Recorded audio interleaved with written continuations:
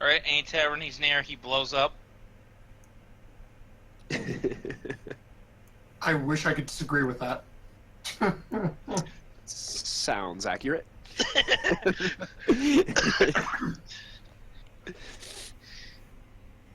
Yeah, if Tarhoon's gonna be riding my ass every watch, then Kepsik's blowing up every tavern.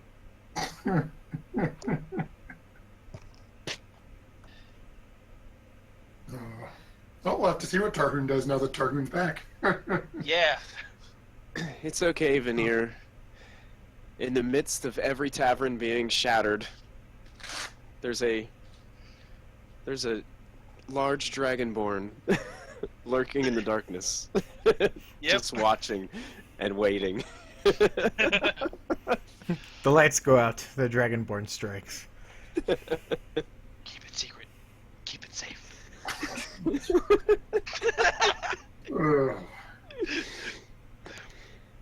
How's your sanity looking, Blitz? Sorry, Matthew, you lost control of us already. It's going to be one of those nights. Are we already recording? I am recording. Who may or may not be watching, welcome to the Insane Asylum. These are my inmates. Pick up where we left off last week. You guys were heading back down towards Crystalwood after dealing with the the Knuckle of E in Riverbend and managing to push through that encounter with relative ease. Have made your way through, ran into a couple of fun little denizens on your way home, a couple of blink dogs, a couple of other minor animal nuisances that have been following behind you and Connor's, the group of you and Connor's cart due to all the meat you're carrying with you. At this point, we ended last week after a somewhat romantic note, potentially, between a couple of our adventurers, seemed to be bonding together as you guys finished your rest and were preparing for your third day's journey back to Crystalwood. Assuming you travel at an average pace, you guys should be getting there late afternoon, early evening, probably right around supper time. As you guys are waking up in the morning and getting camp ready, the spotlight is yours. What does the day bring? It brings Albrecht jumping into the cart with his useless ass during the light. And actually, that's a good point. We need a roll from our resident warlock. Tiefling.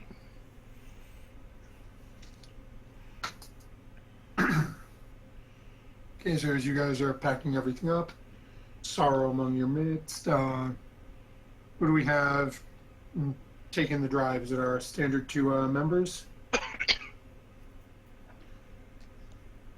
Yeah, Kepsik and Connor. So does it hurt when those things come out of your head in the middle of the night? I don't know. It's always when I am asleep, so... It doesn't wake you? No? I get used to it after a few years. Tarhoon's just carefully inspecting Sorrow's head. I'm gonna say that I'm lucky.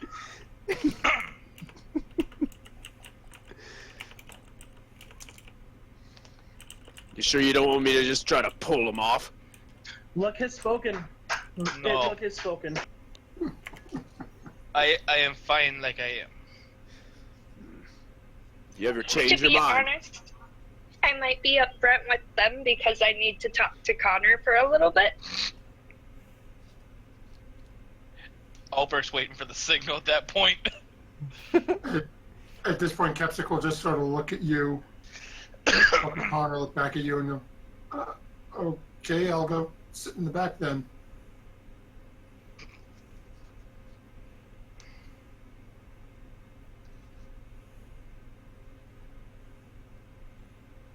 Was Tarun outside of the cart walking along? I'm wherever Veneer / Sorrow is. I'm in the cart, so he's riding in. I'm actually, I would probably like walk kind of behind the cart, like just peering in at Sorrow, with just a curious look on my face. Draw a picture, it might last longer. I would if I could draw. Do you imagine a quill in these giant hands? Yes. I mean, use charcoal to draw. Yeah, probably fit your hands a lot better.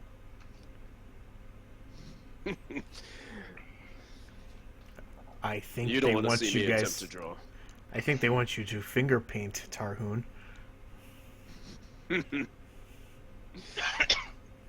I'm sure they do. That would be an entertaining sight for all of them. Eh. We all have our passions.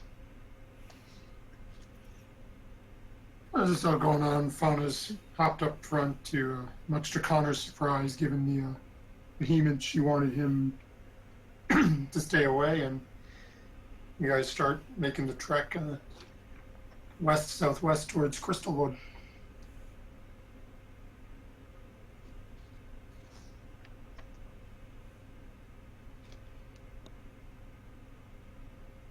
I guess just a recap. What was our reason for going back to Crystalwood again, guys?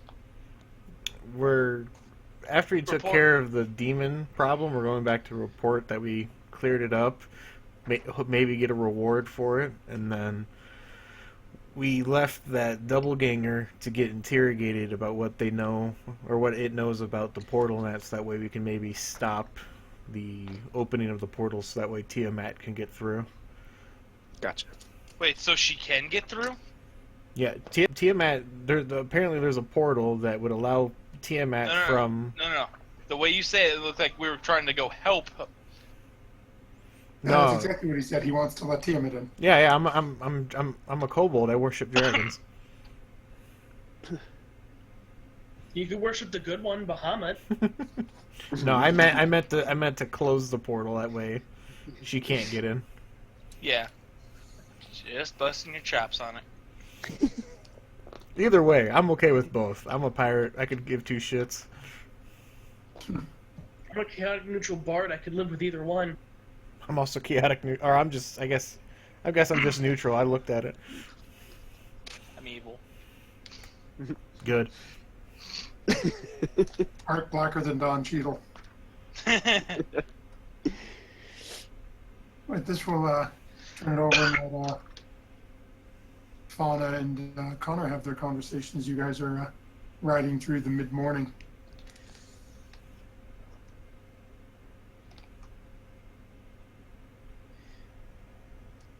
Have we ever figured out if Fargar was an actual person? Not yet. As far as we know, we haven't seen Fargar. It was just a doppelganger. Which is why I think that Farragut was being framed. Which means he could be held prisoner somewhere. Perhaps they are forcing him to do the work with the portal. All I know is that orders are orders, and if the orders are to kill him, I will kill him. What if the orders are wrong and he is actually just being held captive? The thing you have to you learn about pirates is we follow the pirates' code. Orders are orders amongst pirates. There's actually a code for pirates. The pirates' code, Wow. yes. You didn't know that? Of course pirates have codes, just like thieves. Even thieves have codes. Why do you think there's thieves guilds? There's still no honor amongst thieves. Sure there is. When you've been in a thieves guild before, you'd understand. So, Mr. Connor, can I talk to you about something? Wait, what? You actually want to talk to me? Hold on. Connor, cleans his ear real quick. Because he doesn't believe it. Repeat that one more time.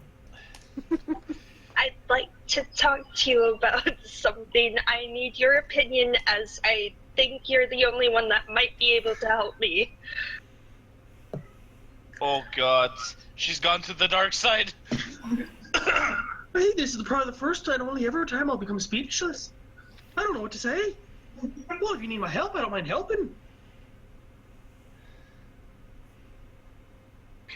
And then Fauna just sort of makes sure that the guys in the back of the car and Tarhoon can't hear her, so she leans over and whispers to Connor,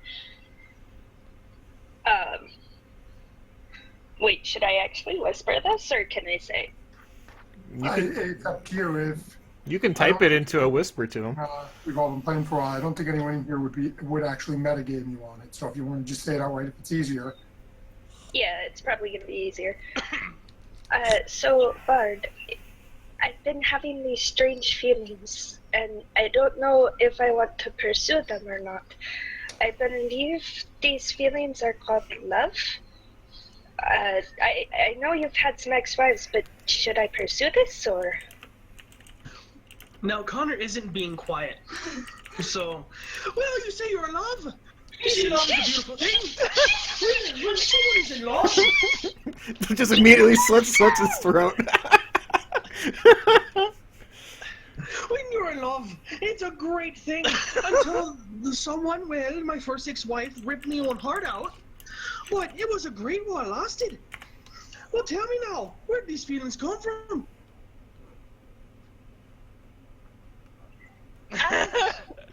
The serenade yesterday sort of like hit me. Since you want to be fucking loud, I'm not saying who. It sure as hell isn't you, though. Fuck that, no. Well, I figured it wasn't me.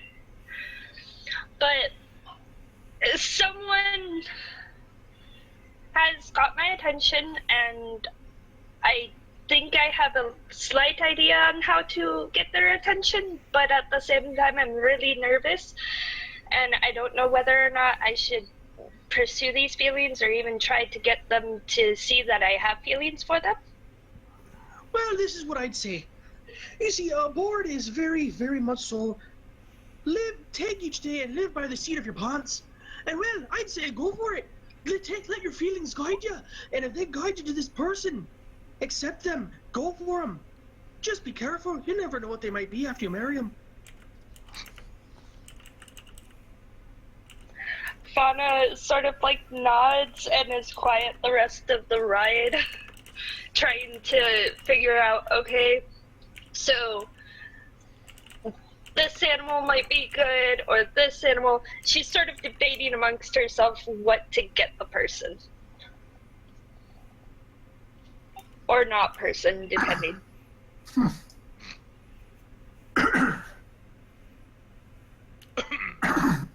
Oh, excuse me, sorry. So, okay, and you guys continue on your way. F a second, please.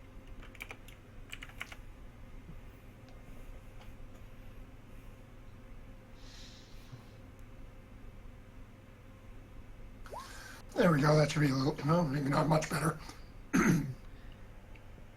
So, Go ahead, Matthew. Let it rip. Just ha!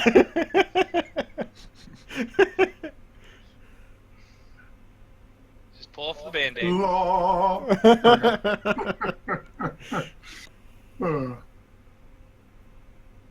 Okay, so as you guys continue on through the about noontime, shortly after lunch, as you guys are riding around, snacking on rations as you guys need them, moving through on your way back to Crystalwood, you guys are now able to see the city off in the distance.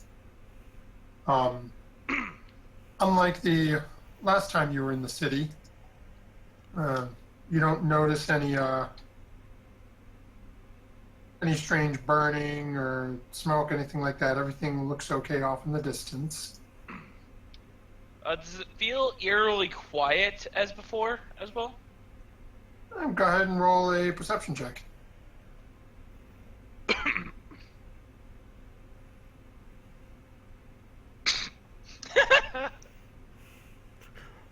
My hands! Where are my hands? You stop.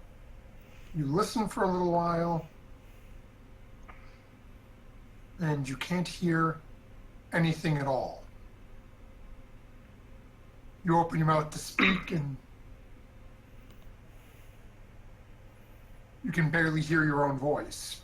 You try to dig one of your taloned fingers into your ear, pull out about 3 weeks worth of earwax and go, oh, that's why.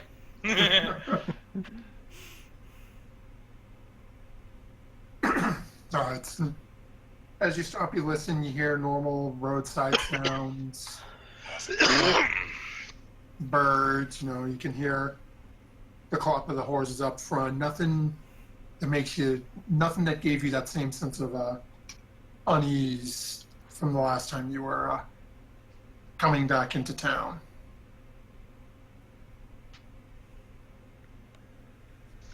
So as you guys are getting closer, I want everyone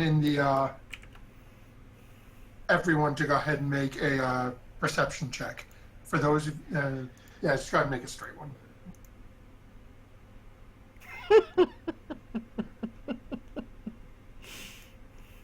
Was that everybody making a perception check? Performance? Tarun wants to dance! Yeah, the paladin's dancing now. He's dancing on the warlock's corpse. My bad. Apparently there was a fight at some point that I missed. So I got 14, 14 home, this and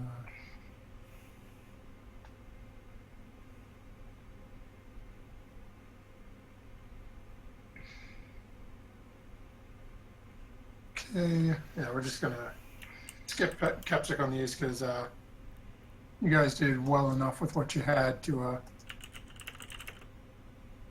get what we needed. So as you guys are riding up towards the same gate that you exited through, out of all of you, Connor, Fauna, and Tarhoon, you guys noticed that at the front of the city by the front gates, the guards are different. And not just different people, they're clothed differently. I continue to just ride forward. Connor, do you recognize them? Well, absolutely not. But we're gonna have to talk to him when we get up to him, no, aren't we? You're gonna have to talk to him. I'm not talking to him. Well, that's fine. I'll talk to him then. What, is the great paladin scared of talking? Look at me. Look Do at I him. do I look like a talker? He's a dragonborn. Some dragonborns don't have all the personality or the charisma that bards would.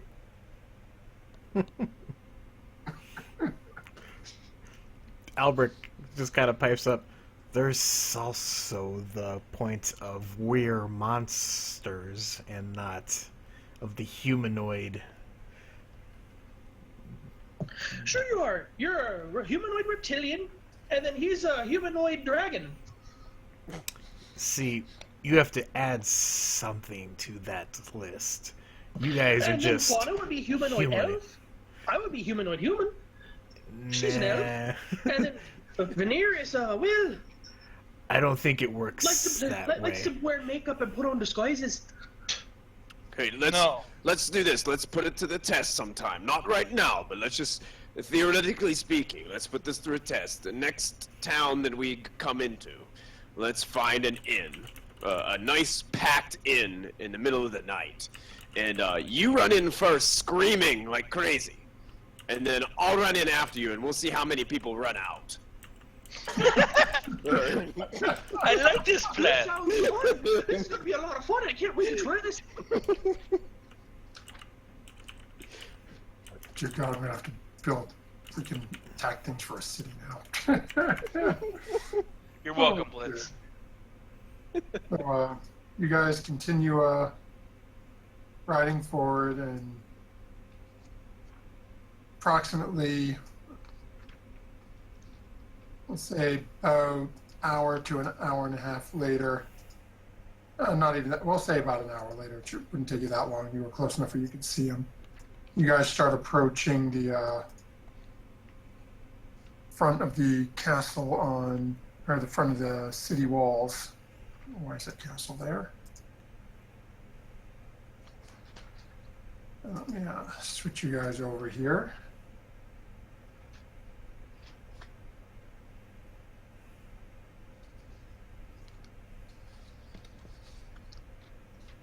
Really? We're not supposed to come up to that. Oh, fine. Once more, Connor's card is going to vanish. Okay.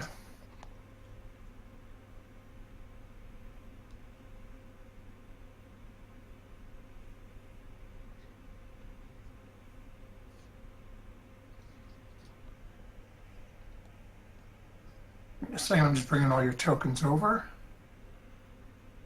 It's all good.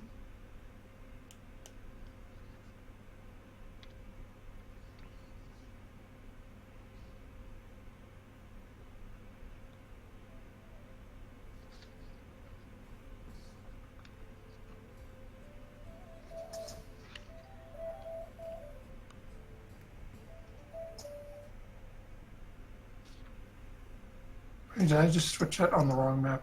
Yes, I did.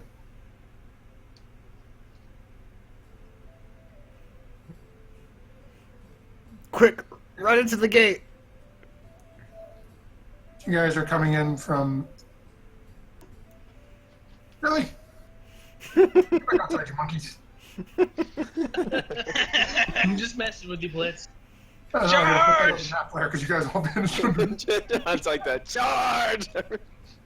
Okay. Hey, wait. So we are. Yeah, you guys go through the gate, but here just flies over the wall. Or Sorrow. You're, like, I just hid all my guards underneath my maps. Give me a second, I gotta drag them all out here.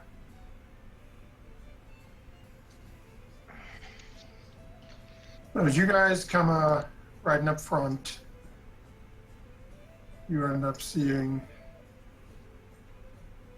two guards armed with swords, a gentleman standing on top of there, and okay, now let's do this. Give me a second. I am dragging all my archers out. I'm just going to pop them all at once. Just doing it one by one is really just taking too long.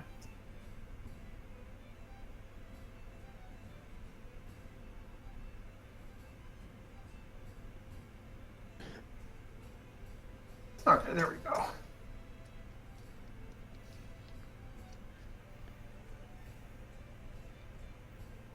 And player token.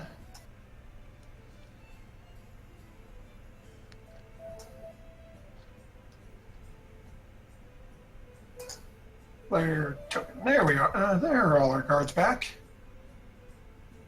So as you guys start coming up towards the front gate, you see two gentlemen standing out in front of the gate, both of them holding two-handed long swords. One gentleman standing at the top of the gate with a tall red plume, full set of plate mail, watching as the group of you ride up in this carriage. Do they look aggressive? They don't look aggressive, they look serious. The last couple of times you came in here, you took the guards to be more almost like a city watch. No, they're here, they're doing their job at it, you know. I couldn't get into the army, so, you know, I'm a reserve police officer. These guys are standing at attention, swords at the ready, you know, almost like they're saluting, but dead serious blank expression on their face. Tarhoon kind of almost under his breath towards Albrecht. He's like, looks like Crystalwood got an upgrade. They needed it for after that last attack on them.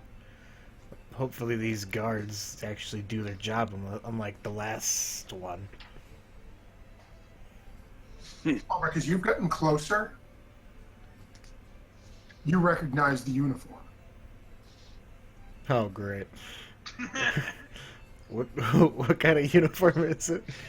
Looks very similar to a uniform you ran into on a ship a while back. So And we just dropped Sarah. What is it, Albrecht? Why are you looking so discouraged? can just out of character real quick. So it is pretty much the same uniform as what they wore on the ship when I was a part of it, right? Yes. This, when you're looking at this, you being a pirate, and from your story, the people you robbed were basically the navy of the kingdom, based out of Rivercliff in the southeast. Mm-hmm. These people are wearing the same colors, same coat of arms As those that I stood with. Oh, granted, they're not on a boat. You're assuming these are probably, I guess I'll call it the Army versus the Navy, but... Oh, so this is the Navy uniforms then. Oh, no, it's a similar look. It's the same colors, the same Rivercliff embleming. But again, they're on land. You're not 100% sure if this is a naval unit or what, but given the fact they've got swordsmen, they've got archers on the wall. All right, so I was assuming these were like Blackbeard's men. So these aren't Blackbeard's men. No, this is the government. Gotcha. So basically, the Navy came in as just kind of reinforcing the city. Right. All right. See, I thought they were call in the Blackbeard's buzz. people. I thought these were Blackbeard's crew. I was like, oh my god, they took the town. We're fucked.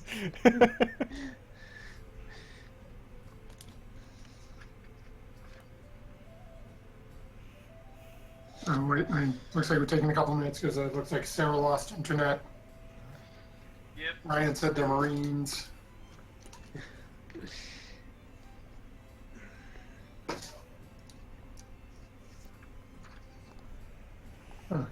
Give them a couple more moments.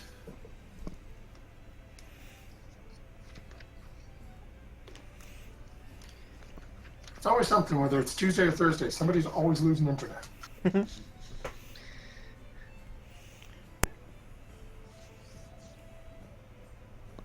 So Michael, so I got my Out of the Abyss book, and when you were you haven't had to actually upload all of the maps separately, right? They because all of your stuff came with Roll20. Not Lost Mines. I had to do all that myself. Oh. Oh, you uploaded all that yourself? Holy hell. Yeah, Sorry, everything. I'm back, guys. Sorry. Everything that we did in Lost Mines, I had to build. How did you get all the maps and everything uploaded so neatly? Well, I just ripped them all off the internet. Well, Yeah, to be honest. Yeah, there's a website that Fora even gave me that it has all the maps for Out of the Abyss. oh, there you go. So that won't be too bad then.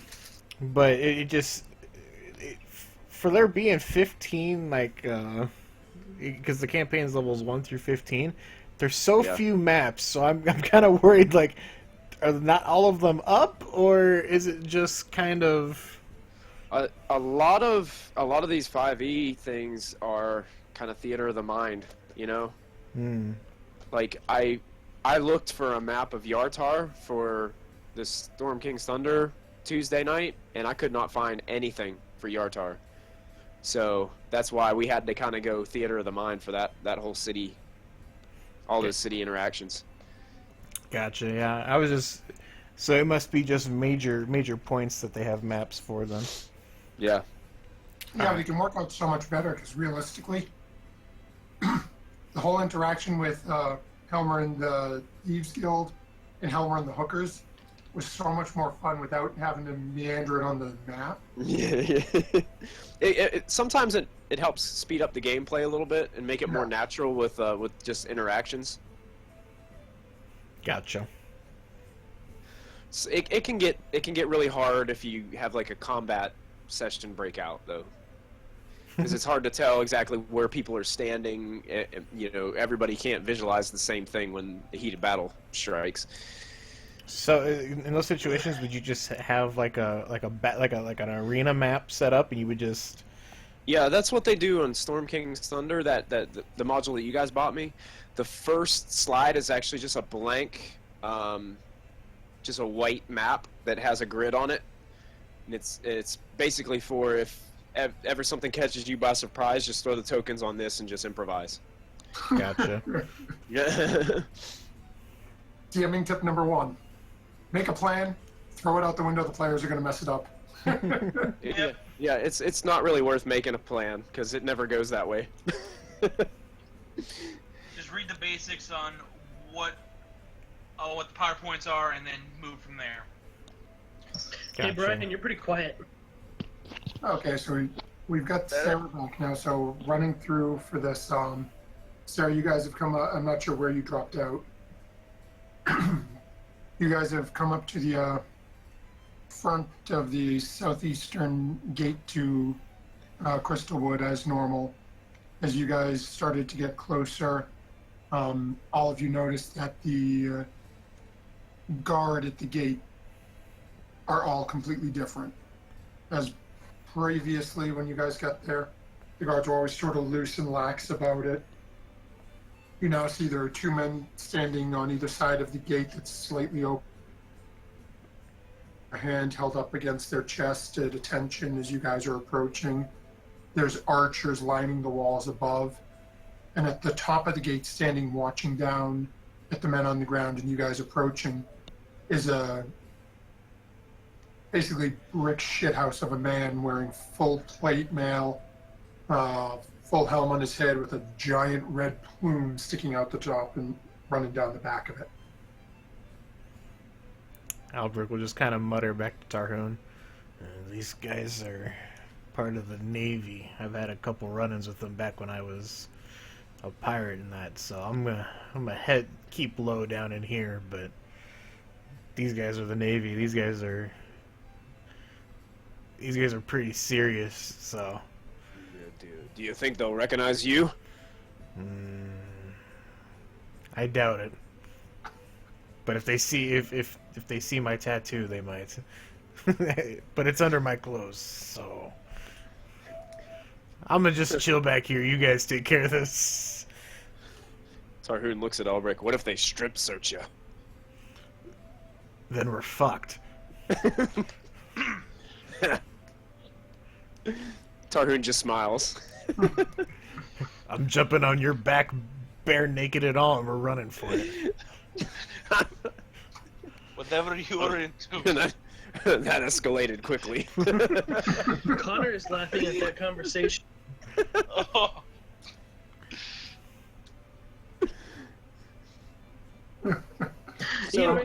So Albrecht, where exactly are you gonna hide? Are you gonna hide or? I'm gonna stay in the back, but like, I'm just gonna kind of be like in the middle with the canopy and that up, so that way, hopefully, I'm just in the perfect spots where no eyes can see me.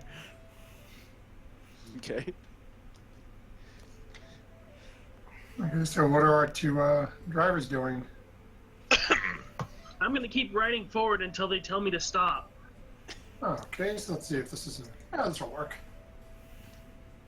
Okay. I'm going to oversize you. Oh, Jesus, that's jumbo. Oh, that'll work. This is hideously not to scale, but this way we can stick everybody. Okay. So who all is sitting inside here? Okay. Yeah, I'm inside. I'm inside. Okay, so we got the 2 of them up front. You're in back. You said in the middle. I'd be kind of like right in front of where Kepsik's standing, probably right there. Okay, yeah, and he would be riding inside with the 2 of them. This way, at least you guys have got a rough idea. You know the layout looks. So as you guys ride up and get a little closer, the guy standing in front of Fauna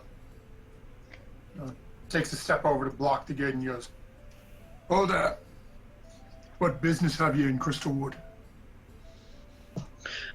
Before I say anything, the mayor of this place is Dundragon, right? Yes, is Lord Dundragon. We're here to speak to Lord Dundragon. And looks over his right to his partner on the other side of the gate. "And what business do you have with Dundragon?" He sent us out to kill a demon, and we killed him, and we're on our way back for more information on what to do next.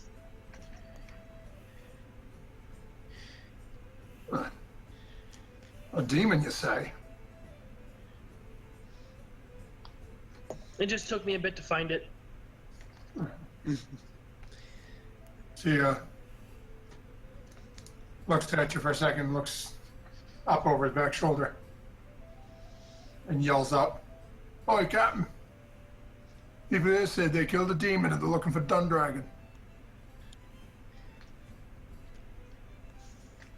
Guy with the captain up at the top just sort of looks down and waves his hand. Guy steps to the side and ushers you into the city. As you guys go riding by, get about maybe 15, 20 feet past the gate, and you hear a loud clang. Tarhoon and Veneer turn to look, being the closest to it. Gates have been closed behind you. Were they open earlier and then just? They were open slightly. Yeah, basically you had enough room for one person maybe to walk through, maybe 2 kobolds given how little they are.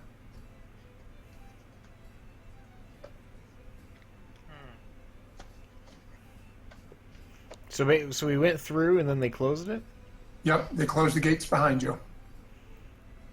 Must have been waiting for us to get back. Albrecht will look over at Connor. Keep going. Well, that's the Don't plan. stop moving. And after that, without incident, you guys make your way back into the city.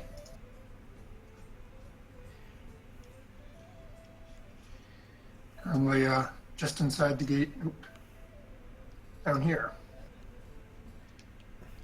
Oop, and I forgot to clear out all that smoke from last time. Okay, so, what is your plan of attack now that you're back in town? I'm gonna go see Dundragon. Yeah. Okay. Yep. So as you guys slowly make your way back through the somewhat familiar roads towards Dundragon's Manor, past the large fountain, past the Quivering Hills Tavern that was so much fun that first evening here. You guys come up to the gate at Lord Dundragon's Manor. Gates wide open, no guards present. I walk it, we waltz on in. I'm gonna. Veneer's getting a little suspicious about this. Roll a perception to see if something doesn't look, besides the fact there's no guards, something else out of the ordinary.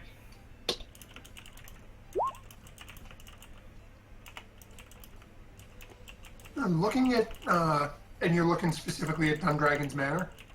Yeah, because the guards shut the door after we came in, and now there's no guards at Dundragon's manor. That seems real suspicious. So as you're looking at the manor, you're looking around, checking the gate that's wide open. You don't see any real signs of battle or anything that would put you way out of sorts in any way.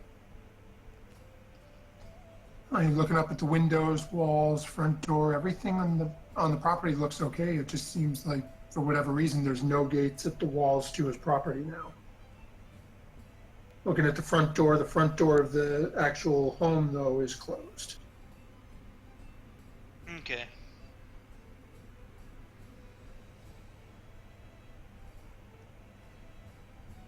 You guys just continue right up and knocking on I the never door. stopped. I just keep walking up and I'll knock on the door. Okay, so is anyone going with him, or is it just Connor heading up? Yep, heading up. Maverick will go too. Tarhoon Okay. will follow suit. Yeah, I'll go up. So, well, with that being said, and that also means I'll assume Cap 6 going up with you. We'll get the whole party up there. So as you guys make your way up the walkway, leaving the carriage sitting right outside of the gate, same place you've parked it numerous times in the past. You guys make your way up and get up to the front door, give it a sharp out. 3.5, 4 minutes goes by, and on the inside, all of a sudden, you can hear some light footfalls coming from the distance, and a muffled voice shouting, "Hold on, I'm coming, I'm coming."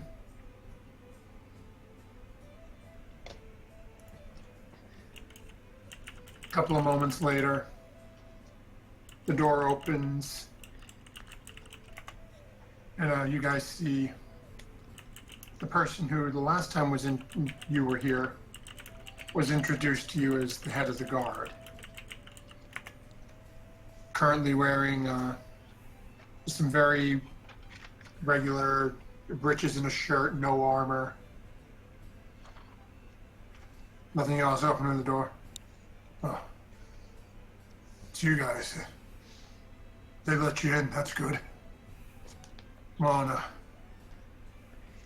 Dundragon's upstairs.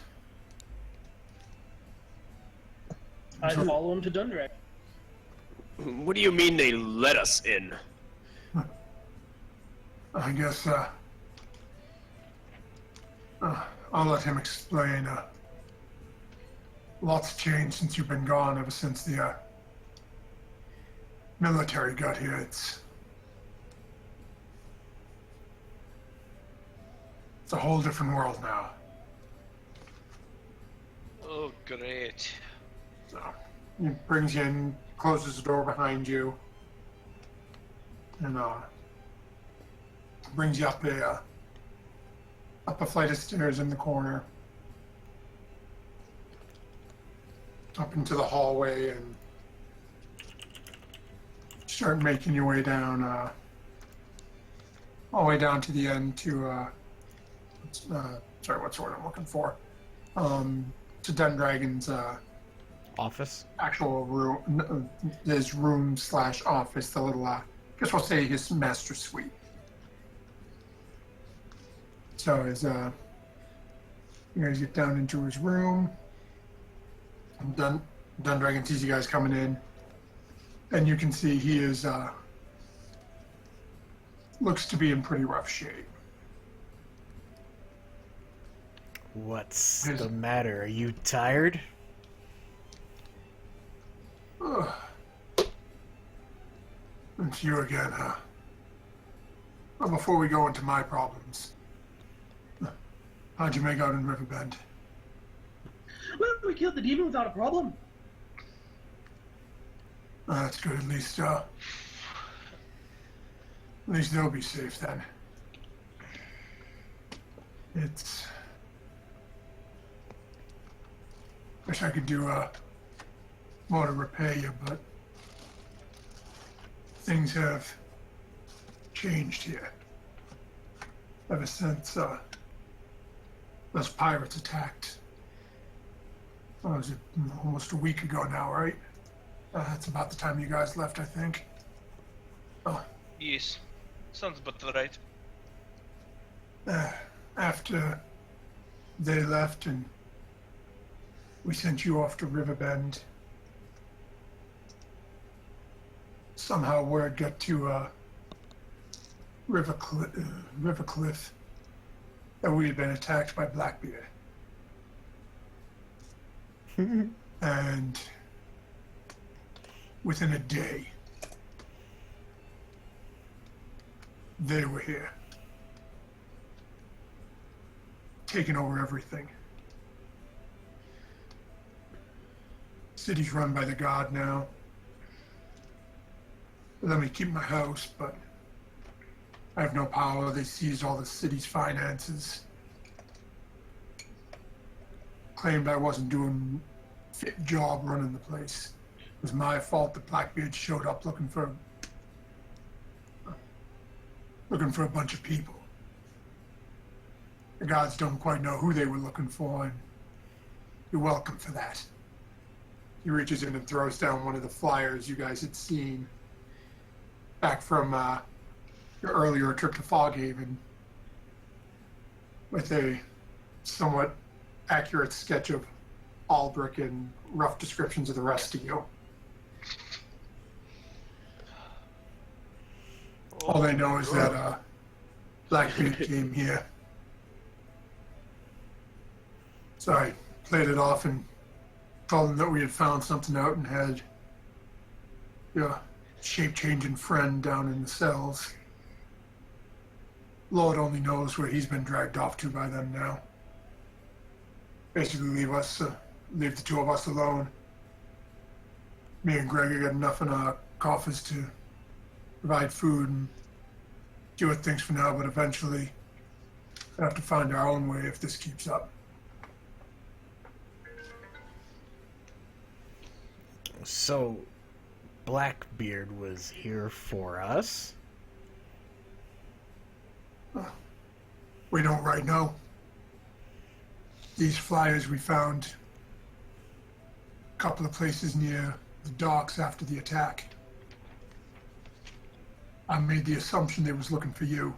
It's not like they came on board and said, "Hey, how you doing? You can get a moment to talk."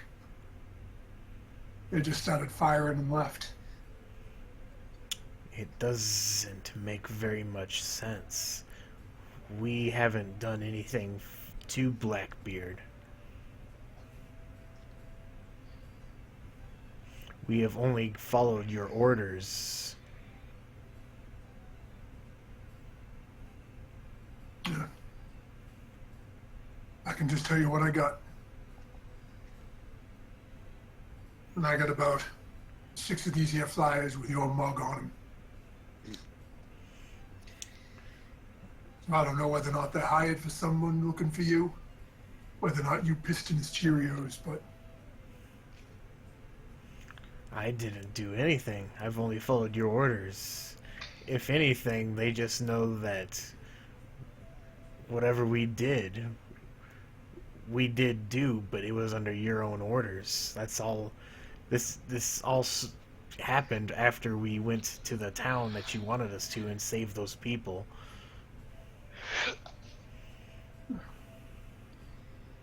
Go ahead and make a persuasion check for me. Shit. He just sort of looks at you, sort of squinting out of one eye at you a little bit. Oh, whatever it is, you done right by us. So we kept this fact separate.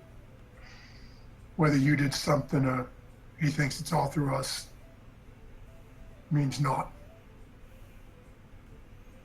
As it is, the demons dealt with. You lived. Now you're back in an occupied city controlled by the gods from Rivercliff. Welcome back. Reaches into his desk, pulls out a flask, and takes a pull off it. Whoa, hold on. I pull out my tankard and I pour myself a drink. And I was like, let's have a drink together. I don't think he's in the mood. I still do it. And I will even pour him a drink if he has an extra cup. You see, as you look around the office, he's got 4 or 5 mugs sitting around. I will pour him a drink. And Albrecht, did you say that out loud about him not being in the mood? Yes. as he watches Connor pour the drink and reaches over, sort of half pulls it out of his hand. I haven't really stopped drinking since. Downs it in one shot. You guys have questions about that shapeshifter? How is my little friend doing? Last I saw, he was being dragged off to the guard barracks down in the southwestern part of town. I don't know if they've shipped him off to Rivercliff or if he's still down there. You can try asking there. They won't tell the two of us nothing.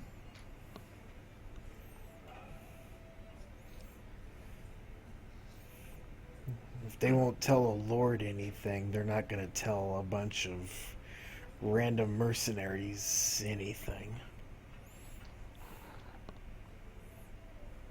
He just sort of laughs. Lord, didn't I tell you they run this city? It's just Dundragon now. They just let me keep the house until they find somebody else to take over here. Or maybe they'll keep manning it themselves. I'm just a man with a decent bit of coin for the moment.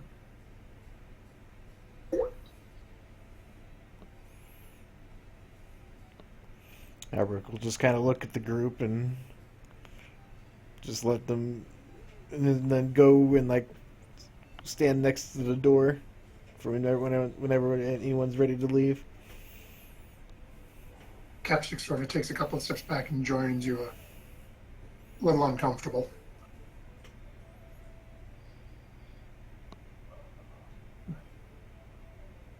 This Dundragon and Gregor sort of look at each other and back and forth between you guys. Will that be all then? Well, I suppose that'll be all. And I'm sorry for everything that's happened. I wish there was more we could do to help. Just keep doing what you're doing. Follow what clues you have if you want to. It's all shite to me now, so... Maybe we could find a way to get your position back for you. After all, you sent us to close the port.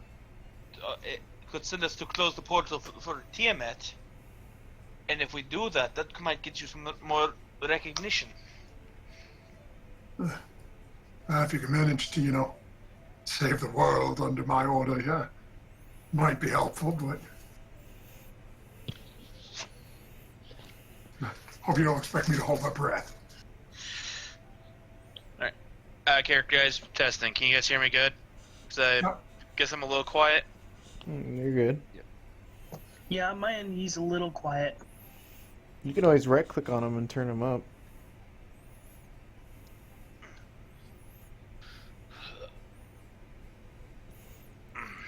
Albert will just kind of from the door, and does the demon do nothing for your standing?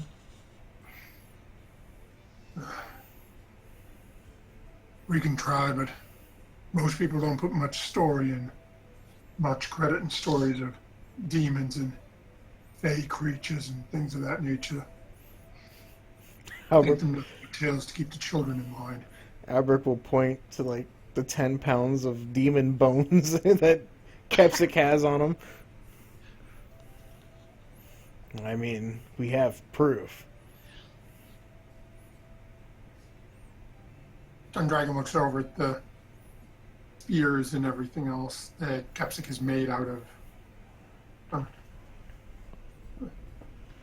They look like spears and... The hell's that other thing? I can't remember what else he made out of it. He made a shield, so it'd be like the rib cage and stuff like that. It looks like a shield and some spears. There's nothing overly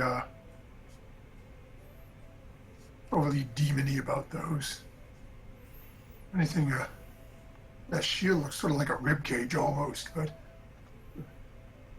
Gregor, take this flask. I think it might be a little strong for me. Remember that guy made a shield out of a rib cage.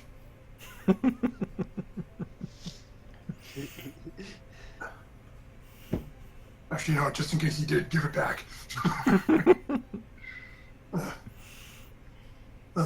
You guys, excuse me, I have some wallowing in self-pity to do. You might be able to get passage if you need to get out of here and trying to avoid the gods. There are a couple of smaller boats up in the northern docks that tend to care more for coin than politics.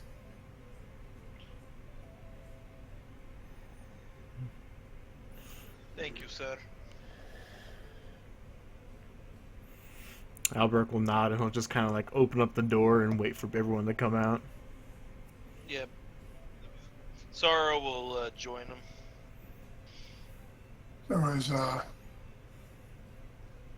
you guys basically, the rest of you who haven't moved to the door slowly start sort of getting ushered out by Gregor and led back downstairs, or down the hallway, down the stairs, and back up to the front door. As you guys get to the front door, Gregor sort of sticks his hand and says, "Do what you can, if you're going to, but be careful. The military ain't here for just because of the pirate attack.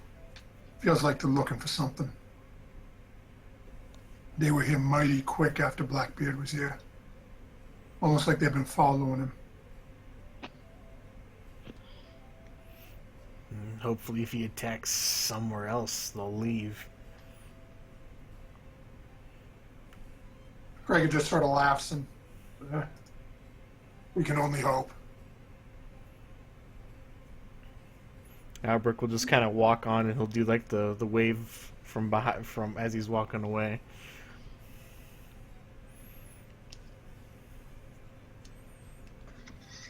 Well, what do you think we should do next?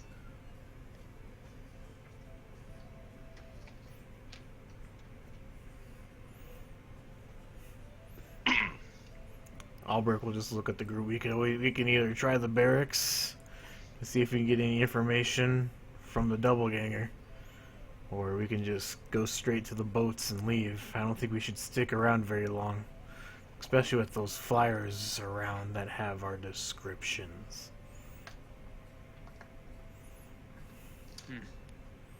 Good point. Well, if we're all not above wearing makeup, I've got a disguise kit. I could disguise us all. I'd rather die. No, not going to happen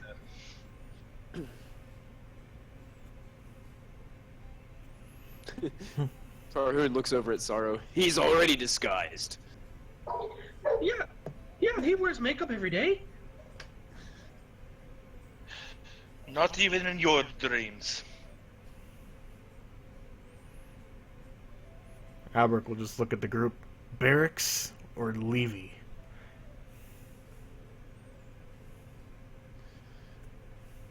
I think we should try the barracks, but after that, let's not linger around too long.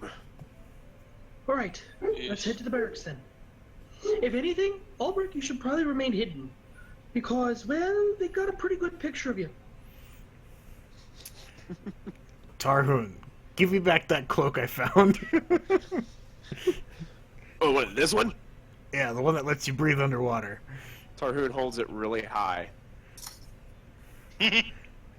I punch him in the nuts. How could you make it look suspicious? I take the cloak. Oh. I want to remember that. Oh. I think Waiting for his son to treat his father. That's for not calling me son. I'll put on the cloak and I'll put the hood up. Okay, so as you guys start heading back down the walkway, pile back into the carriage or the wagon and behind it, the normal thing. Connor, from your travels and being here, you're well aware that the guard barracks are at the southern point of the docks, way down here. I will casually ride there. Guess you guys start heading down there now. At this point, you've been in, you talked with Dundragon probably about maybe 15, 20 minutes, if that, between the walk up to see him, the conversation, and on your way out. This point, it's getting to be, takes about 20, 25 minutes to get down there. It's getting to be about 6:30-ish in the evening now. It's starting to get a little later. And as you guys start to ride up towards the outside of the barracks, you met with a somewhat familiar scene. Barracks, a solid stone building. Just basically a giant rectangle. 2 solid iron doors, small little tiny grated windows with 3 vertical iron bars and 3 horizontal iron bars. Not that somebody could look through it, but it would make it difficult for anything, even an arrow, to get through without being affected by the bars. Standing out in front of it, wearing breastplates, kite shield, and a single long sword in each hand. You see 2 guards. One on the left, completely shaved bald. Tattoos running from right above his eyes all the way to the back, towards the back of his head. You guys can't see the back. And it's just literally like almost like fang points pointing at his eyes and then scrolling back to disappear behind his head. The one standing beside him, and very tall, very muscular, kite shield and single long sword standing there at attention.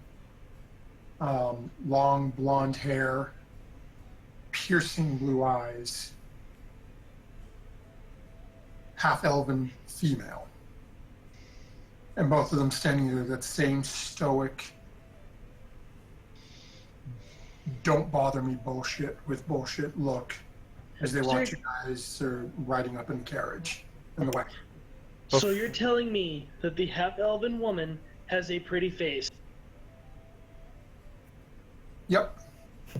Well, Hey, here comes my hang on, mom. hey, before Connor starts going up and that, Albrecht will kind of tell Connor, tell them we are parts of Dundragon's special force unit. We took out, or we were the ones that helped out at the town and saved those people, and we've took out the demon and that we need information from the doppelganger they have in order to go on to our next task. You're better at the whole lying thing than I am.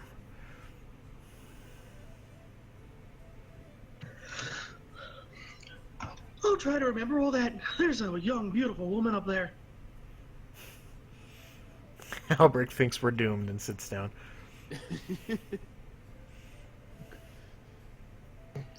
Well, I will walk up to them. Good evening to you all. We're bored up done, and I'm mainly looking at the woman the whole time, but I am looking around. The half-elven woman. There is only one. Mainly looking at her, but I am shifting positions to look at everybody. We're part of Dundragon Special Forces Unit. We were here when the attack happened, and when we brought the doppelganger in, we needed some information out of him to continue going with our journey. You see the I am extraordinarily lucky. Yes, you are.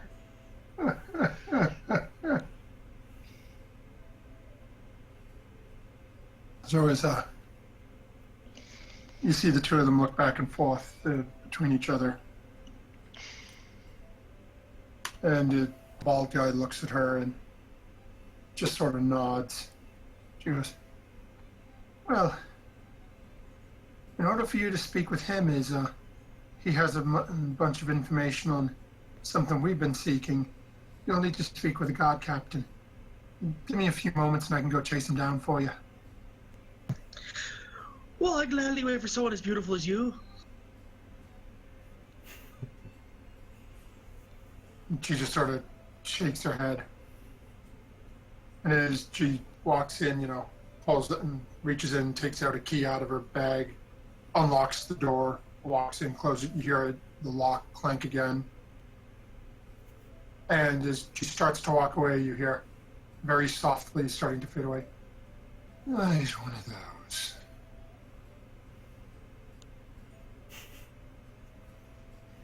So as you guys are standing there waiting, the bald guard is now taking a step over and is standing directly in front of the two doors. Again, full at attention, shielded front, sword clasped against his abdomen, standing straight up, just staring straight through the group of you. Boy, it must be great to work with someone as beautiful as she does every day.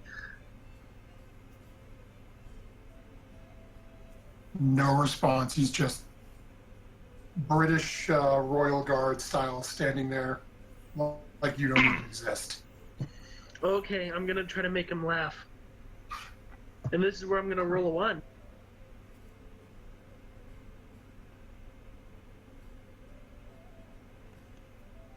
As the rest of you are sitting there waiting patiently, Albrecht sort of half hidden in the wagon, not being so obviously, just not out in front. You start to notice as this guard is standing there, and you don't see much of a change. Although, Connor, you being so close to him and cracking jokes, you notice his eyes twitching and a very slight twitch at the corner of his mouth.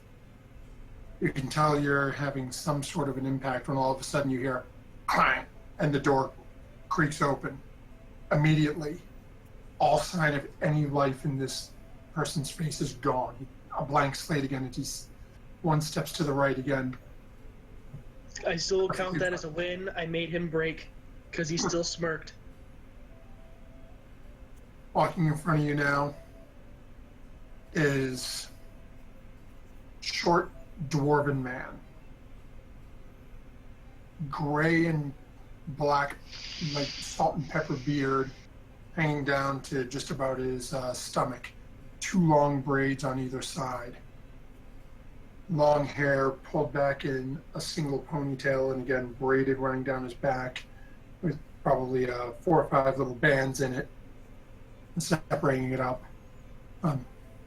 Dark, almost tan, weathered skin.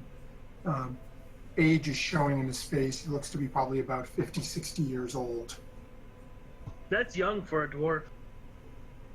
But he's maybe young, but he looks weathered. He's seen shit that most people wouldn't imagine. And Connor's probably lived through a good deal of it. As he comes out and looks at the few of you he can see easily, sort of runs his tongue over his lower lip a little bit, and wasn't this so?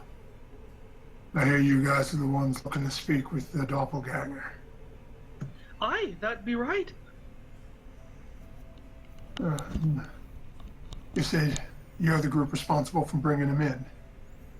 Aye? There's you had some interesting stories to tell.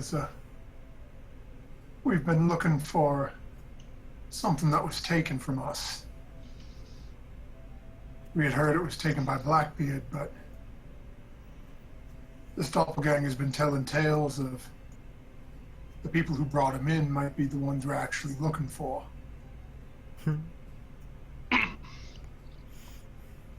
So I think we might have some questions for you, too. That's fine. If you need to question me, I'll gladly go on to be interrogated. Huh. Wouldn't be my first time being interrogated by the guard. Probably won't be the last. That's probably not a good thing. Well, if everyone is so willing to cooperate. I just said I was. I don't know about them.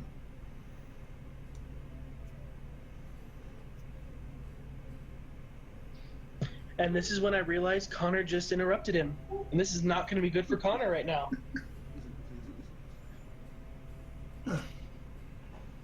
As he sort of looks looks behind him, snaps his hand at Baldy. Baldy takes one step forward and just nods, sheaths the sword, and sort of very firmly but gently claps you on the shoulder and goes to lead you inside. I comply. I go with. Okay. As the rest of you start to see Connor get led in by this bald-headed guard with... Whoa, whoa, whoa, whoa. He doesn't go anywhere without me. Well, the invitation was for the lot of you, so you're more than welcome to join. And how about the rest of you? Albrecht will whisper to Veneer, tell him you have to park the carts. Get us out of here. We will be right there. We just need to go park the cart. Make a deception check. Good thing that's my best skill. I will. I can still help them. I'd be like, "Oh yeah, go ahead, go park my cart for me." So hopefully that could give you advantage. Yeah, you'll get advantage on it. Oh, we're fucked. Yep. As Connor and Tarhoon are being led in by the bald one. Hey, don't touch me, Baldy. Can I roll a I'll walk deception? myself. Or was that strictly just Brian rolling it? It was him with advantage. It was Brian making the claim. You were just giving him assistance by telling him it was okay to do it. So as he looks at Sorrow, Please not one. Please not one. he looks over his left shoulder, snaps, and the blonde woman all of a sudden, and then behind him steps forward. He says, "Lead them around back so they can park that somewhere safe." As soon as I see the blonde woman, I don't take my eyes off of her. As Tarhoon notices as Connor's head snaps to the side and is watching her. It's basically the bald man is now pushing Connor to keep him moving as she walks out past the other two and goes to lead Sorrow, Albrecht, and Kepsic, and actually, Fauna, are you still sitting in the wagon as well? Yeah. So, as she goes to step and lead the couple of you to park the wagon round back, the guard captain just nods at her and says, "You've got the key.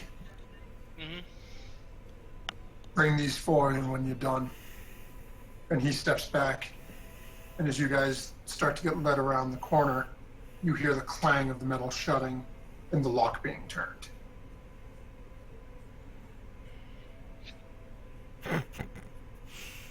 As we go around, I want to stealth roll out of the cart and proceed to walk to go away. Okay, go ahead and make a stealth check. Oh, fuck me walking. This is why everybody should take the lucky feet. I'm going to have her roll an actual perception check because she's watching four people and paying attention to a cart. I don't think it's gonna matter. Yeah, realistically, she's got a 2 to her perception, so I doubt it, but...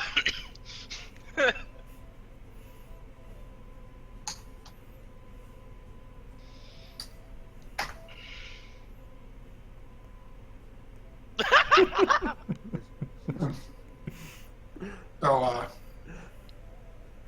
as you guys go to turn the corner around towards the back, Albrecht goes to, and Veneer and Kepsic both watches. Well, I shouldn't say Veneer because you would have stepped up front telling him you had to park the cart, so it'd be you and Fauna up front going to park it. Kepsic notices as Albrecht looks around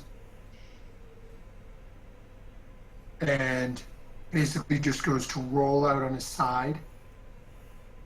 And right as he goes to roll, Veneer smacks the reins on the horse so they turn to where she's pointing. The wagon jerks and he just flails and falls right out the back lane and goes back with a poof. Oh! As that happens, all of a sudden the guard turns around and looks and sees this sort of huddled, hooded figure laying on the ground. I'll yell out, "What? Can you properly drive that fucking thing?" Sorry. He whistles back at you and waves up. I get up and I start walking towards the cart.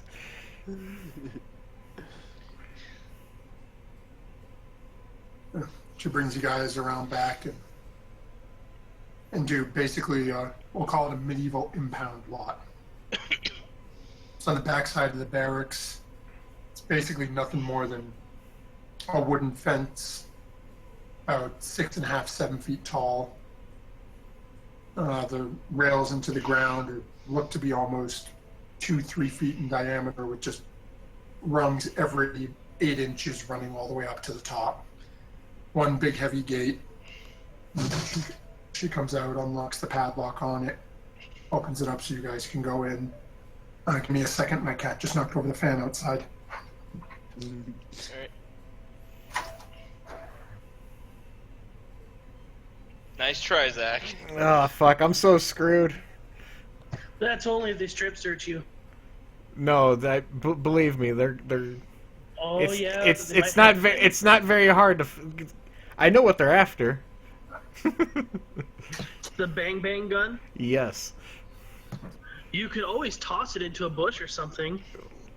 I mean, highly unlikely. Sorry about that. We're in an impound lot. I don't think there's any bushes around. So you guys pull the wagon in. Veneer sort of finagling it, getting the horses turned around before backing it in. You ever optimistic tiefling, assuming you guys will be out of there nice and quick. Mm-hmm. And then you guys get walked back out of the impound lot in the back. I'll interrupt. I forgot something in the cart. I'll be right back. And she opens the gate again and watches you closely as you go running back over. I'm gonna hop into the cart and into the cover of the like the canopy, and I'm going to take off my backpack and put my all my components to my revolver, gunpowder, bullets. I'm gonna put it all in my backpack and put it like underneath one of the seats, and then go back to her. As you start to walk out, she looks at you and says, "I thought you said you forgot something." Yeah, I forgot to put my backpack away.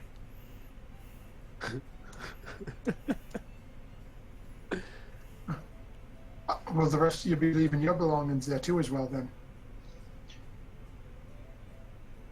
No, I'll be keeping mine on me, if possible.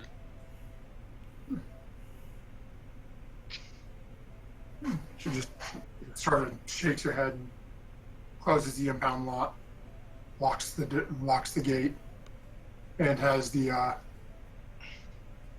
four of you start walking in front of her. And you back around over to the entrance point of the barracks. And before we get bringing you guys in, I'm going to jump over to Tarhoon and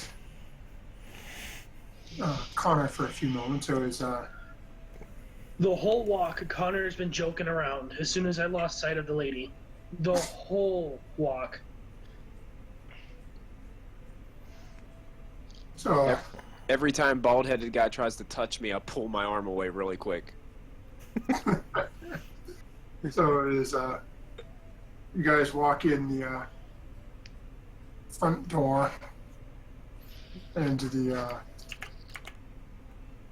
little, I guess the best way to call it is the waiting room, or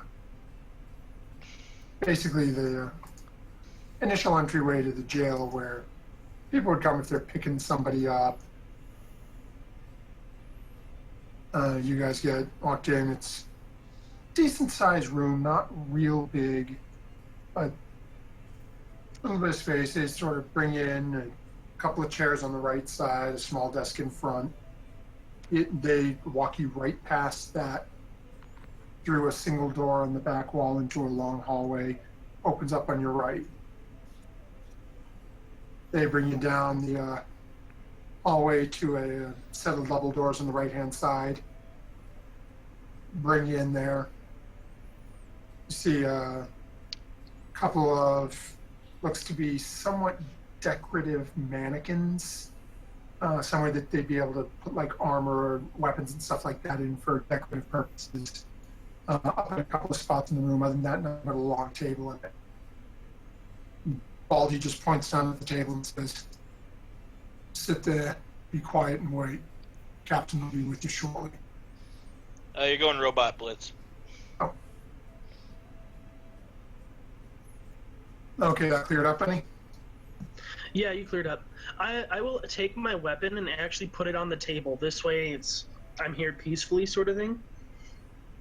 Okay. As you reach out and you grab the weapon, at first you see Baldy jump, hold his shield up and reach down for his sword.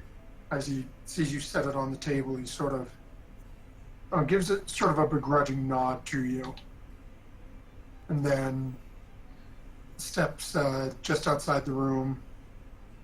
And on these doors, you can see the gates are much. The bars in the upper section are much larger, so you can actually see out a little easier into the hallway. And you see he just stepped forward and one step off to the right, the left on your perspective, and is just standing outside the door, waiting. Well, I will continue to crack jokes until the big boss guy shows up.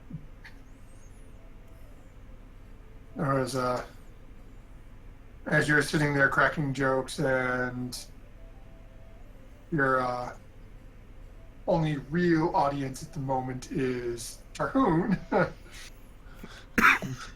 try to be loud, this way he hears me too. Okay,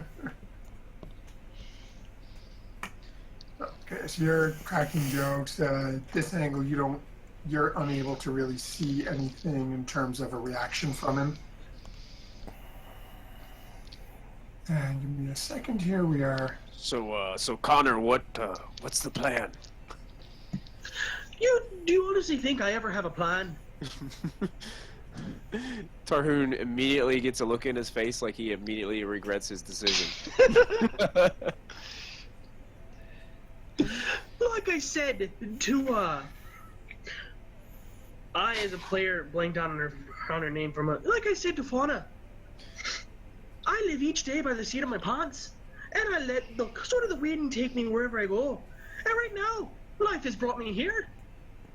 So I'll figure out a way to get out of it, or I'll figure out a way to get out of it. Even if it means serving some time in jail, even if it means actually getting kicked out of the country, whatever works. All right, well, you do the talking. Is there some kind of hand signal that you want to give me in case things go awry? We're not going to be fighting here. Didn't you see me put me rapier on this table here? I have no plans on fighting. In case you didn't know, we're in the barracks. We're surrounded by guards. There's no way we're going to win.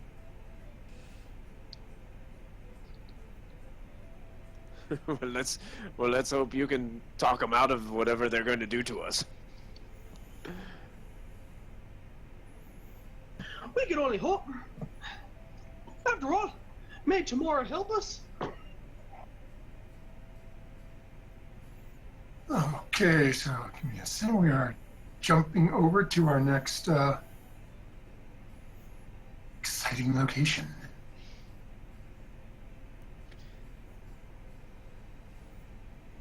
Okay. And Tarhoon, in case you don't know who Tamora is, that's the goddess of good luck. May she be on our side. Wait, I can't just drag it down and make it move. Okay, we're taking a pit stop. We're going to the tavern first. Let's do the time warp again.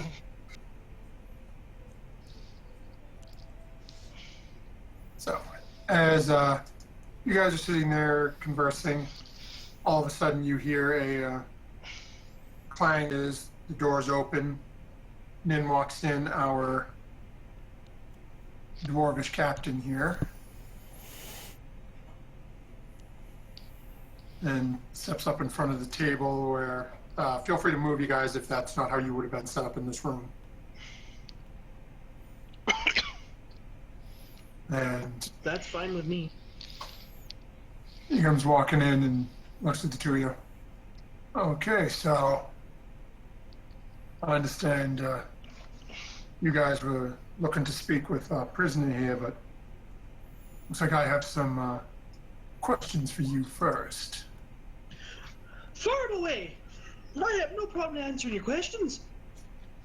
Oh, Tarhoon is going to cross his arms and just put like a scowl on his face and just look at the guy like the whole time.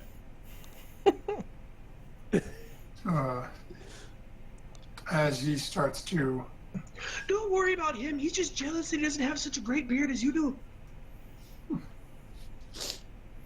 you see the dwarf sort of half grin and stroke his beard. Took a lifetime to grow, but that's besides the point. Now, this doppelganger that we have resting in our cells right now gave us a very interesting tale of the group of people who captured him, and one of them having a very strange weapon.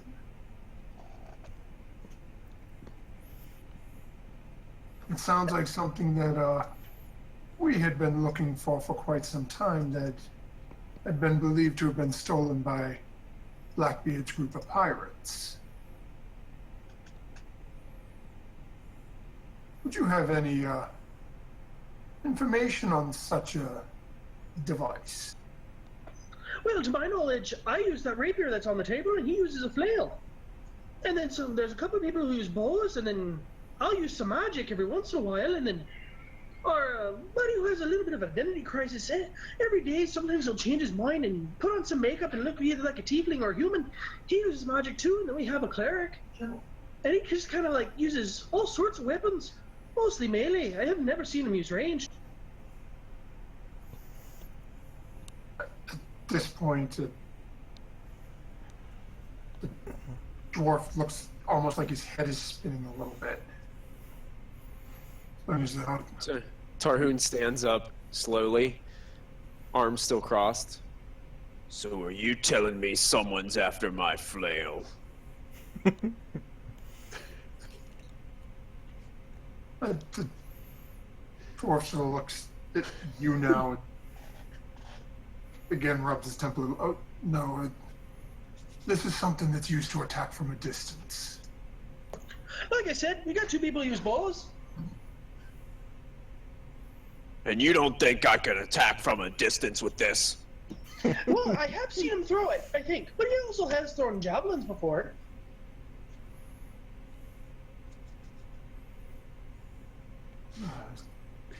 You can hear him muttering a prayer under his breath at this point, and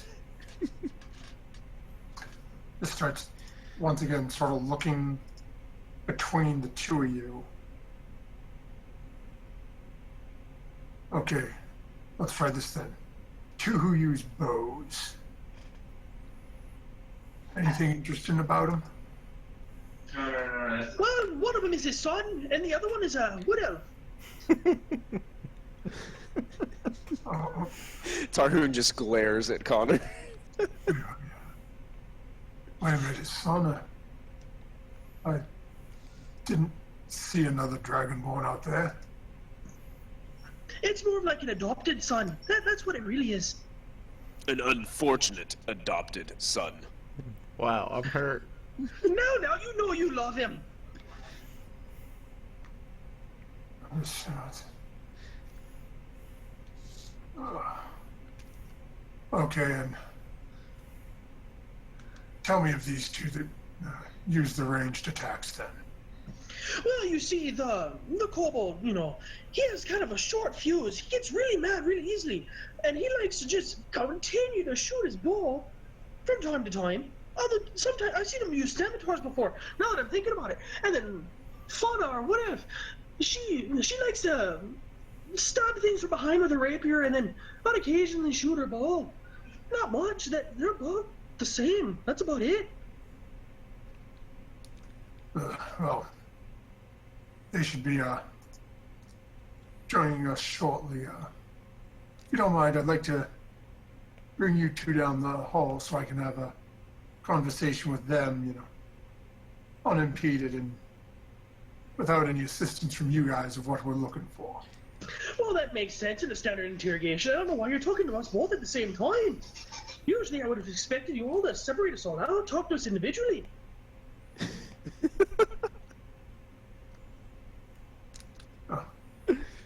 We may be having someone else speak with you shortly.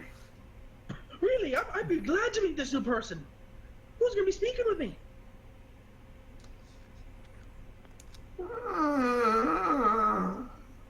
He just rubs his temples. Oh, I was gonna say as a door opens. With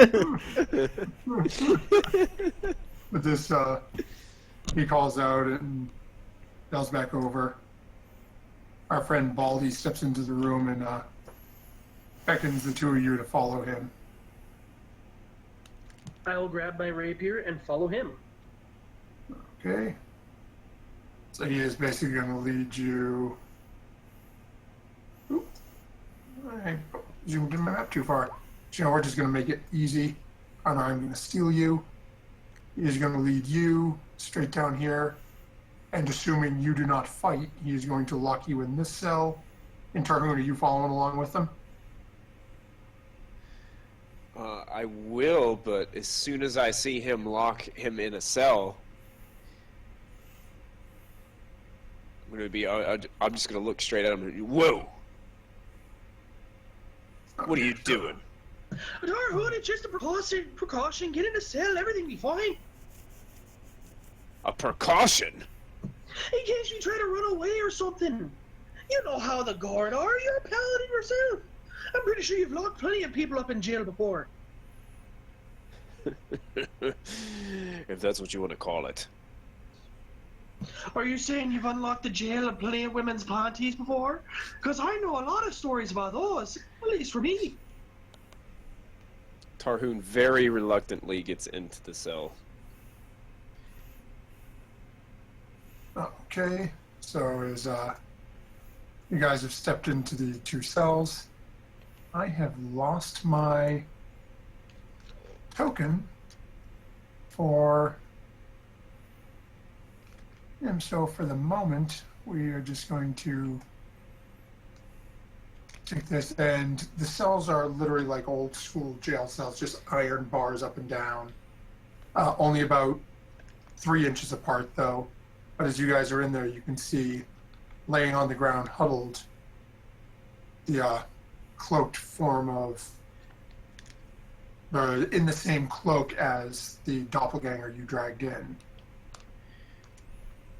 laying on the ground down there. Well, how you doing over there, lad? At the moment, you don't get any response. He's huddled, seeming unconscious. Well, it's out of this luck. I was hoping he'd be awake. Then your bald-headed friend takes a couple of steps down and stops to turn. As this is going on, the 4 of you have all been led into the main entryway that they were just in.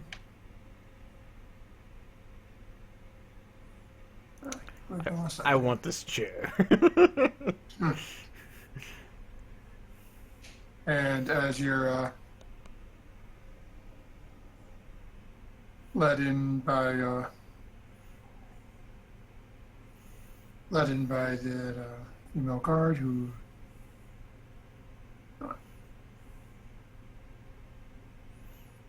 switch this up because there isn't a good female guard, so we're going to bring that one up here.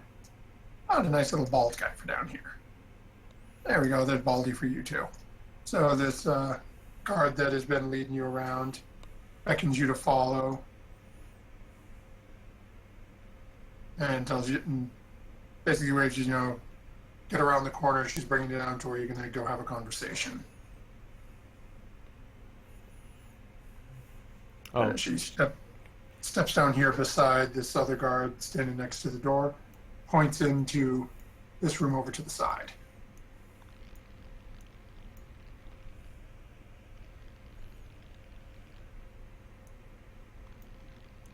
As you guys step in, this guy's standing over here waiting.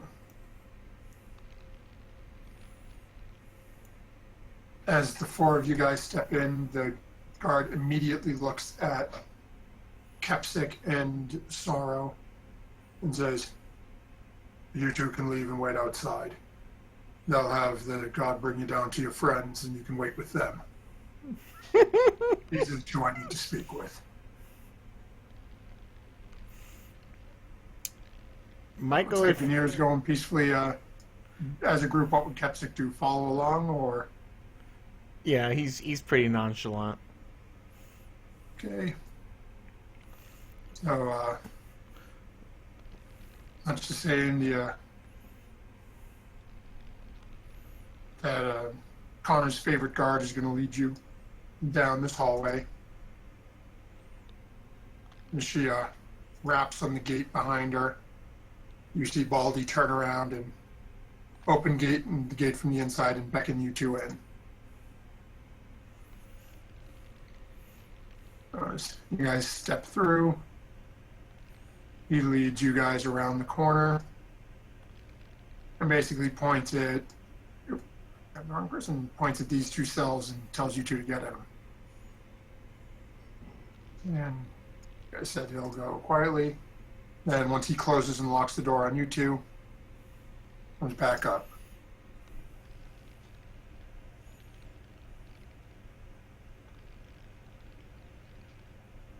Michael, are you trying to talk?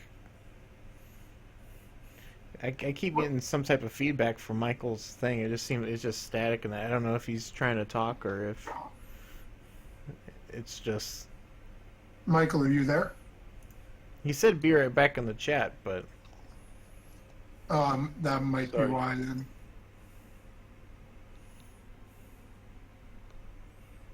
I'm back now. Sorry. oh, No worries, okay. we weren't sure if you were trying to talk or not. Your mic You kept lighting up and it was staticky, so we didn't know if you were trying to talk and just having problems or. No. I don't know what was happening.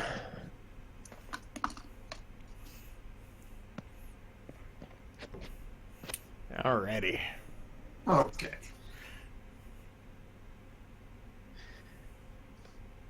So as you guys are in the room, looks like Fauna's huddled over in one corner. Albrecht looks like he's sitting right at the table. I have my feet like laid out and my back's up against like the wall kind of thing. I'm just kind of relaxing. So the dwarf will step up and I hear from your friends that you two are the ranged experts of your little expedition. You know, the fact that you say that they said that I'm an expert kind of makes me feel like you're lying. Not one of them in there would call me an expert.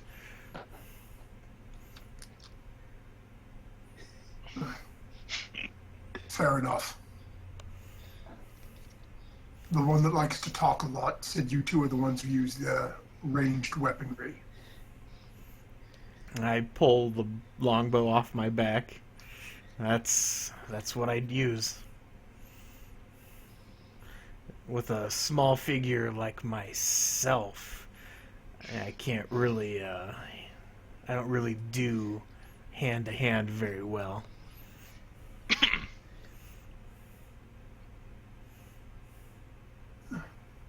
And what about you, little lady?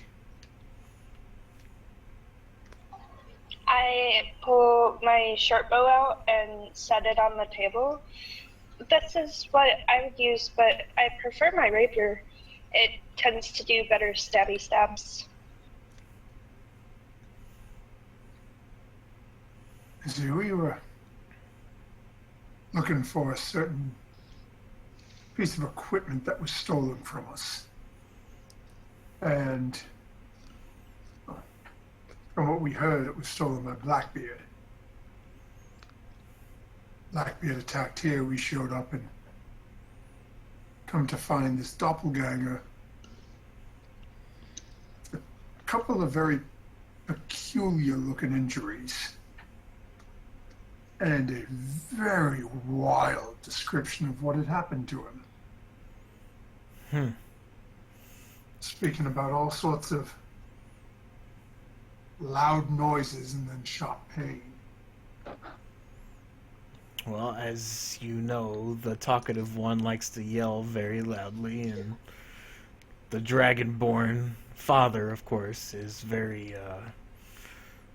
loud when he goes into a rage. He had a rough upbringing.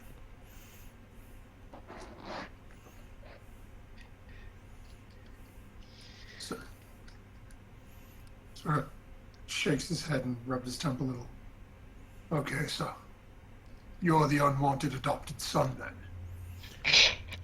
Alberic's head kind of droops down, and did they say that?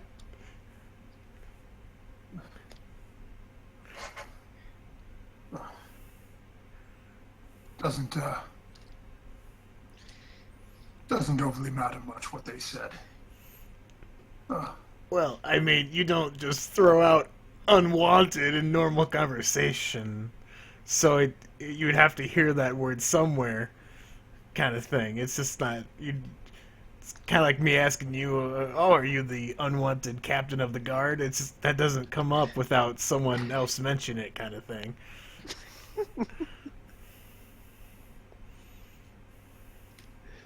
You might have a point there, Tiny. Now, we'll be more than happy to let you on your ways once we've gone through your possessions and make sure that this story our little friend there is telling us is accurate. Well, I mean, you can go and ask the town that we saved. I mean, we saved it in, like, people that went missing in a dark cave. And they can all attest that I used a bow. We just recently acquired, and he points over to Fauna, we just recently acquired her. She hasn't even been here with us that long. Well, that's strange because I count 6 of you here, and the doppelganger said there were 6 of you. So if she just got here, who's missing? Your story doesn't sound true, then, man. Obviously, you didn't get very good information from the doppelganger, because this here is a wood elf. We had a gnome at the time within our group. You didn't say nothing about no gnome. When I joined them, there were 5 of them. The tiny, quote-unquote, insane kobold, the dragonborn father, the loud one, and I don't remember what Capsic is, I'm sorry. Lizard folk. Lizard folk. Actually, lizard you were fungi. there when with Orvy because you were there in the inn when Orvy left. Oh, I didn't know. Okay, never mind. Scratch all that. Wait, she was there when Orvie left? She was in the inn. Remember? She had to go to sleep, but she was Oh, there guarding. That's why. Yeah, that's why I'm not remembering, right? I don't remember meeting Orvy, but if I was there, You were. Let's see. Because Orvy went to the inn with us, and she had to have been there because she was at the town, and then we went to the inn. Well, I can easily just. Because remember, she stole from Veneer in the town. Yeah, that's right. No, she was at the inn. So yeah, Orvie was there because this is the inn where Orvie ran away from Connor. Okay. Huh. Don't mind those potential viewers. Massive brain farts across the party and the DM.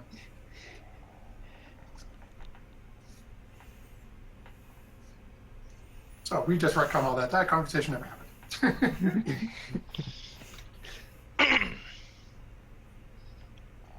And he just looks back and forth at the two of you. Well, here's it. I'll call somebody in. We'll have you brought back with your friends. We'll go through your bags.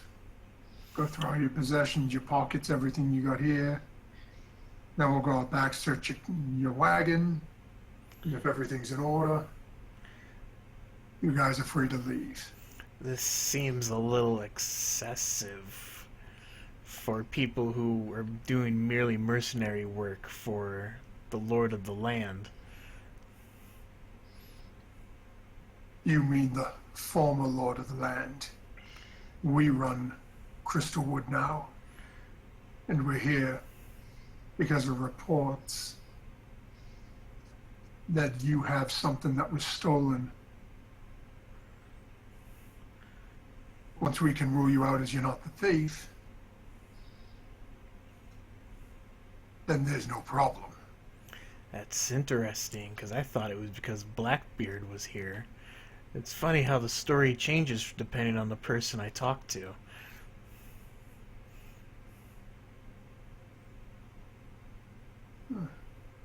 Similar story, just new target.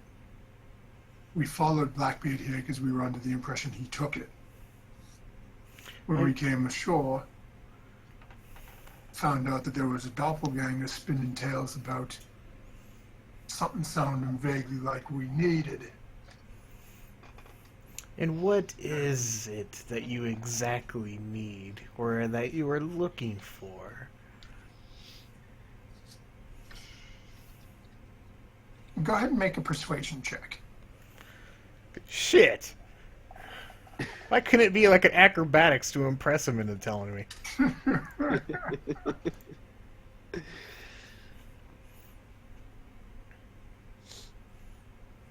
He looks at you for a minute and says,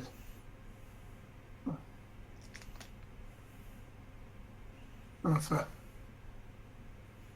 someone is seemingly questionable education as yourself, best way to describe it is a bent piece of metal pipe. Bent? excuse me, but why are you looking for a bent piece of metal pipe? How is that important? There's much more to it than that, but you two don't exactly seem the studious types. So, with this bent pipe, what happens with it? Does it heat up and hurt real bad? What's the point of this?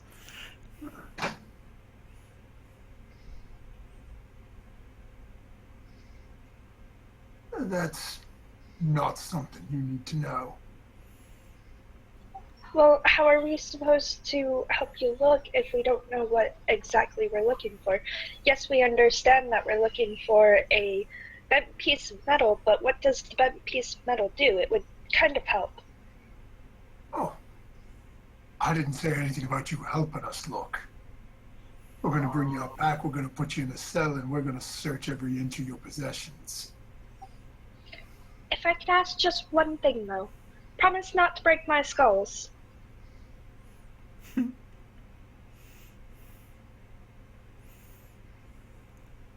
this, he turns more of a curious eye at you.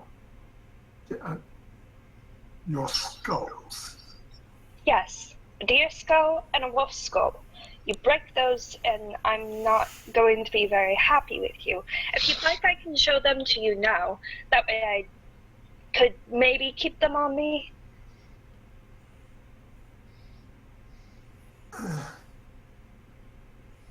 Certainly. Go ahead and let's see the skulls.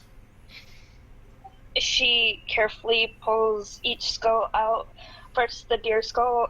Now, I don't know if the deer was a buck or a doe, so I don't know if it has pretty shiny antlers on it. But she'll pull the... We didn't specify, so which do you want it to be? a buck. There you go. So you've got a horny deer skull. Well, it's not just that. It's when I was in school, I was around more buck skulls than I was doe skulls. Oh, fair enough.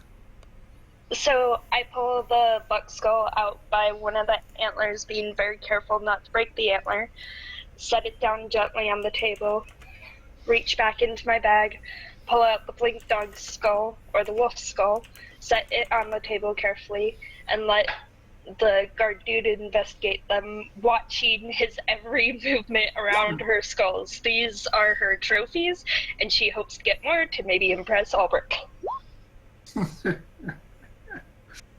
So as you watch, as he's looking at them, very closely, and they're good, once, twice over, and looks and says, "Okay, why don't you set them back in your bag for now? We'll get you guys brought down to the cells, and once we get you situated in one, we'll have you take them back out and then hand us your bags, so this way you don't risk them being dropped on the way down." Thank you. And she nods politely, carefully putting them back into her bag. Albrecht will kind of ask him curiously, "So you guys are looking for a bent pipe, but you're not looking at all for those explosive, powerful things that Blackbeard unleashed onto the city?"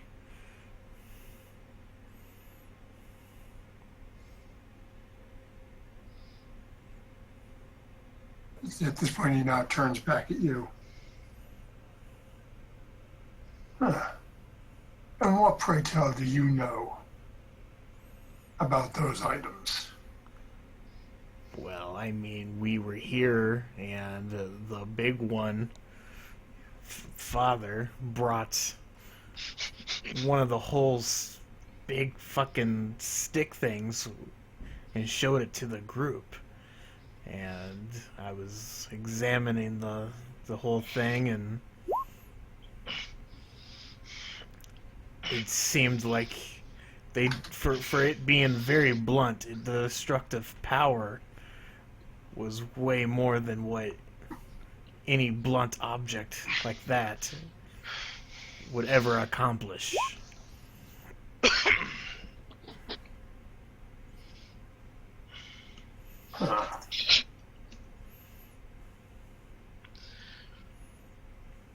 This is interesting, as this was not mentioned before that you guys had any such knowledge of this item. Well, you guys weren't the first ones to the city. After we saved the town and missing people, we came back and had witnessed the destruction and even some of the things that were used on the city. I even examined the inside of of one of the objects. It had some weird sticky goo or something. For shits and giggles, I decided to rip off a piece of cloth, and I show him kind of where I ripped it off of my clothes. And it seems that the liquid just continued to burn and burn for a very long time. I've never seen it burnt longer than wood. It burnt longer than hell, even coal at this point. So it just confuses me that the military is looking for some bent metal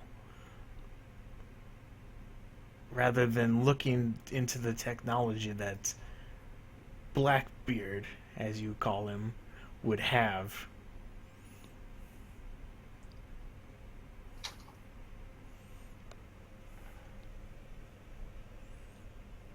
As he looks at you and really trying to decide what to make of you at this point.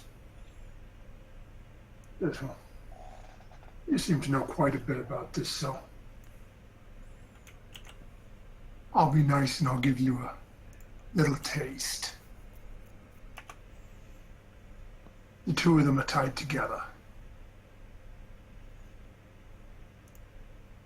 That bent piece of metal in the proper hands is far more dangerous than that giant immobile battering ram that you found. Immobile. It easily escaped on his battleship, from what I heard. And you guys still haven't caught him. And yet you said you were here when it happened. I was here. Saviors of cities and I said I was here for the aftermath. It took you guys a full day to get here. It took us but half a day.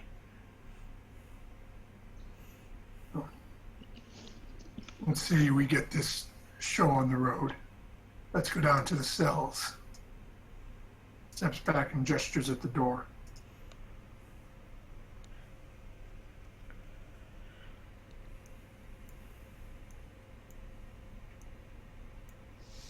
Albert will lead Fauna out, kind of gesturing for ladies first.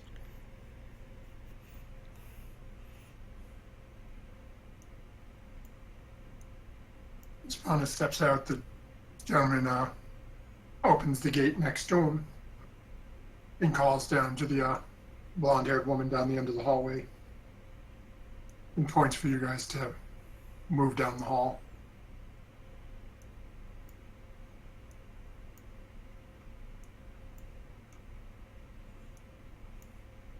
Nice again for brevity's sake, we're just going to say for you two, assuming you go in nice and easy, Fauna will go next to Tarhoon and Albrecht all the way down last slot.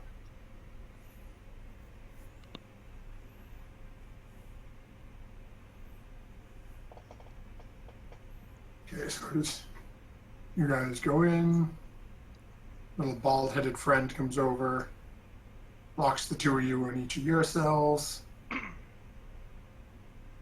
and then steps back as the dwarven gentleman now stands in front of the lot of you. Oh, let's see what we're working with here. Turns over, reaches down and pulls out his maul off of his waist, winds up and slams it into the metal bars in the cage across from you guys. As you watch this huddled form that Connor had called out to you earlier, and to basically more than jumps. I'm trying to.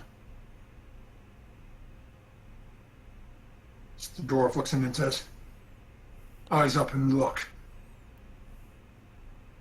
Is these the ones you was talking of?"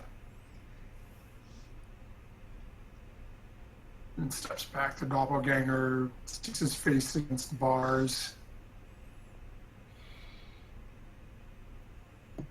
Connor will lay down on the bed whistling a tune. Okay, what are the rest of you doing while this guy is trying to look in? Albert will do the same. He'll just be laying on the bed. Hey, Bliss, I was meaning to ask, but I didn't realize my mic was muted. The bars here, is this a straight wall between the cells, or is that bars as well? No, it's all bars. Okay. Sounds like you basically got about a 2.5-inch gap in between the bars. So you can hear Connor, you can see it if you look carefully, and they're not in the way. You could see all the way down to Albert if you really wanted to. All right. So okay, Albert's laying down, Connor's laying down. Fauna, what are you doing? I'll go over to the bed, sort of lay down. Not really know what to do with myself.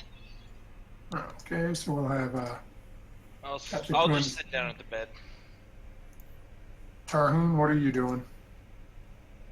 Tarhoon's just kind of staring at Connor.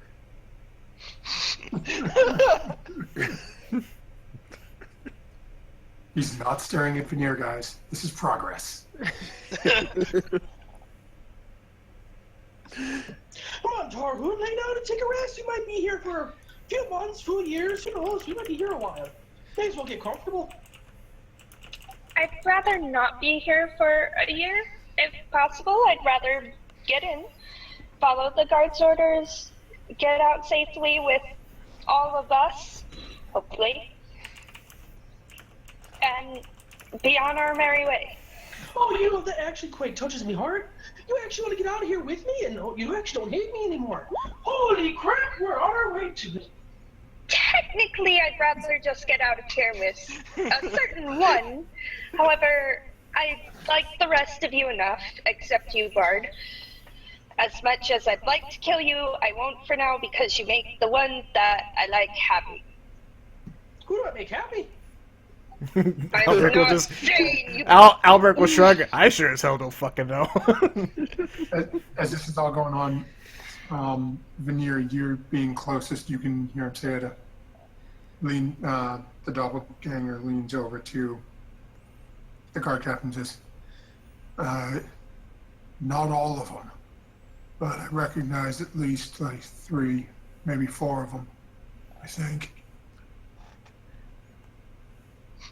He definitely recognized both Veneer and Sorrow. Depends on which form Sorrow was in when he met him.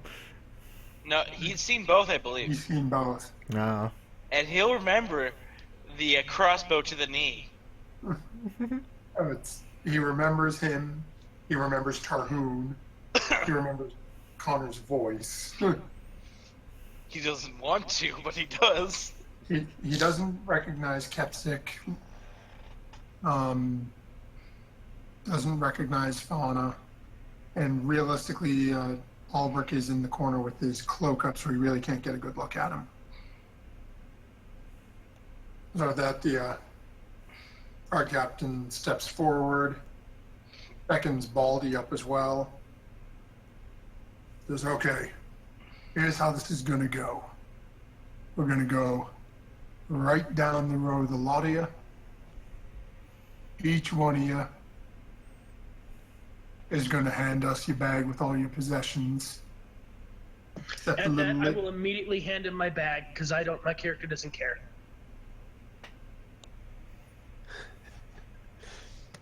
Somebody's a little eager. And this guy steps up, grabs your bag, and then steps back over, sort of shaking his head. I don't have anything to hide. The exception is the little lady over there is going to pull out a couple pieces of bone first to make sure they don't get damaged. And then once we go through all the bags and we give your carriage and any packaging on the horses and everything a good once over, assuming you ain't really the ones we've been looking for, you'll be free to go.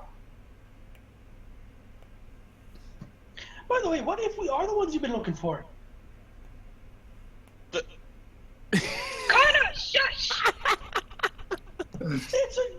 question. If we're the ones they're looking for, we're probably going to be dead meat. I'd rather not. They're probably not going to kill us, I hope. They're either going to kill us or we're going to rot in these cells. Neither of which I want to do. I've been nothing but compliant. They might let me go. Even a compliant criminal gets time.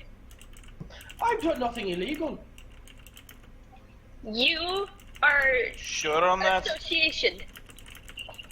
association with the criminal. Or criminals, I don't know. If we're the ones they're looking for, you're with association, thusly you're going to get time. Well, we'll see. It's not my first time in jail. We'll see. You're not... Fun enough. It's funny. For someone who lived out in the woods, you know a great deal of the legal system. As much as I've lived out in the woods, we've had to trade with cities. As you guys are going back and forth, anyone who glances over at the guards sees the dwarven captain there with a half grin on his face. Well, if you are the ones we're looking for, theft from the crown is treason. Well, I didn't steal anything from the crown. Well, then you have nothing to worry about, as long as that item is not in your possession.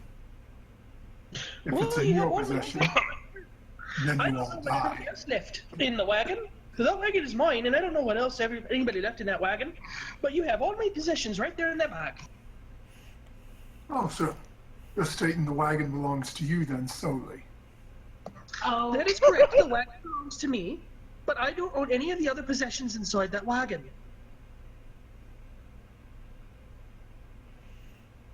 Fair enough then. Hey, and he snaps to the left. And he just comes right down the line to start collecting things. Hand everything over, Ulrich? I mean, I've got my money pouch, and then my arrows, my longbow. I'm wearing my studded leather. Everything else is actually out in the cart. So, as he comes trudging down the path, stops at Fauna, and Fauna's giving her stuff over, minus the two skulls, which are rested up in as much of a place of honor on the bed as could be. Stops down by Tarhoon. You hand everything over with no issue. Tarhoon looks up at him. So are we locked in these cages right now? Are they Yeah, these cells? right now you're in a jail cell, doors closed, locked. Oh, I'd like to hand you my stuff, but it's really heavy. I mean, I'm gonna need to drag this thing out of here.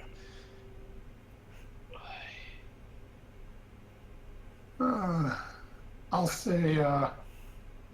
Okay. What's your weight? It's going to be a persuasion or deception. I know which is high. The weight of my bag. Yeah. Which one's higher? The weight of the bag is 155 pounds. Okay. Go ahead and make a persuasion check. Persuasion. Okay.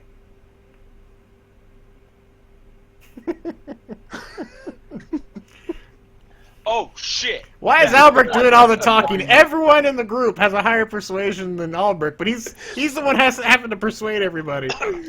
This is Ulrich's scene. That's why. As you say this, he turns and looks at the guard. The captain says, And I'm gonna need a lot of help. It's gonna take all three of you cronies to help me unload this bag.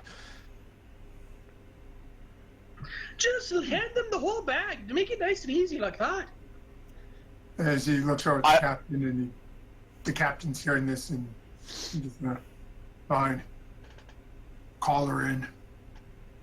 He comes running over to the door.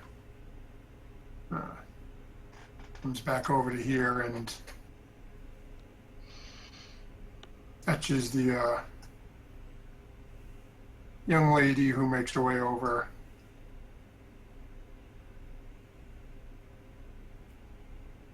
comes over, unlocks the door.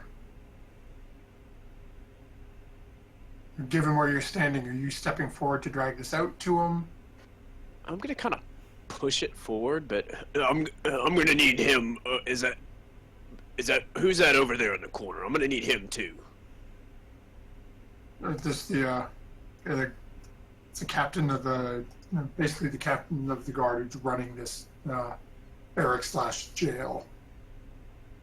And, I'm gonna look to my left to Connor, and then look to my right to Fauna and Albric, and then look to my left again towards Sorrow and Kepsic over there. Are you gonna? And I'm just ice gonna breath? cast just the slightest little smile in the corner of my cheek. Are you gonna ice breath them?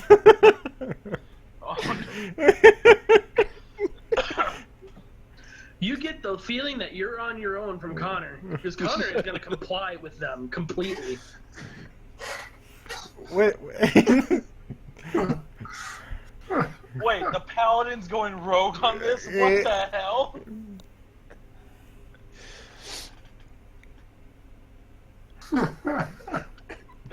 So I slide the bag, I kind of open it up, and I start taking some stuff out of it and setting it on the floor. Like there's like a bunch of javelins and stuff. I'm just pulling them out, like throwing them on the floor. They're like rolling across the floor. I've got a ton of other stuff, and then I find a half a pound of mushrooms. Oh, and then I think, Orvie. So I get some of these mushrooms out, and have you tried one of these? Oh god.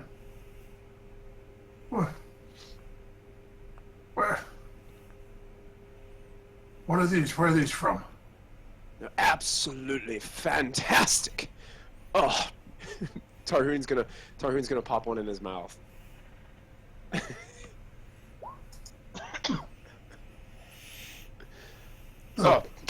You gotta try one. You just got to. The bald guard at this point, who is basically believing just what everything's saying, puts his hand out and takes one from you.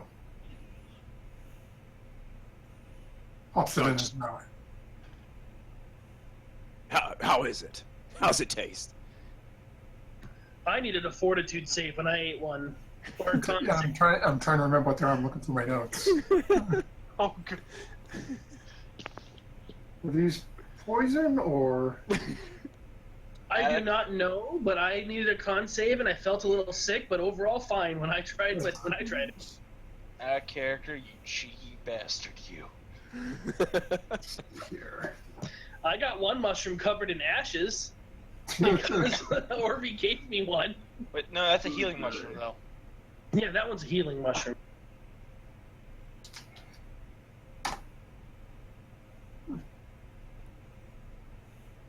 Look. I ate He one looks at you. too. What do I have to make? Say who? I Oh, ate you one just- too. So Oh, what do I roll a con save, yeah. can't save? So, as the guard pops in and says, "Little earthy, not too bad. Little dry." Yeah, I I guess I didn't realize how long they were in there. you're gagging. You basically just swallowed a combination of dirt and sandpaper. Your dry, scratchy throat.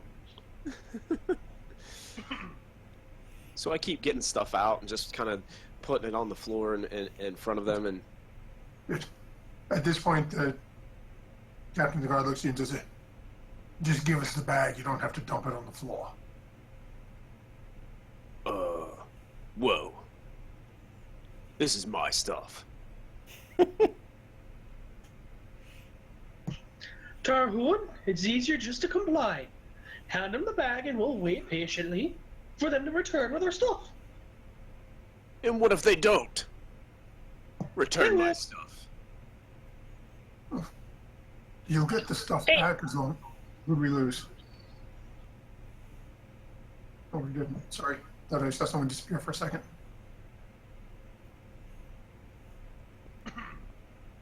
So, Captain of Guard looks and just, As long as you don't have what we're looking for, you'll get everything back. You find that piece, you all die. Whoa, that's none of my stuff over there. That'd be on him, not on me. Are you not all traveling together? That Are would you be not their all part of the stuff. same group? I do not look through their stuff. They do not look through my stuff. Their stuff is their stuff, and I don't ask questions. I told you everything I know.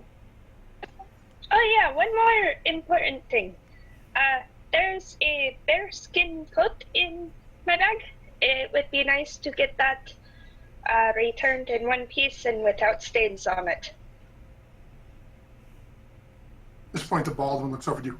Without stains, what do you think we are? That's my trophy from a bear I killed. She's very protective of things she's killed unless she's offering it to her senpai. And right now, he hasn't even noticed. The three of the guards look back at you.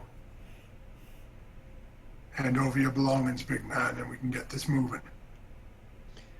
Tarhoon reluctantly slides the bag forward, and as he's doing so, he kind of pulls out. He has an insignia of military rank that was in his bag. It's like, oh, that's where I put that. You see, and he shows it to the guards.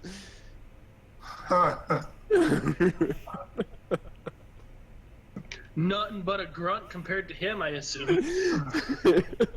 What rank? Okay. I don't even know. You got to pick. What do you mean you don't know? It probably wouldn't have been a very high rank. Okay, let's see. How are we going to do this? Let me look up soldier and see what. That's doing the same thing here. I think it was You get officer, scout, infantry, cavalier, healer, quartermaster, standard bearer. You know what? I think I picked infantry at the very beginning. Just trying to check, see if it's in your backstory anywhere real quick. I don't think I elaborated too much on that. It was my backstory's all centered around my oath. Yeah.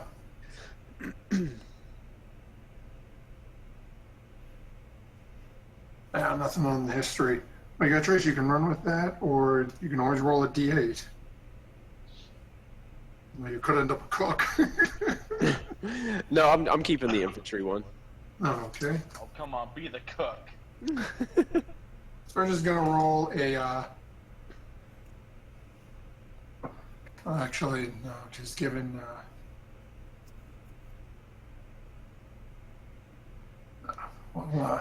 And your insignia, your basically, I'm assuming your home country's army. Yeah, the Dragonborn army. So it would probably be few and far between that they would actually recognize it.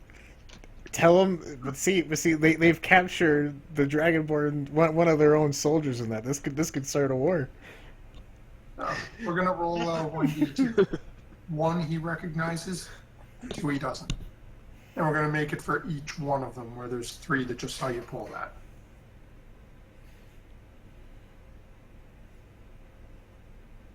Baldy doesn't. Captain does. Woman doesn't. So, Well, the important one does. of course. Why wouldn't it be the one that I was hoping wouldn't be? So as you're pulling this out and, polishing it off, and he looks at you, hey, wait a minute, I recognize that. Oh, you do you? Means it was ground forces, right? Infantry. Yes. Infantry, the Kimbuktu clan.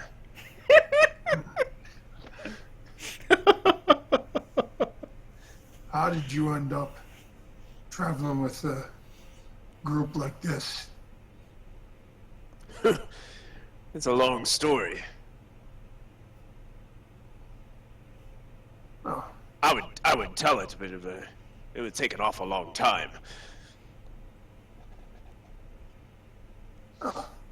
Veneers just called, sit down everybody, it's going to take a while. Not as long as you're telling me story. we're gonna be going through all these bags for a bit. Why don't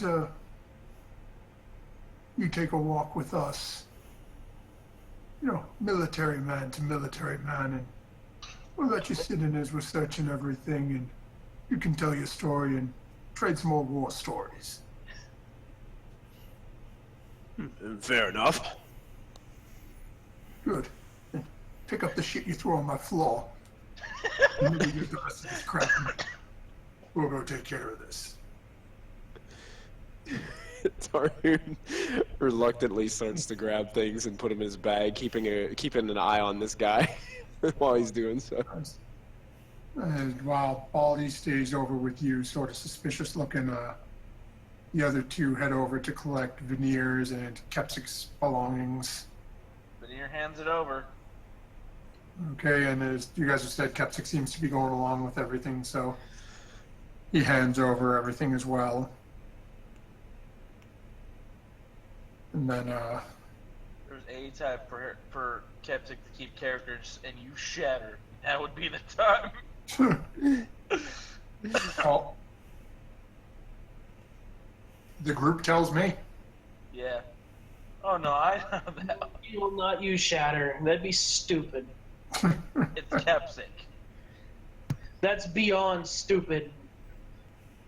Okay. So these three now meet back up over with Tarhoon and have him carry his own bag. They're going to lead you, Tarhoon, basically over here to the mess hall, where they're going to start rummaging through everything as you and the captain are chit-chatting. Is they're pulling everything out, and basically you're sitting on this side, the captain's sitting across from you, so you can keep looking at everything, but still has a good conversational angle with you. So before we jump headfirst into their goings on, what is the currently incarcerated group doing? I am going to play my fiddle and watch me roll a 1. I thought they took everything. So how do you have a fiddle? Then I will whistle a merry tune. Go ahead and make a performance check.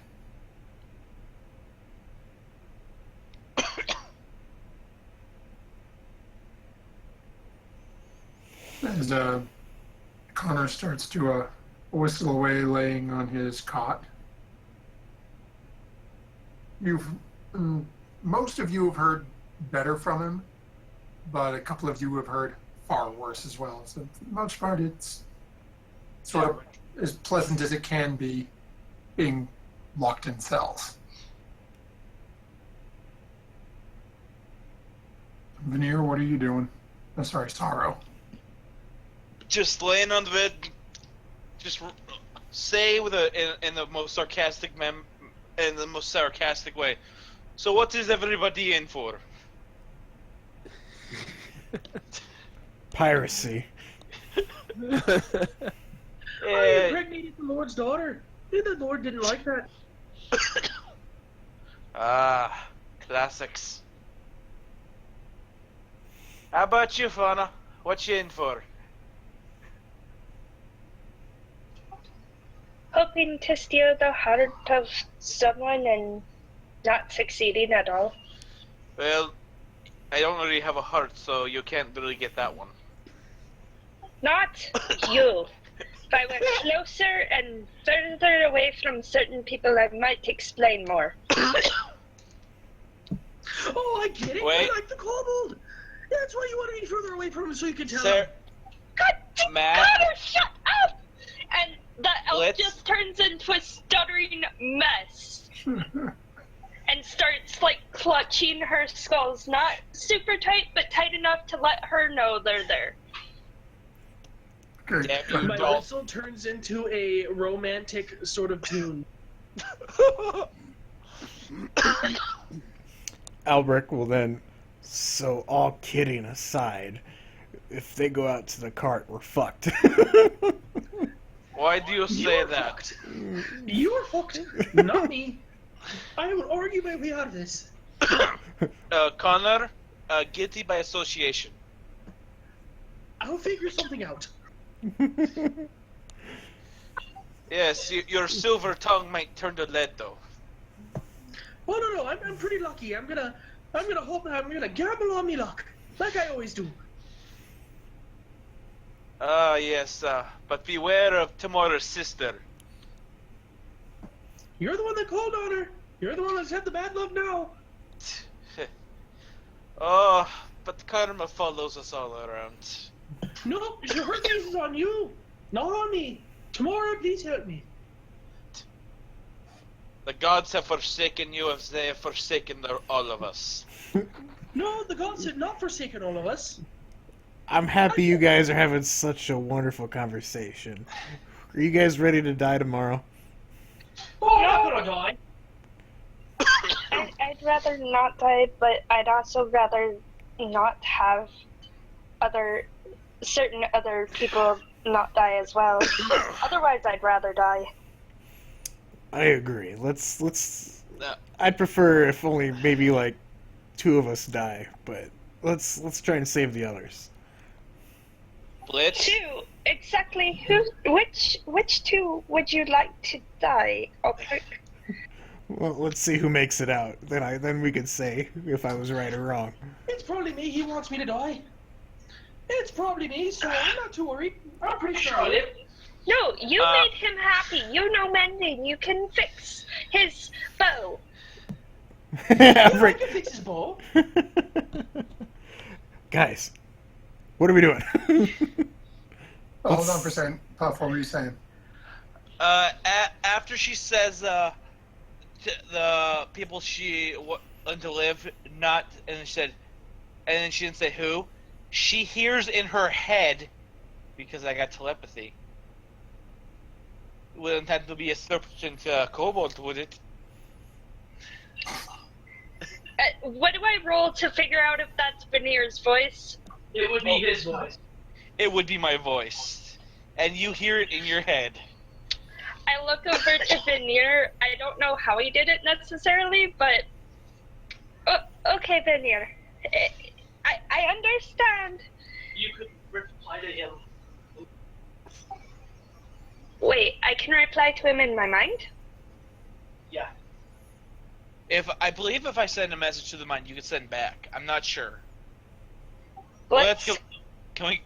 It's Blitz, we need an adult. Racial. I get it through being a warlock. Okay. It's- Look. I get it through the old ones. Yeah. Tree, I believe.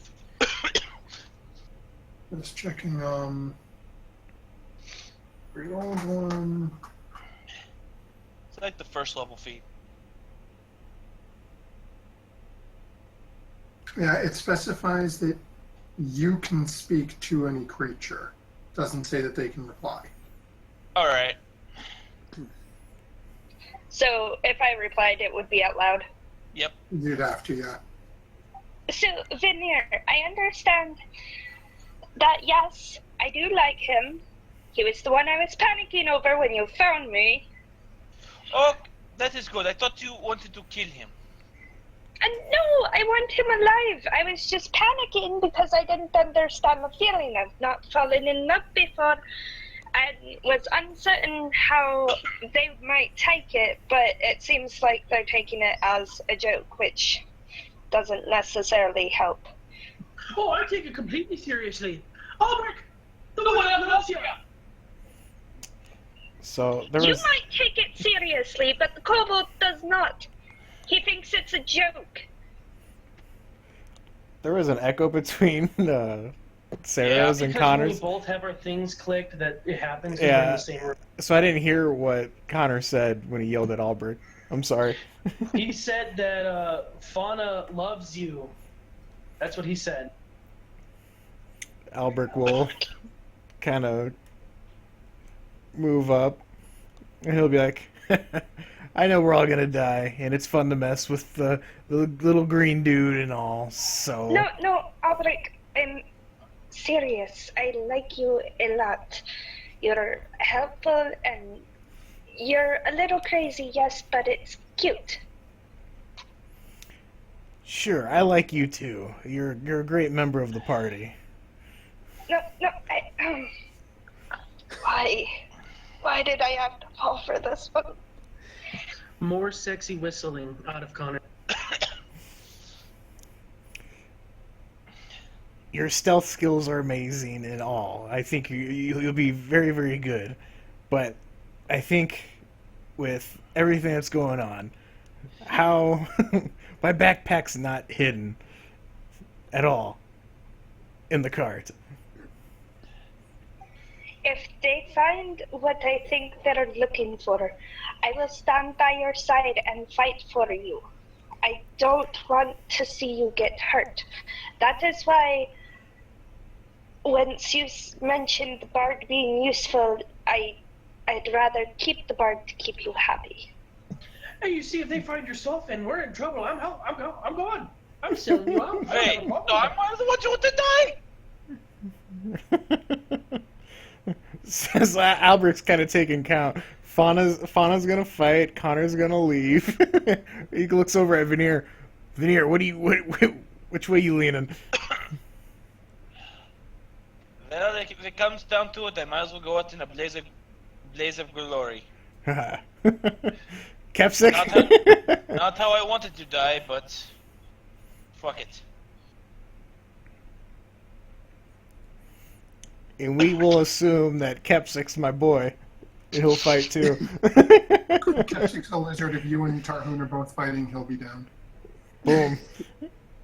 May have So, straight over live by Tarhoon's. why would you just leave us if things got bad? If they're the ones that start this fight, why would you leave? Because, like everybody here, we want to live.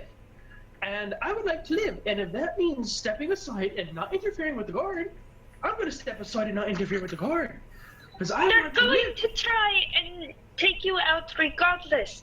So why not try and prove that you are not as pussy as you seem? Because Well, I he's am not what as I much eat. of a pussy. You might be what you eat, but how long has it been since you've eaten that? Wait, I did not know he liked Chinese food. Albert kind of shudders. He was talking about an orc. Yeah, and that's been how long? No, I ended up an elfin woman not too Yeah. long ago. Yeah. Tarhun told me the stories. It wasn't very well done. You're gross. She wasn't very good either. Yeah, It was a pretty odd experience. Sure, man. Whatever you say. If you die, you die. However, I'm staying near the kobold. He's cute and tiny and small. Albrecht has the biggest fucking glare on his face at being called cute. What? And you see, Hold on. Do I notice the glare? Like, would I roll a perception to try and Yeah, go ahead notice and it? make a Or perception check as you're sort of focused on the conversation between you and Connor at the moment. I still have my longbow. I might be able to. As you and Connor are bickering back and forth like an old and happy married couple, all of a sudden you say the words, "He's cute," and you feel two pin pokes in the back of your head, and you sort of half peek out the corner of your eye, and you can see Aldrich staring daggers into the back of your I've got my like longbow pulled back, like aiming at her. she whimpers and sort of backs away. I'm sorry, but okay, better wording. You're handsome? he gets even more infuriated. Tell him that he's a great pirate. Well, of course he's a great pirate. He's just... I don't know how to describe how I see him. I see him as different than what he sees himself as, which is fine. I don't want to face the wrath of the kobold because of it. However, if he wishes to kill me, so be it. Oh, he'll probably kill me before he kills you. But you can mend his bow. His quote-unquote bow. You can eventually learn to do that too. It's not a very hard thing to do. Just because I can learn it does not mean I'm not going to face his wrath. He can choose who he kills, who he doesn't kill, be it me or be it you. It's probably going to be me, since I've been trying to say compliments and failing very miserably at it. Tell me he's got a good shot with his bow. He's got a good, great shot with his bow. Like, I would love to stand next to him and have us both fire arrows. He'd probably get it further than me. Alberic's gonna take aim at the doppelganger and kind of like move up against the bars and that, and just, he's not gonna try and hit him, but he wants to get his attention. They took our stuff. He didn't take I didn't have stuff on me. I only had my longbow and arrows.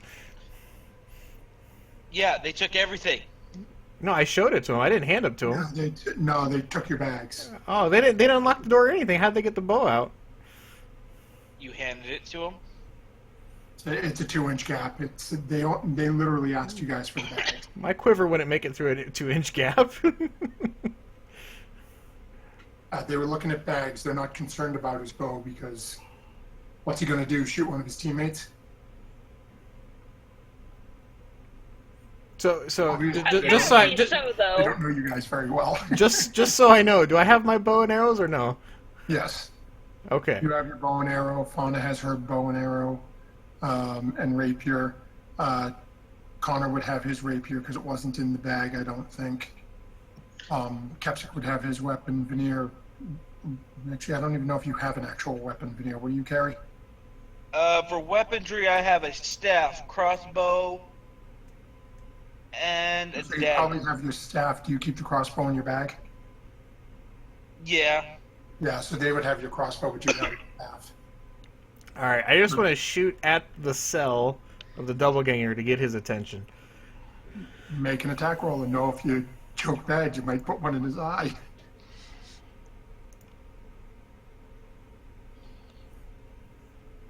And you fire the shot off. You actually manage to get it sort of in between two of the bars on his side, a good foot or so above his head. It clangs on the metal a little and lands on the ground. He's curled back up on the ground a little bit, doesn't seem to move, pay much attention to it. And with that, we're going to jump for a few moments to a lunchroom that is currently occupied by 4 people rummaging through all of your belongings. Tarun's gonna kind of lean over the table towards the guy that recognized his symbol, the captain. Yep. He's gonna just look at him and say, "Okay, let's cut the crap. No, you know you're not gonna find anything here. But I do have a question. What's the significance of what you're looking for? Who wants this weapon? This bent pipe or whatever you're talking about." It's... we can, goes back a ways. There's Her Royal Majesty's armed forces have a couple of, guess we'll call them research vehicles. That's specifically very heavily armored and sail around out in the deep ocean doing research, experimentation, basically trying to come up with new and better ways to kill the kingdom's enemies. They made some very fascinating discoveries with this black liquid that seems to burn hotter and longer than most other things we found. They found a way to improve upon the crossbow. The arrows are smaller. They're nothing but metal, and they fly faster and farther than any bow I've ever seen.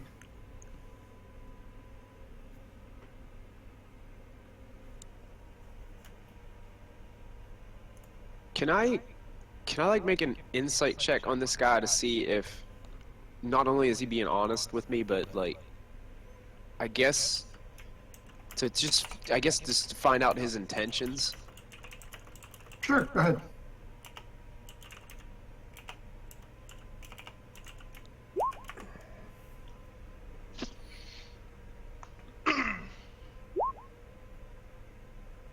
Okay, he seems a little hard to read.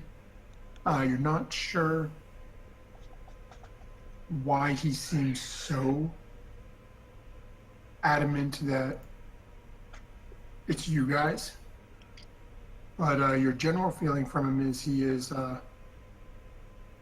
basically a tried and true old school military command figure. Unwavering, loyal to his commander. I've been given an order, I'm going to do the order. Doesn't matter whether I think it's wrong or whether or not I agree with it. That's what I was told to do, I'm doing it. The sort of uncorruptible, just believes full-hearted in the chain of command. Who is it that you answer to? Who gives you the orders?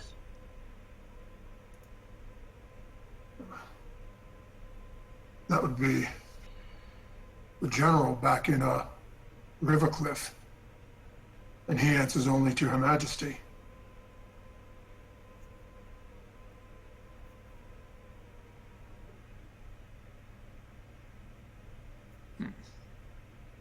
They said that the Blackbeard pirates had hit a couple of our research ships. One of them wasn't doing much of anything. They were looking at better ways to grow crops, nothing like nothing overly important. Would have helped out some small villages, maybe. Nothing big. And then they hit the pay dirt. They hit the vessel that was doing all of our military research. From the damage they did here, it seems like they put some of it to work. So they're using your own military intelligence against you. Yes, but not all of it. Only the larger. And granted, in them ballistas, you saw what they did to the Arcanist Tower. That's nothing to slouch at. But that little piece of bent metal, you get that into the right hands and that can end worlds. Tarwin's gonna look him right in the eye and say, "You do realize you're being deceived."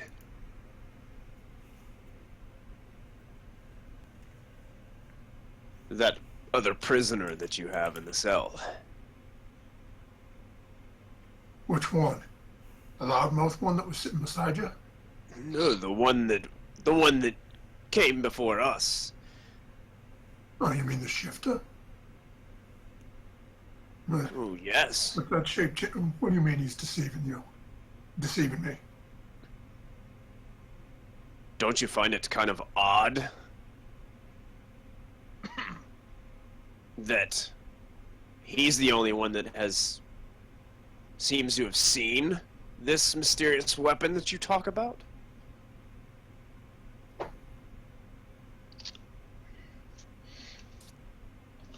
I mean, come on, it's pretty obvious. I can see through it myself.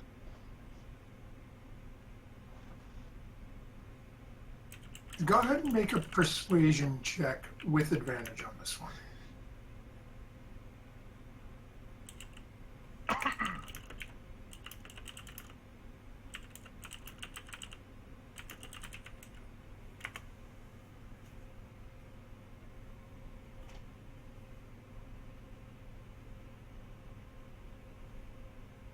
He looks at you and you can see in his face he's sort of mulling it over. You might have See, something there. Yeah, I'm sorry, but I think you got the wrong guys. But why?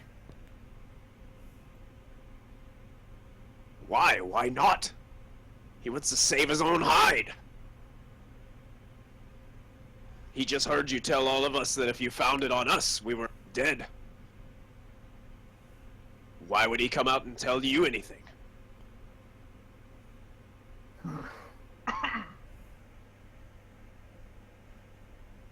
How do you even know that's his true form?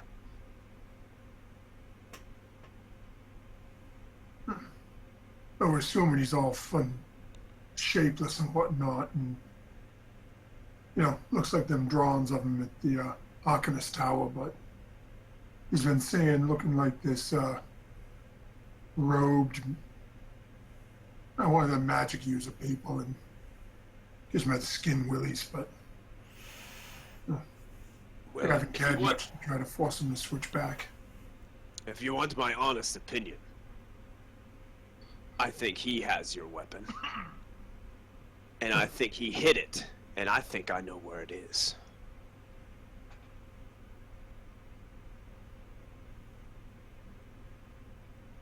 I'm listening.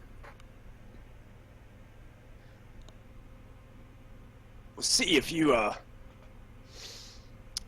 travel a little ways, I believe, south. See, I'm not perfect with directions. That's usually Fauna and Connor's job with the group. I don't do directions.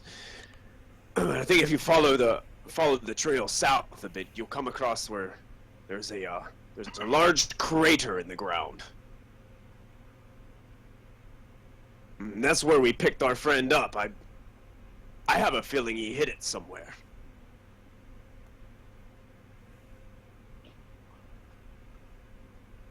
Large crater in the ground. Oh.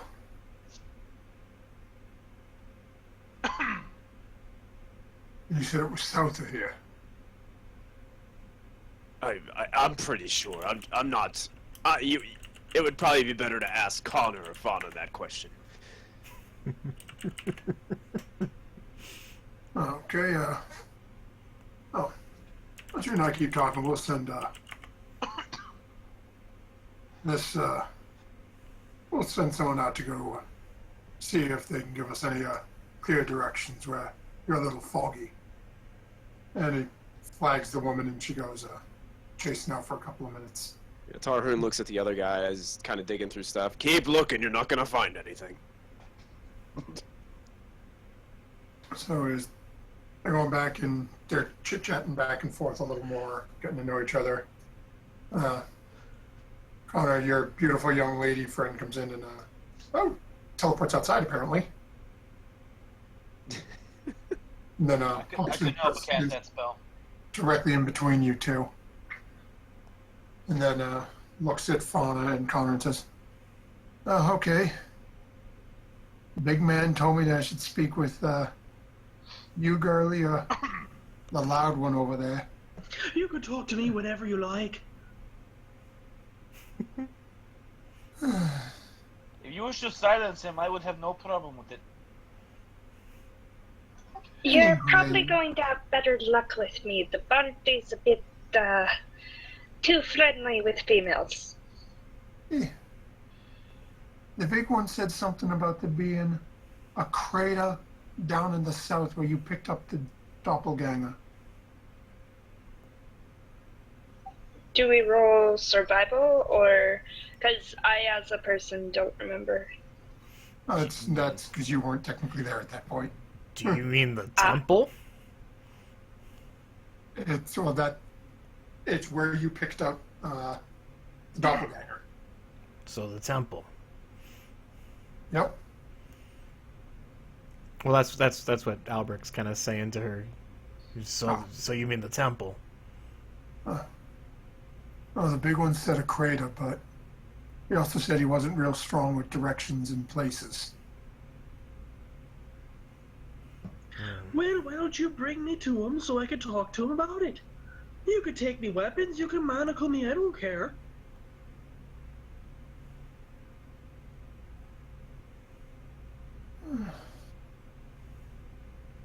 Something tells me I'm going to regret this. You probably are. Hey. Give me your weapons. I will hand her my weapon. There he is.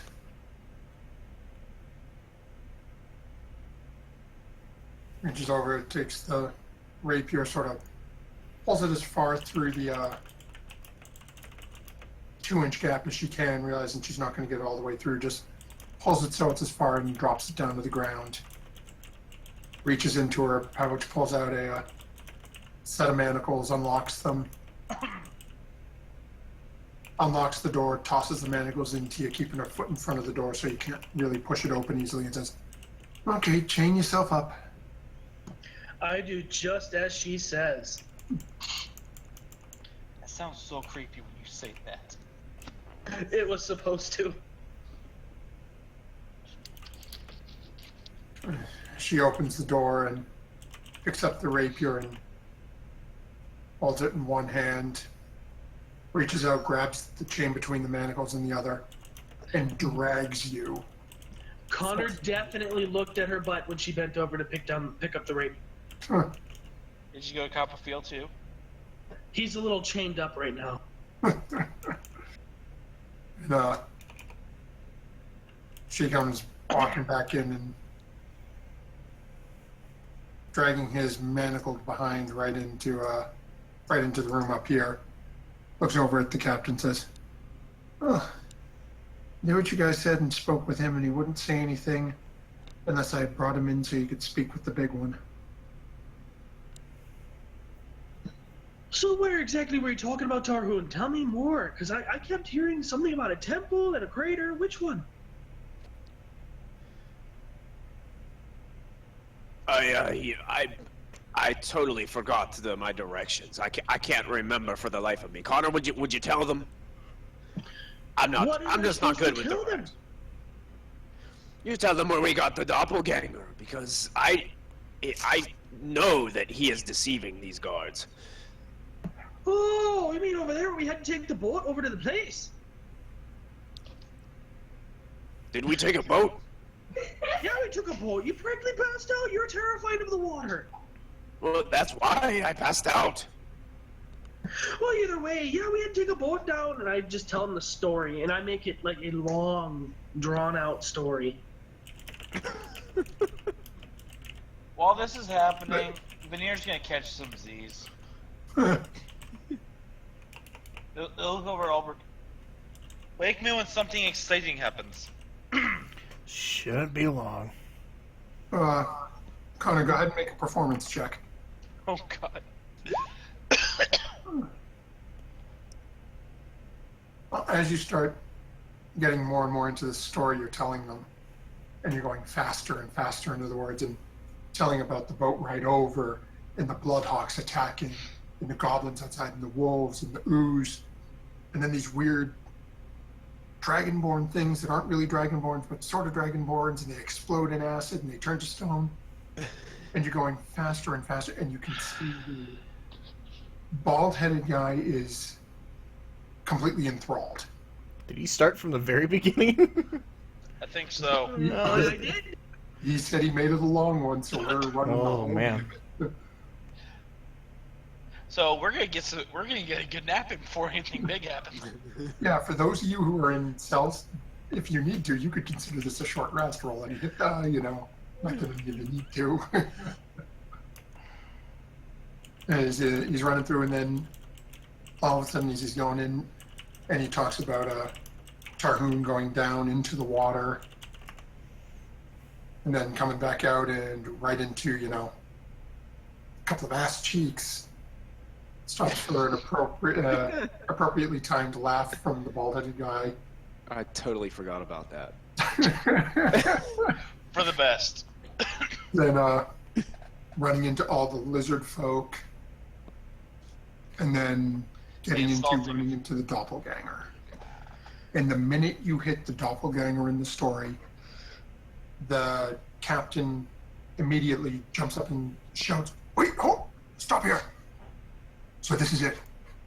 So, okay, you left him there on the boat down to there, then you took the boat over to here, then there was the cave, then you went back over. Okay, so it's down past the cave down there in the swamp. Okay." He leans around the one to look at you. "Why the fuck couldn't you have just said the swamp?" Well, I thought you guys might all want a story. I mean, you said it yourself, you're over here telling stories to each other, so I thought I might tell a story just as well. At least I didn't start from the very beginning, from my birth.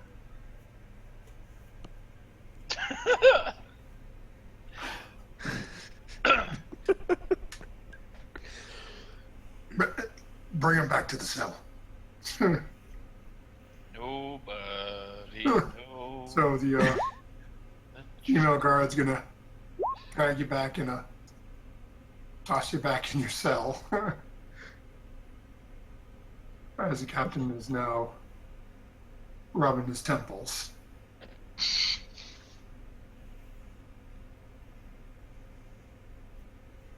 And then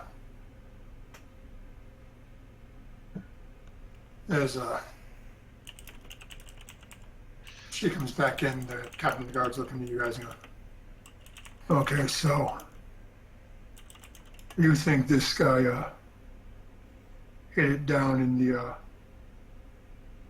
this temple where you found him?" Most definitely. Oh. You He guys must have. He's the only one that seems to know about it. So, here's my thought for you. We have a vessel on the southern docks here. It's not a big ship. We've got a few of our guys on it. Usually keeps about 10, 12 folks on it, plus the captain. And I send my guy here, points over at Baldy, along with them 12 people. Yeah, maybe we throw in a couple of others, because, let's be honest, looking at this crap you guys got here, you got more than a couple of weapons on you. Eventually you stuck a few people with more than a few of them too. Especially you, given your history. We send a lot of you down with a squad of 3 of my folk. You lead us down there. You show us where you found them. Maybe we both walk out of this with us. Maybe I got to the part of the story where we found that flag that was in that cavern too. Because we did find that flag for Blackbeard. Fair enough. And well, actually, that was pretty much right after. So let's say you would have mentioned it in passing, because that pretty much all happened within a few minutes of each other. And you can show us where you found that chest full of Blackbeard stuff. Tarhoon just kind of nods and says, And "When you- again, we can definitely take you there." and assuming everything goes nice and easy, we find what we're looking for. You guys are free to go on your way. But if it ain't there, between the 6 of you and that fella in there, you're our best leads. It ain't there, you're coming back here, and you're sitting in cells until we find out who took it.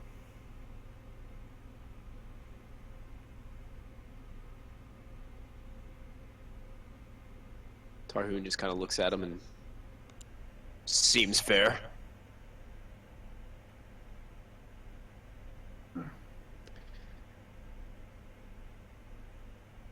Snaps his fingers over at Baldy and says, "You take big man. Bring him back to his friends and open him up.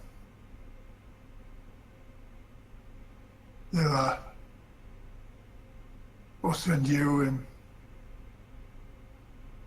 grab a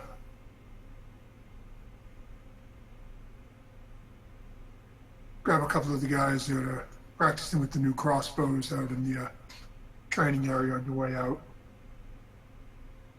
Head down to the ship and you guys will cast off. Screw it, you'll leave tonight. You can sleep on the boat."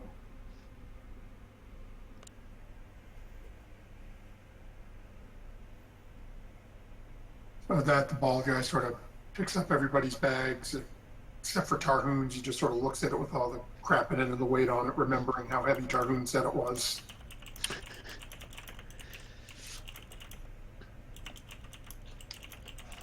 He's gonna make his way back over here, waiting for Tarhoon to catch up to fill everybody in on the deal he apparently just made.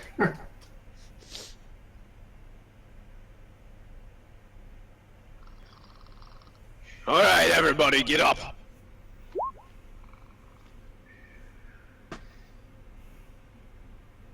Well, where are we going? Are we free to go? Kind of. All right, what's the catch? I'm shaking Veneer's door of his cage a little bit. Wake up! Ice breath him. This is going on. Heads up, I'll break. The guard's gone the other way and has started unlocking doors. Alright, so what's going on? We're gonna take a quick trip back to the swamp, fellas. And my lady. Swamp? I don't remember going through a swamp. Why do we have to go back there? To go try to retrieve this weapon they're looking for. What weapon are they looking for? They haven't told us a thing. Someone mind filling me in about the swamp place? Very annoying place. There's this one time, and I start telling We her can, the whole story. We can fill you in on the way there. It's just right now. Okay. Right now, we need to get our stuff and head on out of here. Okay.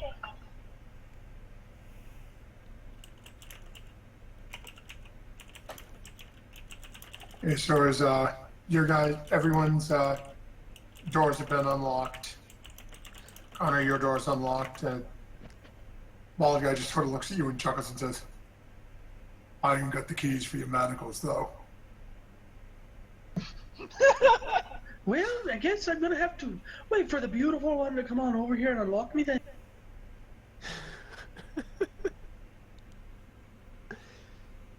Or as he heads back out and is leading you out, and so you guys start walking back down the hallway towards the exit.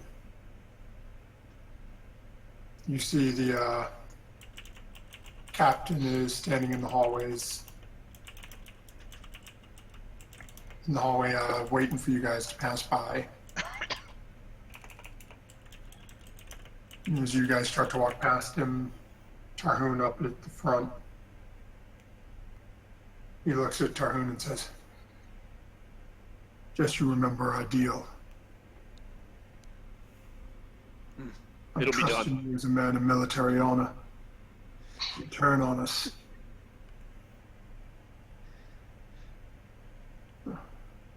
I know what you look like now." Tarhoon kind of just looks at him and says, "I know where my allegiance lies," and just starts heading off.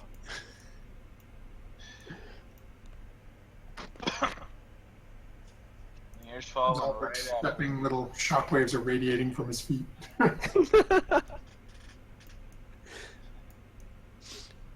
Fauna sort of wants to go last right now and just sort of trail the group. I'm waiting for my manacles to be unlocked as soon as I walk by the lady. Okay, so as you start heading down the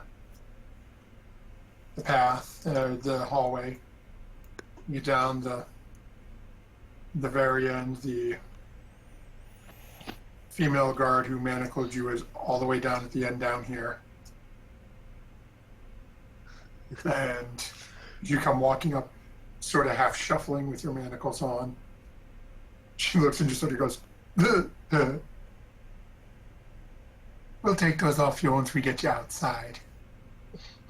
All right. And then lead you guys back around outside, around to the back of the barracks, back to the impound lot.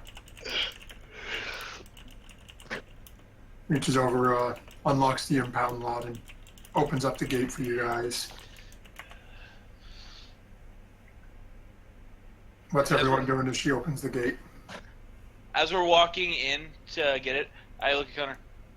I may have gotten a scratch on her, with a big shit-eating grin, in a clearly sarcastic manner. Wait, you may have done what? I didn't catch all that, Brian.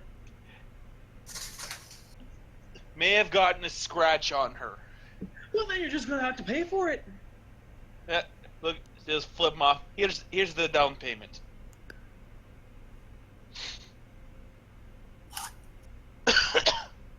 Ha ha.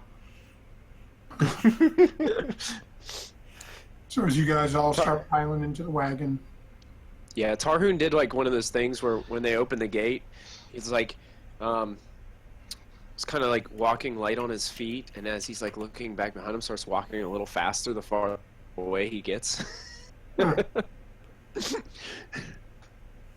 Trying to hurry up the rest of the group. Hey, hurry up. oh, everyone's loading in. Female guard looks at Connor and says, "Give me a hand," and starts to take off the manacles. The cart was impounded for a couple of hours. 5 gold to get it out of impound.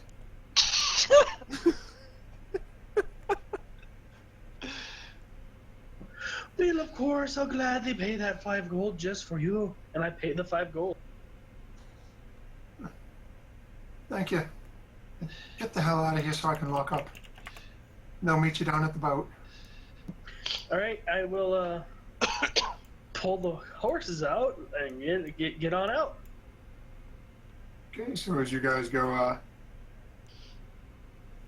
riding off, I'd say into the sunset, but it's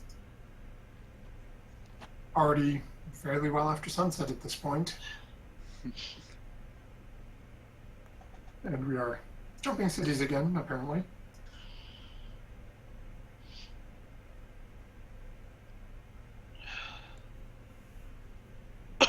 As we're in the cart, Tarhoon actually gets in with everybody. He's like, "Okay, I got us out, but now we need another plan." We didn't have a plan before, and it worked perfectly well for us, so I don't think we need a plan at all. Basically, I told them that the doppelganger had the weapon they were looking for, and he hid it somewhere.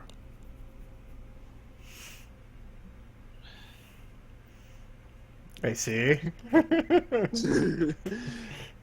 So now we're getting sent with a crew back down to the swamps where we found the doppelganger. Oh, They want us, to find the bent pipe. Does anybody have some bent metal?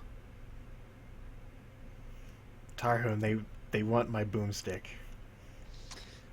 They want your smoking pipe? Friend, yes, they want the boomstick. But I can't give them the boomstick because... Can't you make like a fake one or something? Aren't you good at that kind of thing? I don't have the supplies to do this. And it would take me a very long time. As Connor and I'm assuming, is Fauna helping driving, or is Kepsic this time? Is it dark out? She's close to the cart, but she's sort of walking behind it. She doesn't feel like talking to people at the moment, considering she just sort of got shot down. Okay, so Connor will have Kepsic up front helping Connor out. As you guys come around to the front of the barracks, you're waiting for you. There's bald guard standing there again, kite shield and sword, all prim and proper, exact same pose when you saw him initially, as well as now.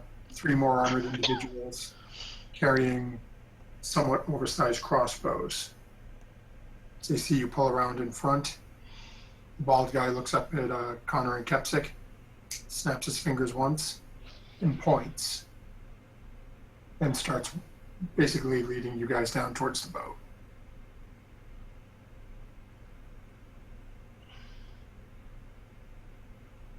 Well, lad, you could at least talk to us too. You don't have to just point. I mean, I'll still follow you even if you talk to me.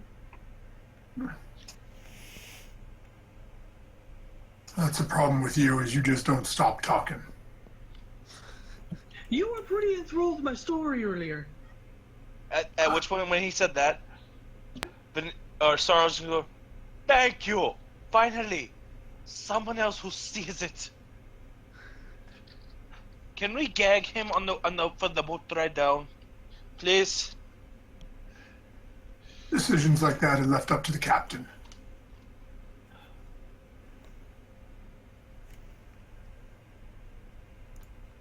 You guys are making your way down. It takes you about 20 minutes or so. And you guys come up start coming down onto the southernmost dock. And in front of you see a very dark wood boat.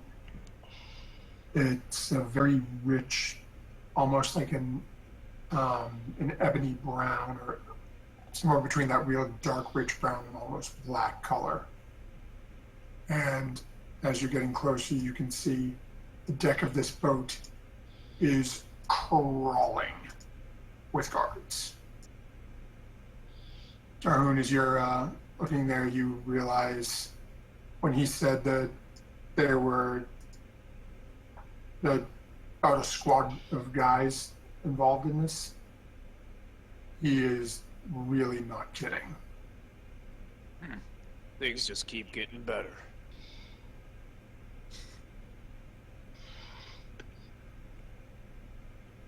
The second we're going to get you guys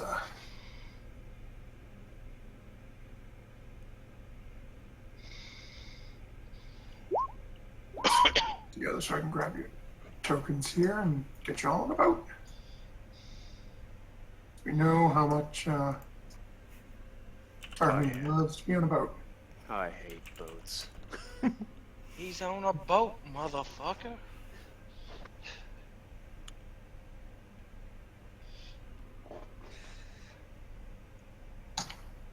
Copy.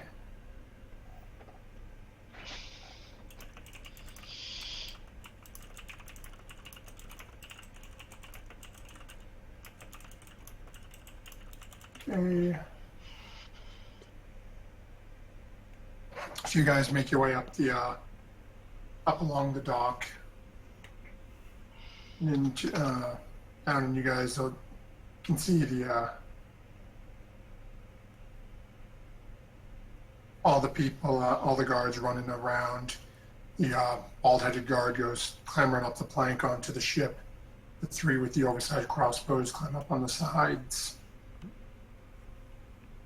Then, now, Connor, you trying to pack the wagon on here as well? If they'll let me, yeah. Okay, let's see here.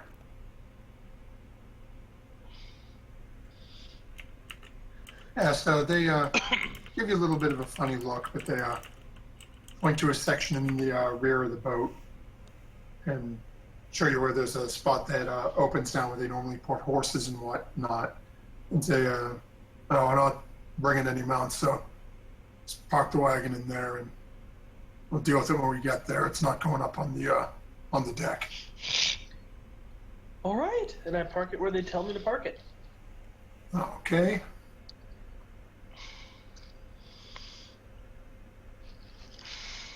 Okay, so as you guys park the boat under there, they get the horses all put in securely, the wheels all chalked up. Get you guys back in the, whatchamacallit, back out, lock the actual boat back up, and then they bring you up to the front of the boat and back up onto the plank leading onto it. And with that, they unfurl the sails, and off in sailing you go. Looks like we're swimming. Okay. Damn it, we've been keel-hauled. Okay.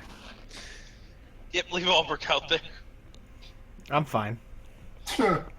Everybody's on the boat except for Connor. He's swimming. So as you guys come up here and you guys take off, as you're walking around on the top deck, you notice that right here there is a door that leads in somewhere inside the boat. But as you're looking around on the top of the boat, you can see there are people manned with crossbows up in the crow's nest. There are all manner of guards on all sides looking around, looking at you, and there's one person beside yourself on this boat that does not appear to be a member of the military, and that's the actual ship's captain who's steering the boat.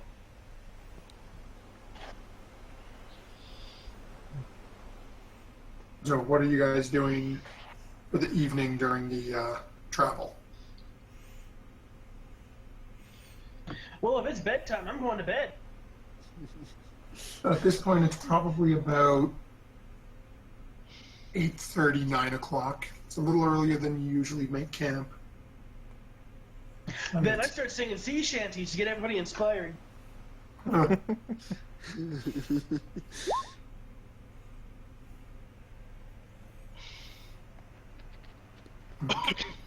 you break into a rousing group of songs, and the people surrounding you aren't sailors. They doesn't seem to bother them, but they're not joining in. Occasionally you hear the captain up behind the wheel at the back of the boat. They'll join in for a couple of words and then sort of trail off as supposed to be working these with the military. Shouldn't be doing things like that. Is this ship flying any colors? Yes, it's literally the Royal Navy of Rivercliff. Okay. It is a military vessel. Where's Blackbeard when you need him? I take my chances with him. We don't need that rock in a hard place moment. So Go ahead, Matthew. go ahead after you. Oh, I was just gonna be like, because of my background, I'm joining in with Connor for a few things, but just it's not because I want to, but it's because I'm trying to look inconspicuous, and I'm trying to kind of examine the boat to see for like any vulnerabilities or like any weak, loose end soldiers kind of thing. Yeah, go ahead and make an investigation check. Given your background, I'll stay with advantage. Tarhoon would probably assist because Tarhoon's actually looking around to see if there's any lifeboats attached to the sides. Go ahead and make your own roll, friend. I already had advantage. Albert, you're not even sure if this is a boat anymore. You might be...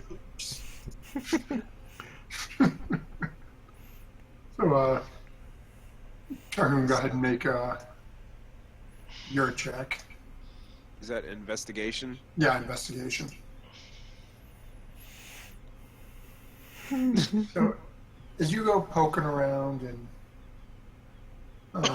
the bald-headed guard who heard the story from Connor about how you were puking and nearly passed out on your last boat trip, watches you with mild curiosity and amusement as he sees you walking around and sort of leaning over the side of the boat.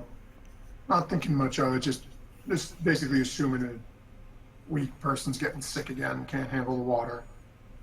If I see that, I'm gonna be, shh, watch this, and I'm gonna do the whole like push him and then grab him, pull him back, be like saved your life thing. Oh God. Okay, and you're trying to sneak up on him and do this? Sure. Okay, go ahead and roll a stealth check. Oh jeez. Okay. Now, go ahead and make a strength check, see how well you can move him. Oh boy, I might have to use my last point of luck on this one. Yeah, it's the end of the day.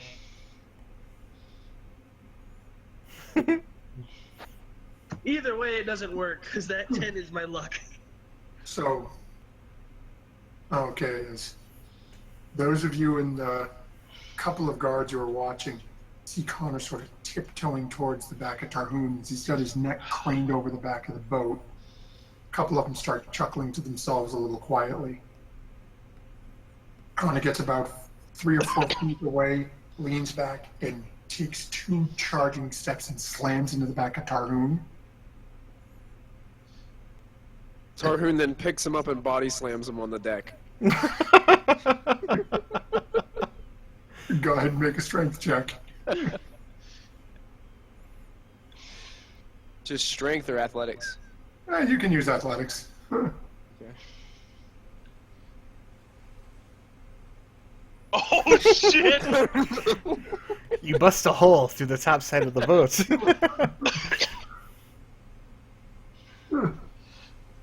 So as Connor slams into the back of Tarhoon with all of his might, Just Tarhoon gets choke feels it, slammed. gets that, not so much knocked forward, but that sort of like push forward when somebody walks up and claps you on the back really hard. It's not enough to knock you anywhere, but you just sort of move from the impact. Turns around and literally spins and grabs hold of Connor. And when you say body slam, I'm assuming you mean WWE style body slam. Oh yeah, like picking him up over my head and then just driving his back right down onto the wood planks. Okay. And I didn't even look to see who it was. I just instinctively just turned around, picked him up, and slammed him. Realistically, Dalton, if you roll a dex check to try to dodge this, is it even possible for you to hit a 27? No, I could get a 25 at the max. Okay, yeah, so even if you were to crit, you'd still get it, so no point in rolling for it. Do you have acrobatics? Yeah, it's the same thing for me. It's the same as a dex save? Yeah, they're the exact same. Gotcha. Yeah, and so as Tarhoon spins, grabs you, lifts you over his head, and slams you bodily onto your back. Tarhoon, go ahead and roll, well, given it's a crit, roll 2d4. 2d4. Because normally it would be 1d4 for the improvised unarmed attack, but you crit, so you double it. Kanye take 3 damage. Whoa! Ow! That fucking hurt. Oh, I'm sorry, Connor. I didn't realize that was you. You should probably look around before you start throwing people around. Do it again. I'm like, I'm like bending over, like trying to help him up. Oh, I didn't hurt you, did I? Oh, that hurt a little bit. You need to be more careful. You cannot sneak up on me and bump into me like that. You know how I am on the ocean. Yeah, I know, and I was just wondering why you're over here on the edge of the boat. Oh, I was just feeling a little sick. You should probably head under then. Ugh, I probably should. Before I hurt someone else. Now, as this is all happening while you were looking over, you do see 2 small lifeboats on the side of the ship you were looking over. Okay.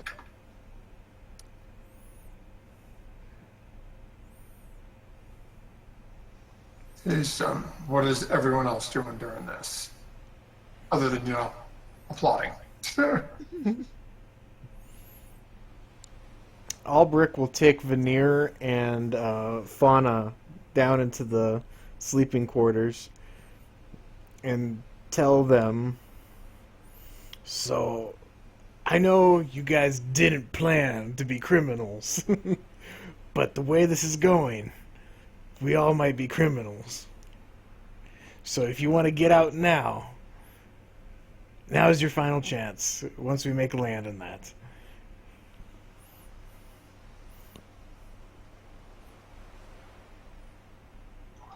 As I said before, I'd rather stand by the person I like, but considering all things, he's probably not going to care much. Albert will just look. So all funny business. Who is it? Is it Tarhoon? I think it's Tarhoon. You're an idiot, Cobalt! And she storms out, doing her best not to cry. She's had it. Albert will look at Veneer or Sorrow, and it's Tarhoon. I can feel it. Oh, he's not even here. No, he's not, but I'm pretty sure he would look at you and say, "You are an idiot." I'm sorry I got us all on the verge of being criminals. It wasn't my plan, but that's why I'm letting you guys know that now would probably be the good time to part ways if this is what's going to go down. Oh, okay, you know what? That I am not comfortable rolling for him, so you're gonna wait till he returns. Oh, I'm back. Sorry. Welcome back. You just called Albert an idiot for not realizing that it's him that she likes.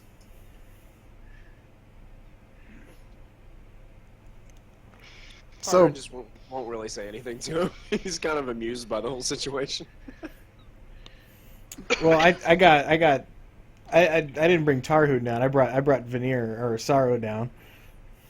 Okay, what was said about me? So I said I told Fauna, no joke. I think it's Tarhoon that she likes, and she got mad and stormed out and called me an idiot. Then I looked at you and I was like, yeah, I'm pretty sure it's Tarhoon. No, you idiot. Look, I'm sorry for being an idiot, but it's not my fault that I'm gonna get you guys all criminals. Sure, I could be an idiot for that, for not mentioning this sooner, but if you guys want to part ways and leave me behind, I will totally understand. This was not your guys' fight. At which case, Blitz, from here on, I'm going pure telepathy towards him. Okay. And just gonna say, It's gonna be an intense glare, and it's just gonna hear in his head. Open your mind and realize that somebody actually cares about you. This is not a joke. You Sure. overgrown salamander. That's Tarhoon. No.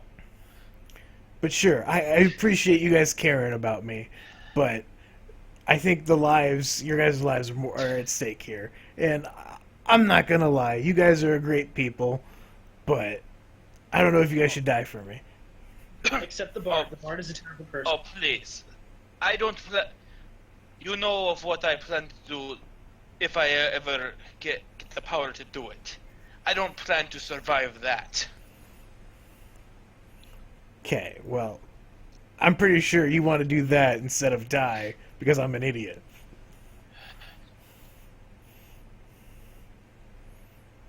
We live as a party or we die as a party. And if Connor finds out they're actually after the gun, he's out. He's gonna sell you out. So I have my backpack on me. I have the gun on me, so it's just in my backpack, and it's gonna stay there for a bit. But Albrecht would just look at Sorrow and, well, that's touching and all, but I don't know. This shit's gonna get real, so. And we will deal with it together. If you say so. Since when does the group quote-unquote hype man back down from this? Well, let me put it this way. The Navy's no joke, and even when the attack on the ship happened, it was a bloody battle. It was indeed a well-armored vessel. But the price we paid was well worth the technology that was on that boat. So, the Navy, really, really strong. Now, Blackbeard probably also wants what I have. So, either way, we are fucked by either the Navy or Blackbeard. So, these two forces are really far up there. Well, then I will see you in hell. And then Veneer or Sorrow walks away. Albrecht will just kind of find a spot and just kind of lay down, just kind of mulling over some options that he has. Connor will go down under to sort of get ready and find a good spot to sleep.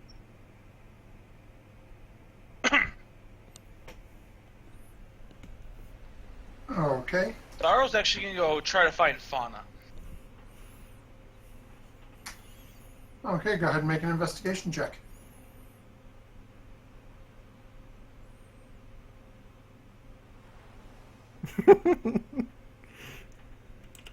Nice. Huh. Hey. Stealth couldn't have been that high.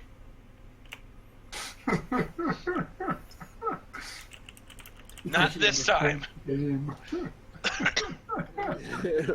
Takes you about 15-20 minutes of searching beneath the boat and the bottom, basically the bottom scrounges of the boat, dark corners.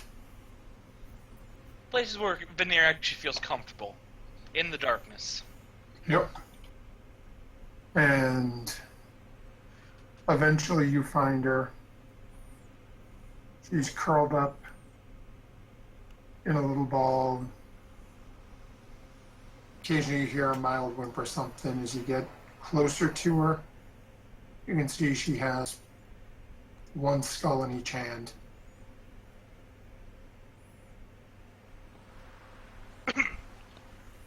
Let's walk up. Are you alright? Why do you care? No one else seems to fucking care. Just leave me alone. I'm gonna be here till morning. I'll do the stupid stuff that the guards want me to do and get this over with. Really? You're going to give up that easily? He doesn't fucking care. It's because... I'd just rather be left alone with my skulls if he doesn't care. He doesn't care because he thinks he's going to die. And he I'm doesn't still want going us to to be fight for emotional. him, even though he broke my heart. I'm still going to fight for him and do my best to make sure he survives, but I don't think I can make him see that I like him. And she's crying just all over, setting her skulls down so she doesn't break them. Yeah, Sarah, are you as a person okay? Because this is a lot like that one time on the campaign I had. Yeah, I'm fine. I'm crying a little bit, but that's because I got into my character a little too much. Nice going, Zach. You made her cry. Oh my god, I feel like a horrible person. You are a horrible I'm gonna person. burn in hell. Well, we already worry. knew that. Hey, you'll be in good company. We'll all be there. Well, not all of us. We minus one paladin.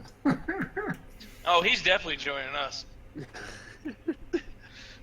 And the bard's gonna sell you out if he finds out you're there after the guns, so he's not gonna be there with you. Anywho. Look. I have never felt the feelings that you are feeling now. I understand that, so I cannot be much of help there.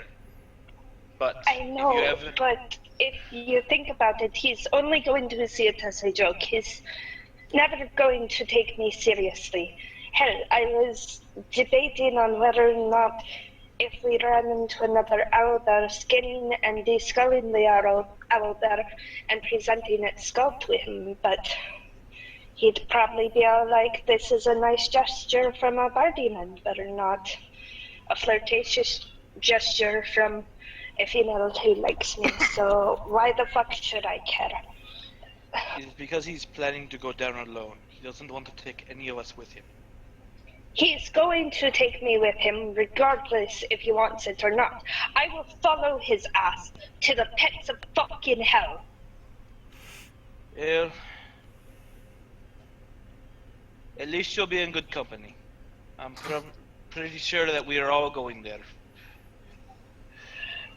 You can say we're all going there, but so help me if he dies. I don't want him to be alone. I want him to see that he never was alone, and albeit the elf, or myself, is not the brightest of elves, I still want him to know that I cared for him on a deeper level than just a party member.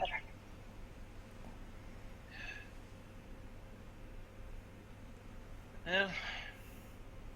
And then Veneer's gonna go over and just sit by her, but not right next to her.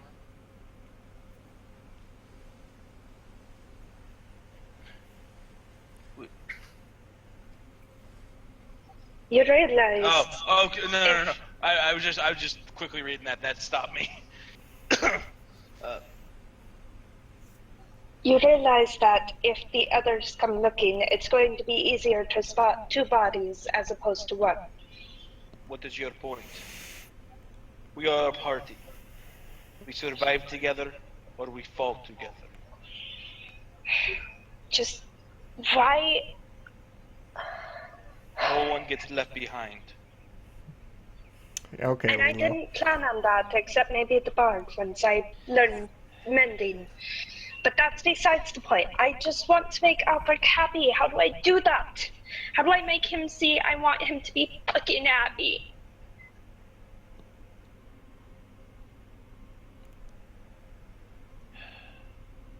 That is something I cannot answer for you. I do apologize for And that. the minute I ask him, he's going to be all like, ha, that's a funny joke. and I'm never going to get a straight answer out of him. I'm just going to be left with, I think he likes dead owl better, but I don't know, and I don't know what he likes besides the boomstick, and I can't fix the boomstick. I can't do anything with the damn thing.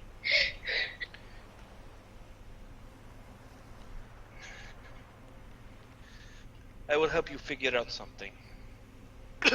He's not going to believe you either. He's going to think it's all an elaborate joke made up by the fucking bird.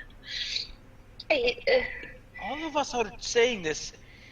We don't do what the bard says. That is insane. Even he could see that. Yes, but he also thinks he's a monster. Did you not see him pointing his arrows at me when I called him cute or handsome? What am I supposed to do? What other words should I use? I don't want him to kill me, but if he kills me for me telling him I like him, then so be it. I'd rather die by his hands than anyone else's at the party.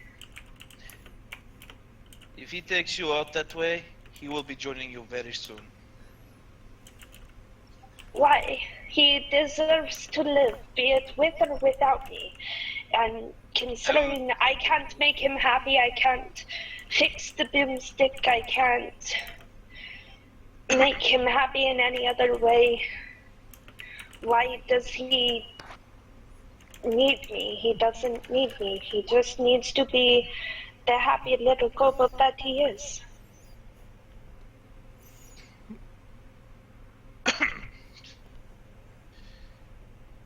Better to be with loved ones in death, if not in life.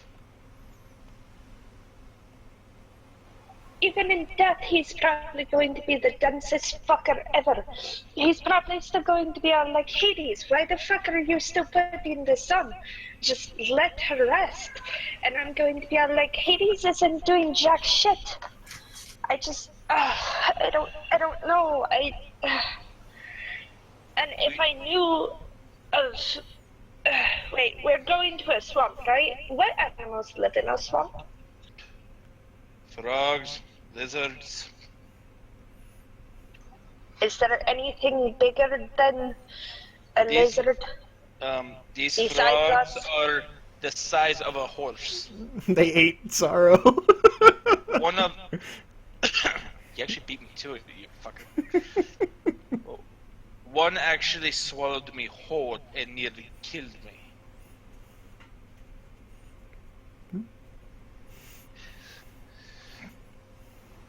But don't worry, we will find some way to get through to him. All I know is he seems to like the bones of the things he kills, much like I will keep the things that I kill or certain parts as trophies, but I would even give up my deer skull or my blink dog skull for him as an offering, but I can't. I don't believe he'd accept it, and I know not what to do. Why are you still talking to me? There's no point. The kobold doesn't like me.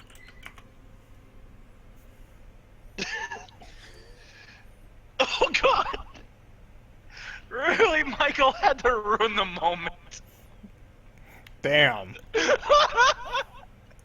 Alright, Sarah, sorry for breaking character on that one.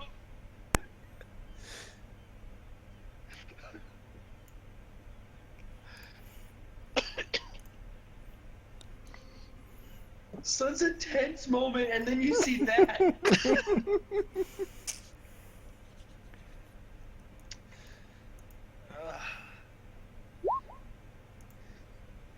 How's everyone holding up at the moment? Well, I'm a little broken right now. Just trying to compose myself. I'll be honest, I'm more thinking Sarah than you. Oh. Yeah, Sarah, are you alright? Yeah, I'm fine. I'm sorry. No, don't be I sorry. think You I'm got into it. getting It's too far into my character and crying and then not crying and then crying again, and it's gonna be a mess. I'm sorry. Oh, don't be. It's part of the character. It's more just want to make sure you're good. Yeah, Brian had to do that a couple times when he was running because I randomly started crying. And he's all like, hold on, are you okay? And I'm like, yeah, I'm fine. And he's all like, dear Lord, this is terrifying. She went from crying to smiling in like 6 seconds. Okay. So Well, after this, what do we say we take about, let's say a 5-minute break? I could go top up my drink, and all right. I think we can all use a couple of moments.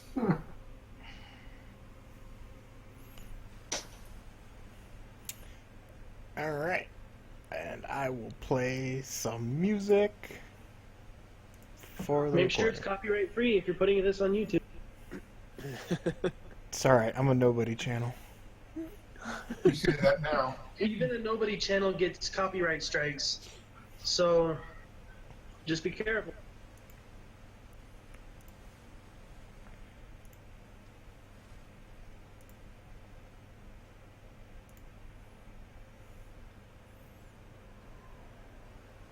Find coffee near work.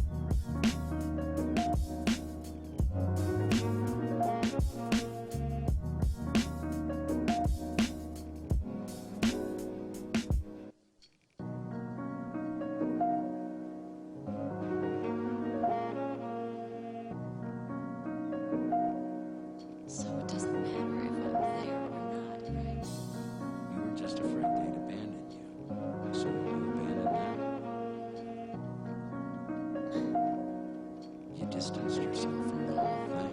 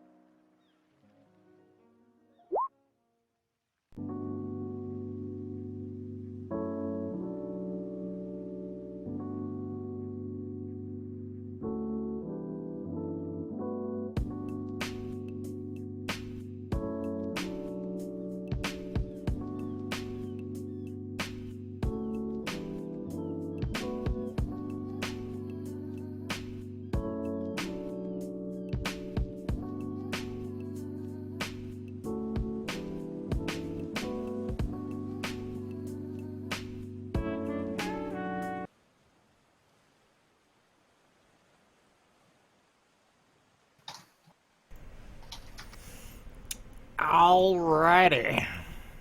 I figured you go back when I call you a lizard midget. I see how it is. See, this is why it can never work. Everyone makes fun of me, so Fauna would get made fun of. Hey, every beauty needs their beast. Okay. That's almost touching bland. Yeah, no shit. Almost. Anyways, I think Brian wanted to finish the scene for some reason or another. He didn't tell us why. That way I can't give her time to counter it. Then before scene end and we go to day, he'll look over. As someone who has fallen into darkness, believe me, I know what it's like to be alone. So please, don't give up on things just because they look bad. Did you not hear me? I'm not giving up on the stupid kobold. It might seem like I am, but I'm just going to do my best to fight by his side, ignore my own feelings for now, and maybe at some point he'll be so covered in skulls and other bones he won't know what to do, or I can possibly knock him upside the head with my rapier. You might need a club for how thick his head is. There we go. I didn't plan on hurting him. Well, then knock some sense into him. Then why don't you do it, Mr. Warlock? Since you seem to know almost everything except love. I don't have the strength for it. You would need Tarhun's strength to knock that much sense into him. The paladin is not going to do that. The paladin is the good guy, I think. What is good and what is evil? How do you define what that is?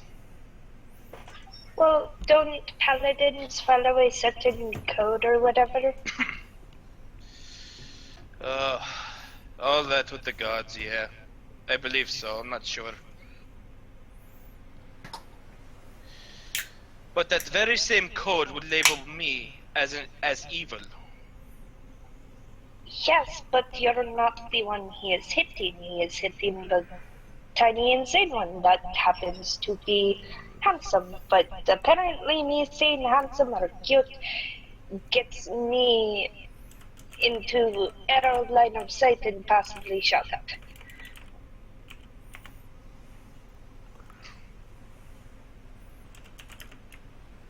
Well, Eventually, he will come around. I have faith in that. Oh, Blitz. Sarah also had a question for you about the persuasion check I rolled when you were talking to her about during the scene. Okay. I don't think he remembers what it was for. I didn't even notice when you rolled it. What was the roll for? Basically, to reassure that Veneer has her back and will help her in this. Okay, so. And then maybe just expand it out to the entire scene. Yeah.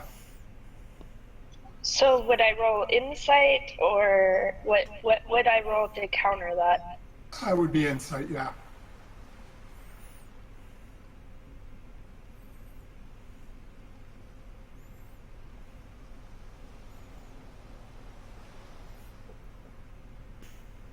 And this is one of those ultimate bromance moments. This is your newfound adoptive big brother coming to your aid in your time of need.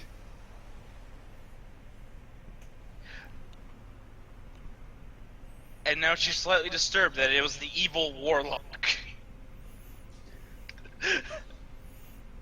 Who just asked her what is evil and yet refers to himself as evil. That's only because Veneer knows he's evil.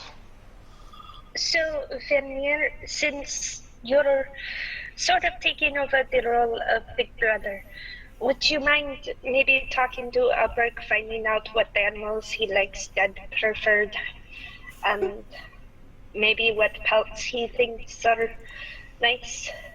Maybe I can scrounge up something while we're over here, make it into a coat if we survive for him. Sure, I could do that.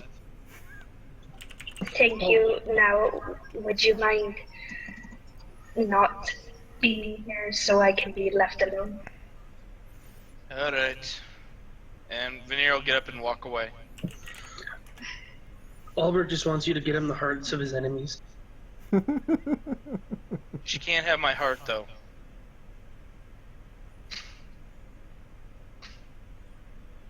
Okay, so that being ended, Tarhoon, I noticed you were tearing the ship apart looking for metal.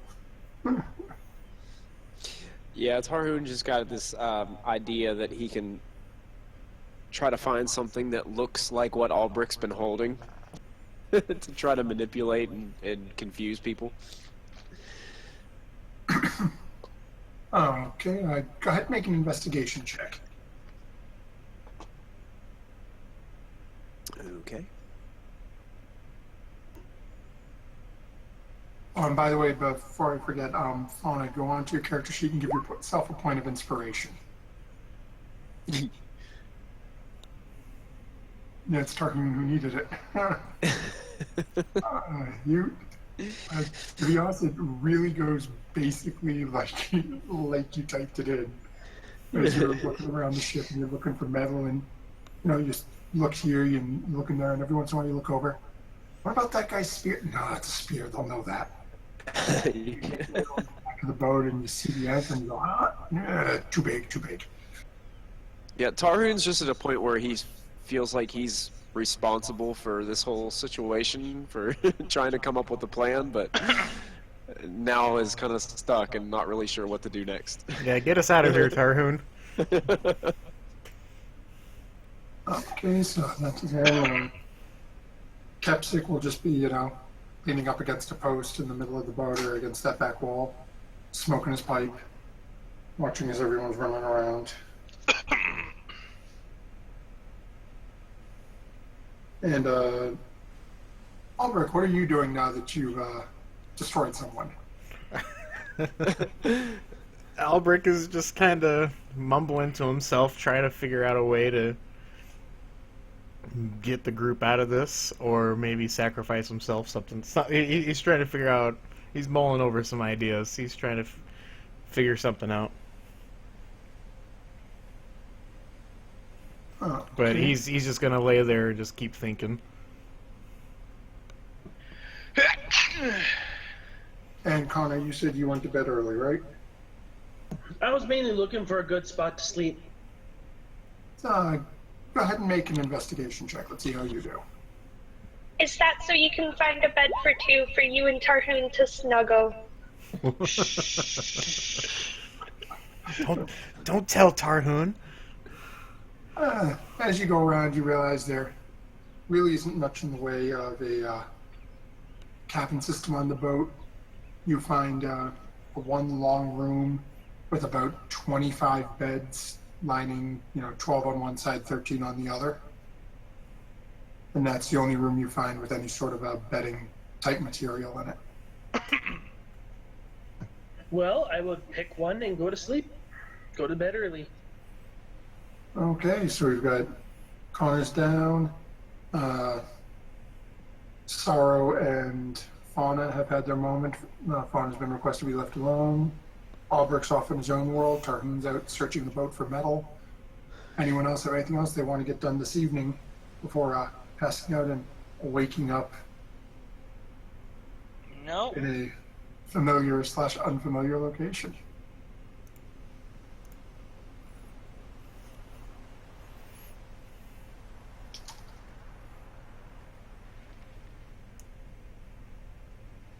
Okay, so you guys check out for the evening. Come to consciousness in the morning is for depending on where you crash down, some of you may see the sun coming up, some may be getting somewhat shaken awake by the military coming into badger you guys. As you come to consciousness and everyone slowly makes their way up to the deck of the ship, you see the bald-headed guard standing there, relaxing for a moment, sharpening his sword a little bit. The three guys he brought with him with the crossbows, getting all their stuff set up and ready for the day and their big adventure with you. What does everyone want to get done this morning before heading into the swamp?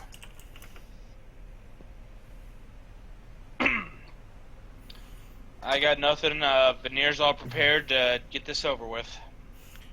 Do you think they noticed me making bullets for a gun? Do you think it probably wouldn't be smart, huh? No. What's that for? Just a project.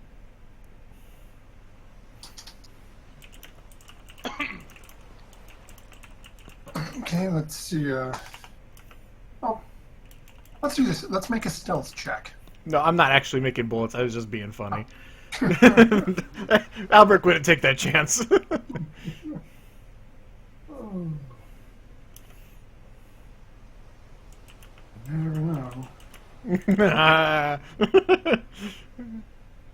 I'll take my chances with my longbow. Okay, let's see here. Something. Okay.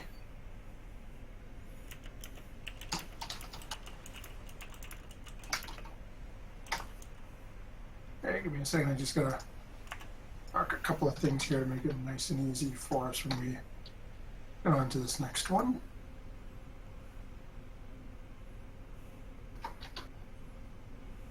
Oops. Oh, gonna make you pay, gonna make you pay. Hi, how the dare you? Gonna make Albert pay.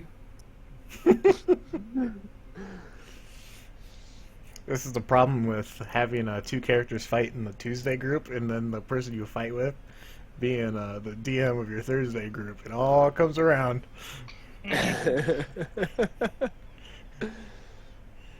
Stupid Alex and his doing his whatever he wants, trying to blame Helmer. I got him. I can get him killed right here.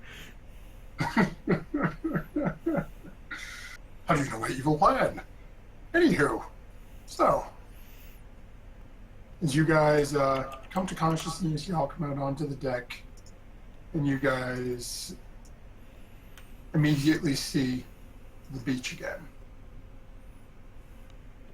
Oh, joy. the exact same beach that you landed on so long ago when Albrecht initially threatened to murder Sorrow with a gun to his face. Yeah, I'll look over at Ulbrich. Ah, the memories, eh? Ah, yes. That time I almost killed you with a bow. As yes, Hey, Albrecht, Hmm. can I speak to you alone, please? Albrecht will kind of look around at the soldiers people and start walking towards her to see if they're gonna make him like stop or anything, or oh, there landed the bald-headed guy and the 3 archers. Have already stepped down and they're down the plank. This boat is now pulled right up next to, as close to the shore as they can. They're going to plank down. You'd have to walk through probably about a foot of water to get to the beach, but they're already on the beach near the tree line waiting for you. So you guys could either stay up on the boat and be near your party, or you could head down and like head into the water and towards the beach a little ways and sort of be in between the 2 groups and have your private moment if needed. Albrecht will just follow wherever Fauna goes, thinking that she has a plan. Let's make it right on the beach line where they're still both standing in water, but like the beach is like a step or 2 away from them. So, Albrecht, why don't you believe me? Believe what? I believe you'll fight with us. No. And as she sort of like brings her palm to her face, she takes a step towards him and wraps her arms around him, pulling him into a hug before gently lifting his chin up so she can lean down to kiss him, and she puts all of her feelings into that kiss. Albrecht. Do I have to roll anything, or? That's how she gets sneak attack. all the psychic damage. Oh. Oh. As Albert falls unconscious. I'm gonna say, oh my word. Let's see here. I'm gonna. What the hell would this even be? I'm gonna go say either persuasion, maybe performance. Keep in mind you do have inspiration if you want advantage on it.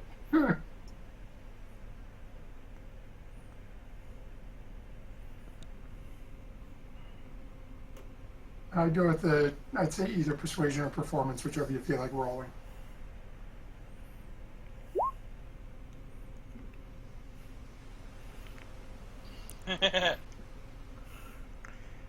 Albrecht is stunned. Can you feel? And I just asked her, she said she did not use her inspiration for that. Albrecht's eyes will just kind of get all like deer in headlights, big circles, just stunned. She sets him down and sort of crouches down to eye level with him. Do you see now that this is not a joke? Albrecht's still stunned. he's just kind of staring around. Or he's like he hasn't moved at all. His body's like stiff. He's in pure shock mode. And then he kind of. As you notice that as this has happened, and you're staring at him and trying to talk to him, and he's got this look of shock, but at the same time, it is not an unhappy look. As he stated, his whole body is stiff.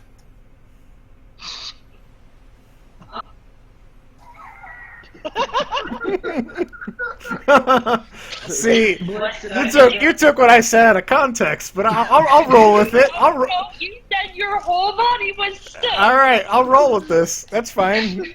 Would I have to like roll a perception check to notice that, or I'm just curious. Warning to anyone who is watching: this is an 18+ part of the video. Go ahead and make a perception check if you want, Fauna. Oh, please, net 20 this. Did I see her kiss him? Damn. It's okay. Fauna, you can. She said that she I'm used her gonna use my inspiration. inspiration. Given it'll be good for the story, I typically have to say it before you roll it. But go ahead, we'll let it stand. So yes, you're aware. And yeah, for Connor and anyone else up on the boat, they're down at the bottom of the plank, probably about 6 to 10 feet further, right at the edge of the beach. It's not like they're hiding. All right, I still have a point of inspiration from when you gave it to us way back when. I'm going to use it, and I'm going to roll a performance check with my fiddle to play a love tune and to sing a love song. Oh god, here comes Barry Manilow. All of a sudden, the hand starts twitching and he gets killed. 24 because advantage. So as this is happening, very serenely and sort of peacefully in the background, Fauna, we're not sure whether or not Alberic's brain is turned back on yet enough to notice this. You start to hear a very sweet, romantic melody of a string instrument coming through. Would she know it's the bard doing it?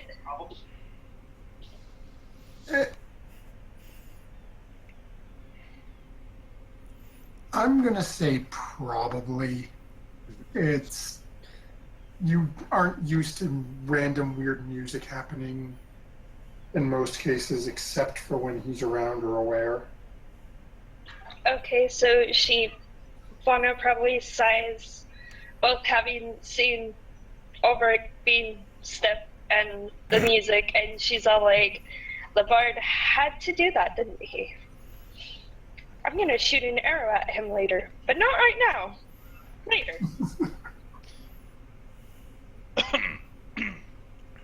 So Albert will start. As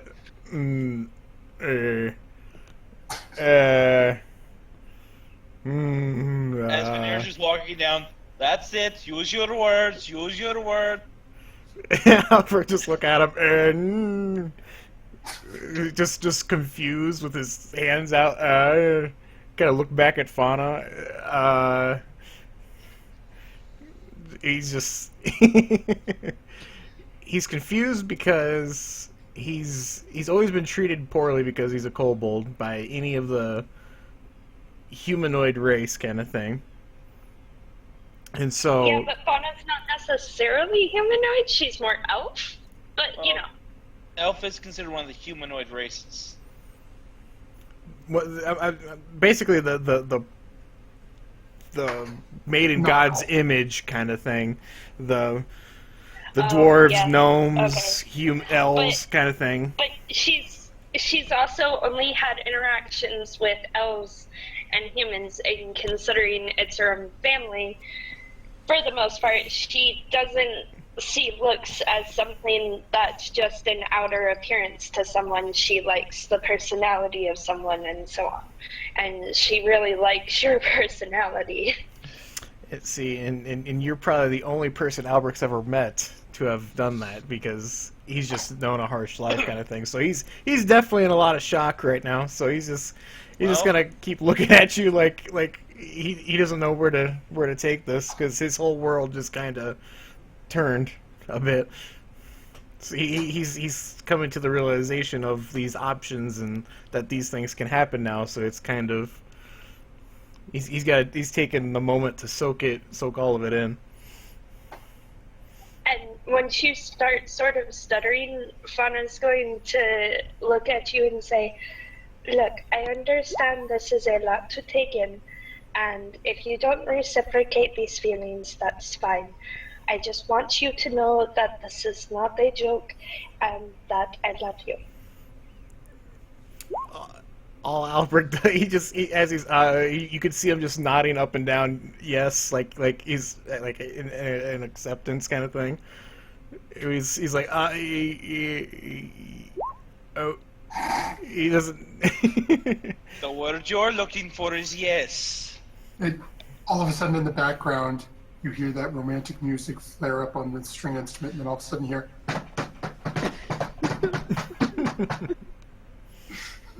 with some slightly offbeat drumming in it. And Albert will finally get out the words yes, and he's just kind of like nodding, not breaking eye contact with Fauna. She breaks into a smile and tears start rolling down her face. She's so happy right now.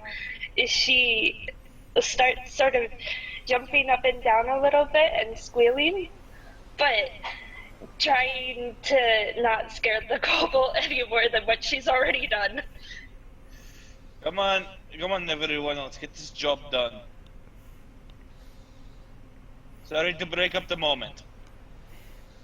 Connor hasn't stopped with the romantic music.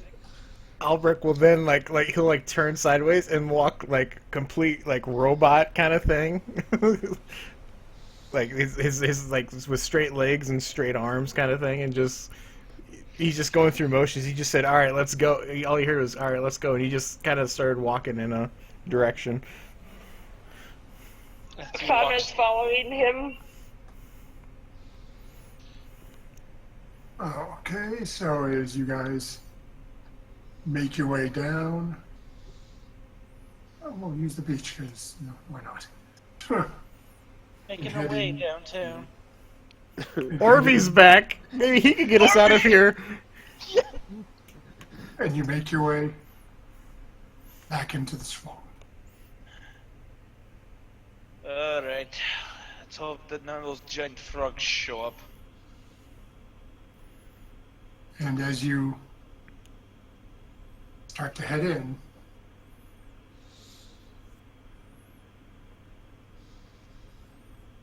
you start to hear once more the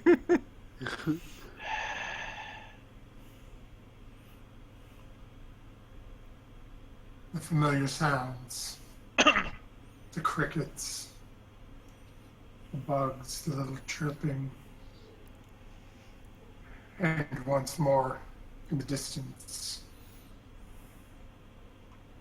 that same croaking sound. Veneer takes to the air, or Sorrow takes to the air. He ain't dealing with that shit again. Okay, so as you guys notice, Veneer, and actually for Fauna, this is the first time you're actually seeing this. The two wings that have always been sort of pressed tightly against Veneer's back all of a sudden flare out beside him as he flaps and takes off up into the air. How high are you flying? 20 feet up. Oh, okay. So, wait, you can fly? Yes. Why haven't you flown before? I try not to use the wings for certain reasons. But I hear those damn frogs again, and they are not eating me alive again. So, At that point, Tarhoon's eyes light up as if he just got an idea.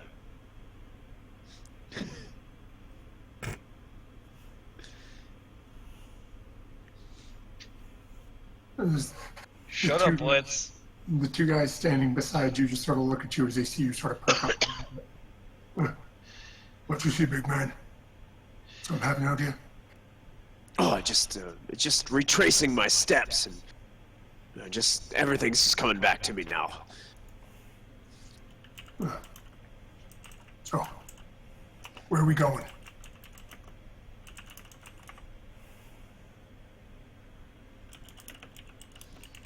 Well, you see, we need to go forward just a little bit to the right.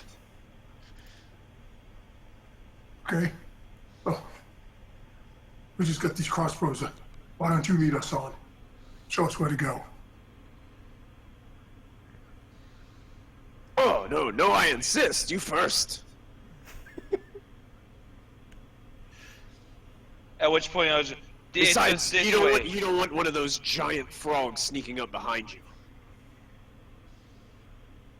That being said, this guy immediately turns around. Giant frogs? Oh, they didn't tell you about the frogs. No. Oh yeah, frogs bigger than elephants. They live in this marshland. Ask Veneer, he knows. He looks over at Veneer and then up as he notices he's flying in the air. And for good reason. Not going to happen again. Oh, did you hear that? Oh, they must be close.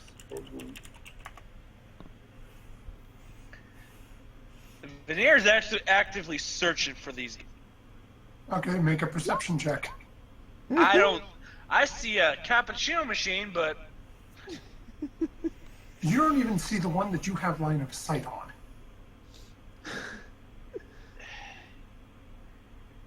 yeah.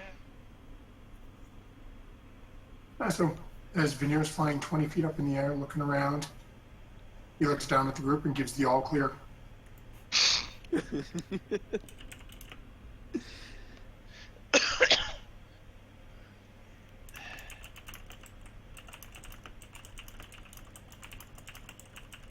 So what's everyone doing? Please lead the way. Lead the way. I'll cover you. Albert, I'll go. And then as I see it over there, all right, I'm up here. You guys, you get up here. Who are you talking to? I'm talking to the two guards.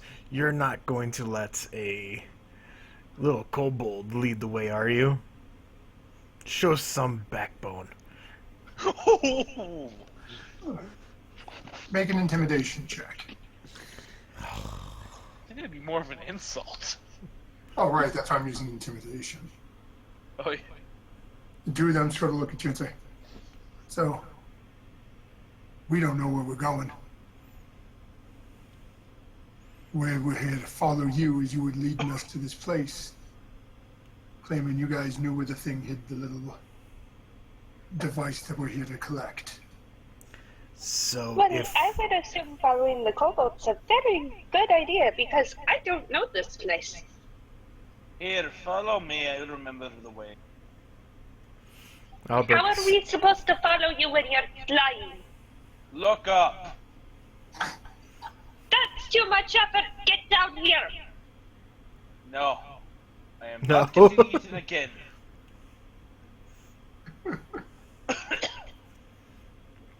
Albert would just look at the two. So if we die, who's gonna lead you We guys won't to die. the object? I was talking to the two guards. Oh, okay, sorry. No, I was telling those two, if we lead and we die, who's going to lead you guys to the object?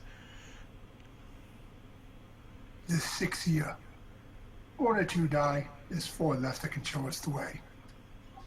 And what if all 6 of us die, Sir Guard? Then what? Good point.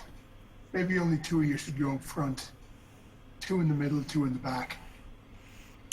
Albert will throw up the hood to his cloak, and he'll move over into like the water right here, and then be like, and then slowly put like purposely fall into the water and just like stay underneath the water.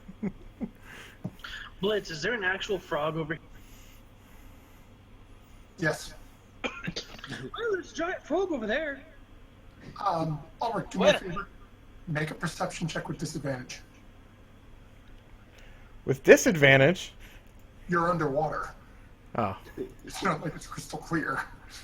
Him Axor. If you're up above, it's the foggy, dark sort of swamp. You'd be fine, but I have a question. sure. Since Albrecht said he wanted to go in the water and just sort of stay there, like, would I roll a strength check to try and drag him out, or? Yes. I swam down. I'm gone.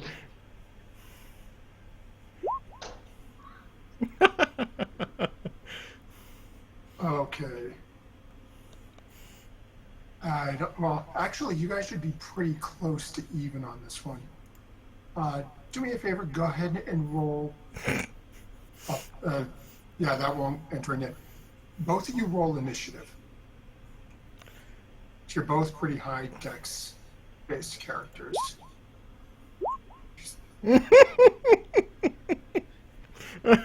Sarah has the higher initiative modifier. I wasn't planning on her having a 10. Okay. You took a feat for it. Ulrich, as you go diving down, and you disappear under the water, and you start to swim down towards the bottom, because this is one of the wider sections. It goes down a good 7 or 8 feet.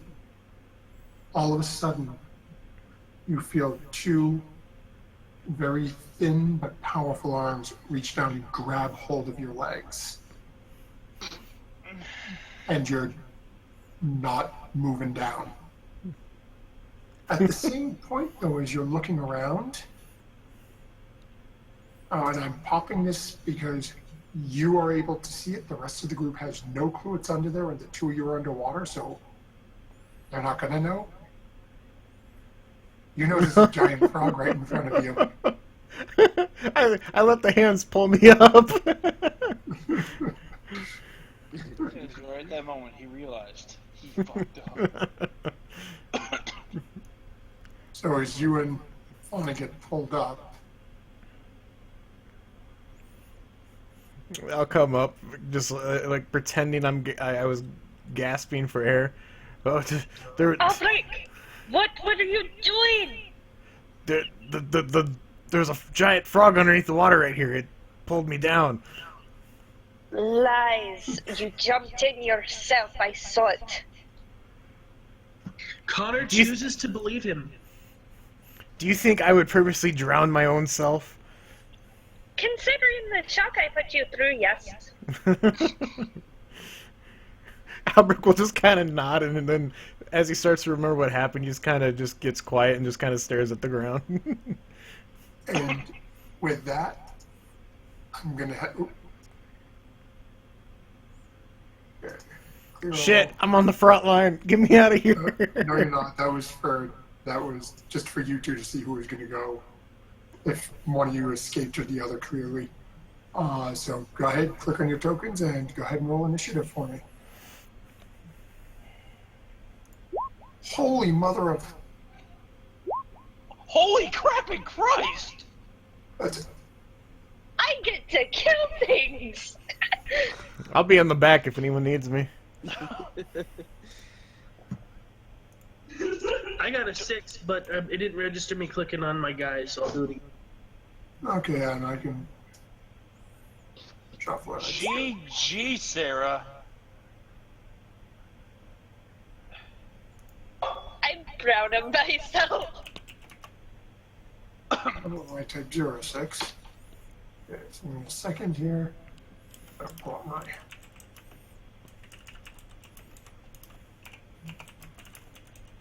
Gotta start rolling initiatives. This is gonna be like that one fight. This is gonna be like the last time we were here.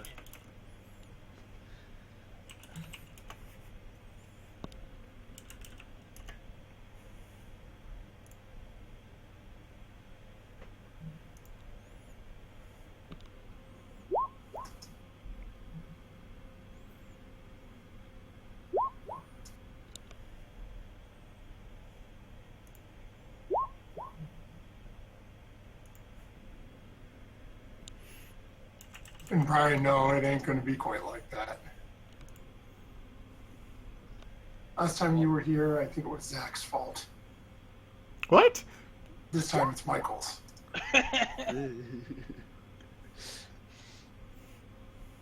Okay. Oh, that's right. I blame the schools. And you know what, Delvin, I'm just Well, going we to... don't have our gnome here.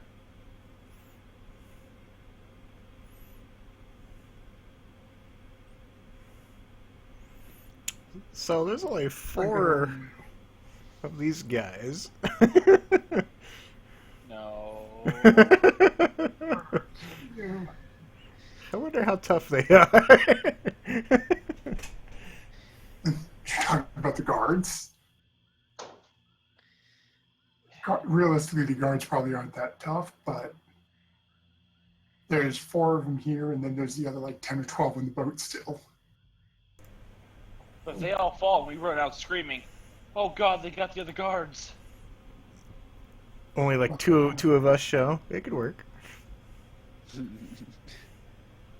There we go. Okay.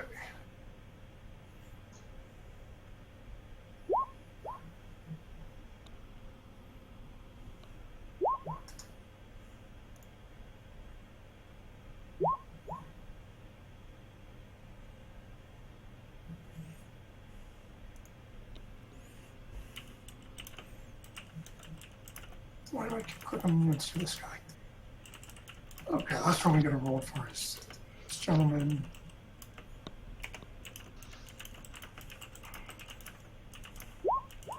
Oh. That is entirely too many things I just had to roll. You sure? Did you have like one more to roll? We better shove before he starts making this harder. Hey. You really don't want this any harder than it already is. I can fly this time. That's been taken into account. Yeah. Oh shit. We start with fauna.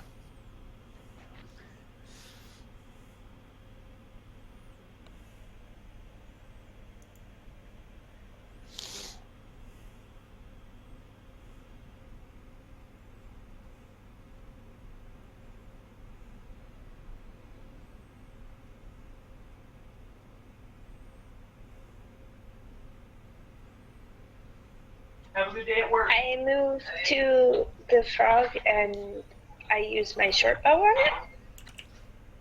Okay. Tell me to take it in there. Okay, so go ahead and roll your attack.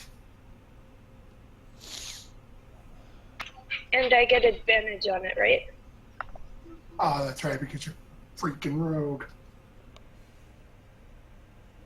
I told you how much I hate rogues.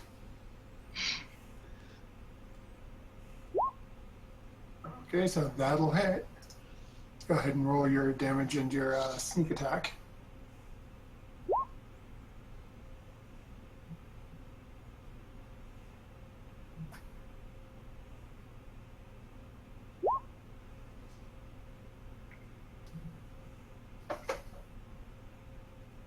Okay.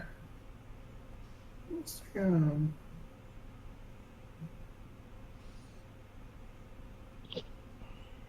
what you have.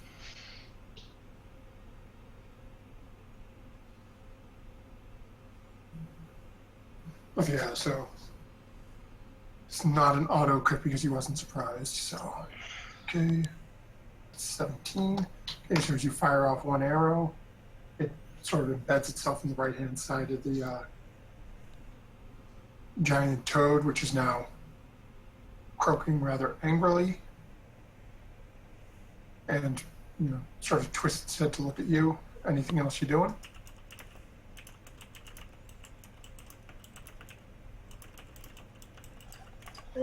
No. Okay. That brings us along to our next combatant in the turn, which will be Tarhoon.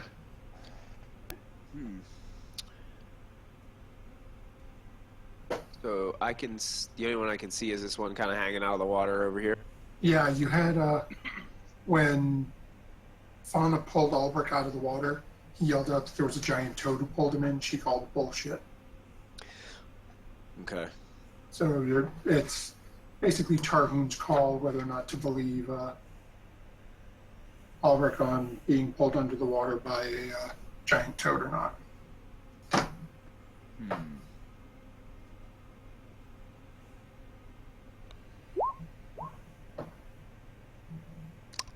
Nope. So he's completely bullshit. Fauna.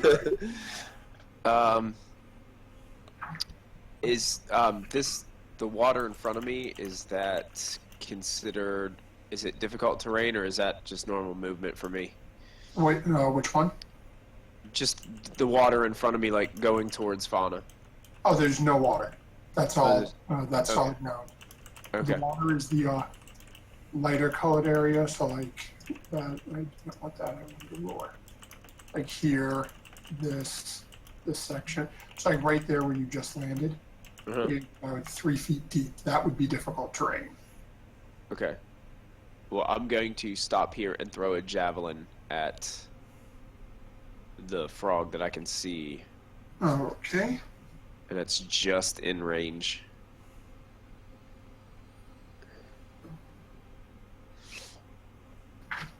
Go ahead and make your toss, and we'll see what happens. Hey, that is actually enough to hit him. So it's now that this poor toad that is minding its own business has got an arrow sticking out of him, and now a javelin. And, you and Fauna, who are up nice and close to him, can tell he's not in the greatest position right now. And that'll end my turn. Okay, so that'll bring us up to our first little guard here, and see you guys go charging off. He's going to come charging up in between you two. And pull this up. Fire with his bow here.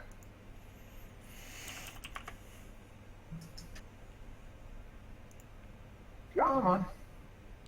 Wow. I think I just killed. No, I did not kill my own critter. Thank you.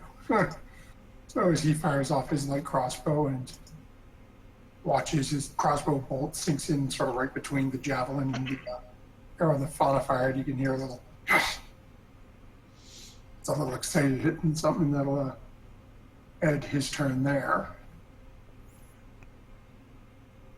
As that brings us along to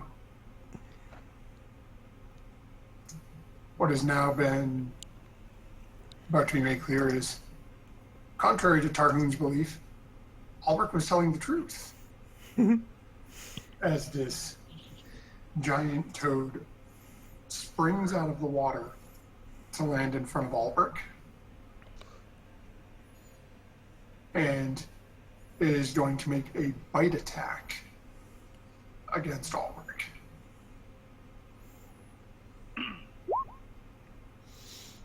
Might hit. Okay. So Albrecht, you are going to take 5 points of piercing damage, and you are resistant to poison, right? Yep. Yes, you'll take 2 points of poison damage. And then you're being bitten. Let me double check. I'm pretty sure you are now restrained.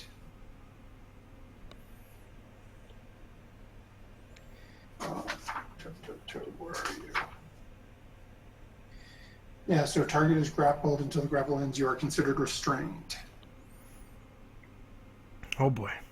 And that will end this toad's turn. Did Fauna see the toad bite at Albrecht? I'm just curious. Make a perception check. 'Cause right now you're focused and firing on another toad, so I'm doubtful, but.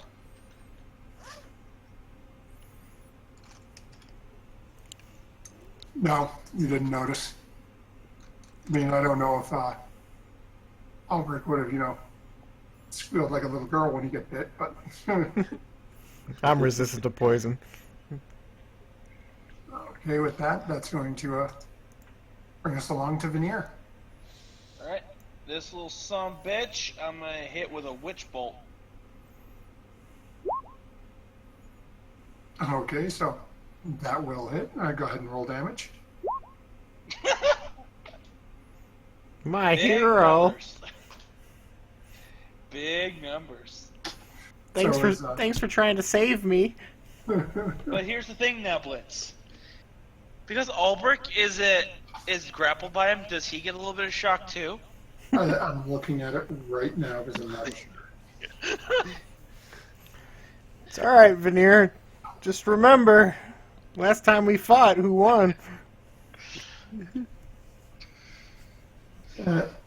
Shocking, huh? It doesn't say, and it's only 1 damage. I'm going to say no. No, if it had been like a 20 damage, I might have said, yeah, maybe he'll take 1 or 2. That's a major shock to this thing. Basically, you rubbed the balloon against your hair and poked it. Yeah.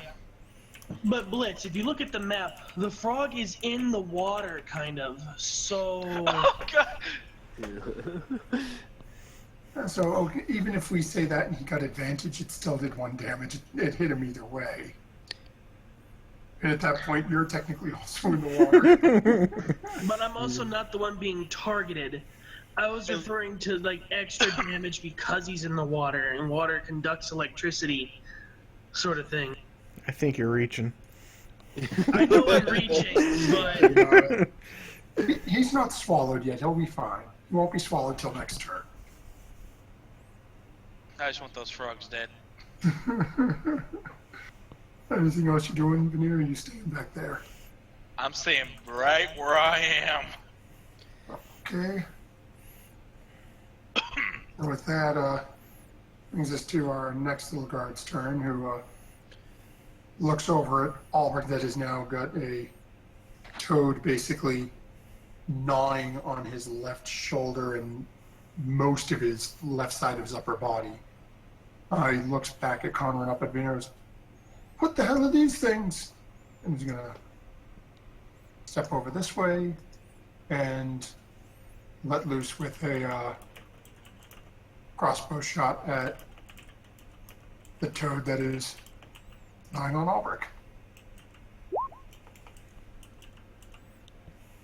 And that'll hit. And he does 4 times the damage to it that Veneer did. Go fuck yourself. God, we should bring him into the party instead. And with that is, much like the other guy, you see the arrows sink in. He's like, "Okay, we got this."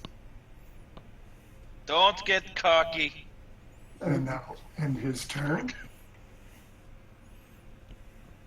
And that's going to bring us over to big boy over here that Fauna, Tarhoon, and the other guy have all decided to make friends with. So unfortunately, I don't think he's going to be able to get close enough to them to do anything about it. 5, 10, 15, 20. He can only get there.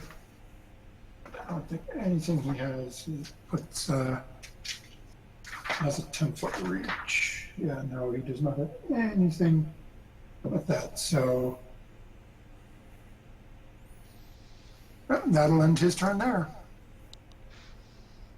I'll bring us over to our little main guy here, who is gonna charge up beside the thing that's chewing on Albrecht. As much as he really doesn't At least somebody cares. care too much, he realizes that the more of you that survive, the better his odds of getting what he needs from the whatchamacallit, from down there are. So he is going to make 2 attacks with his scimitar against this toad.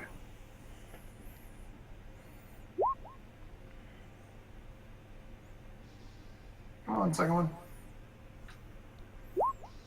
Holy, really? I don't want to crit my own critters. Okay. Too bad. You know. So, Albert, as you sort of trying to pull your shoulder out of this thing, all of a sudden you notice Veneer give it a little shock, an arrow hit it, and then this bald-headed guard that was giving you guys a hard time comes up and takes 2 swings at it with the scimitar, carving deeply into one side of it. And that'll end his turn.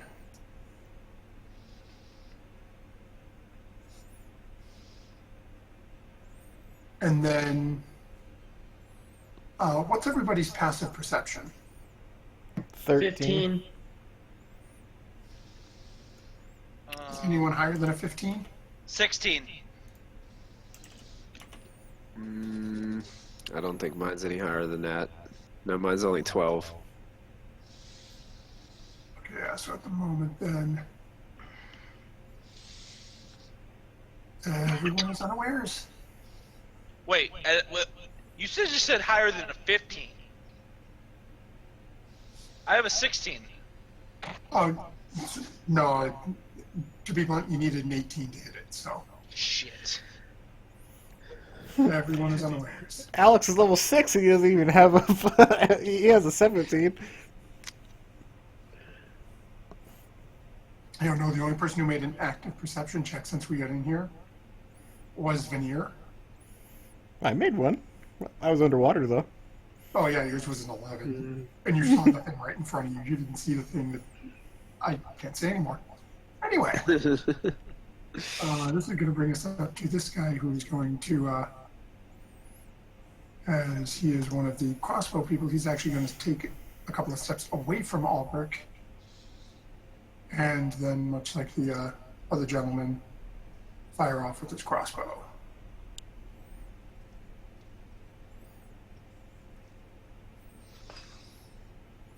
And that is an epic failure. The crossbolt, or the crossbow strand, breaks. Normally I'd have, if it was one of you guys, I'd have you roll to see whether or not you hit each other, but with what else is coming, I'm not going to be picking on you with NPCs. That'll bring us over to Connor. It's the Knuckle of E's revenge. Who are you mocking, Connor? The frog that ate Ulbrich, I'm sorry. Like, okay, What? he mocked somebody, he might be mocking Ulbrich, I'm not sure.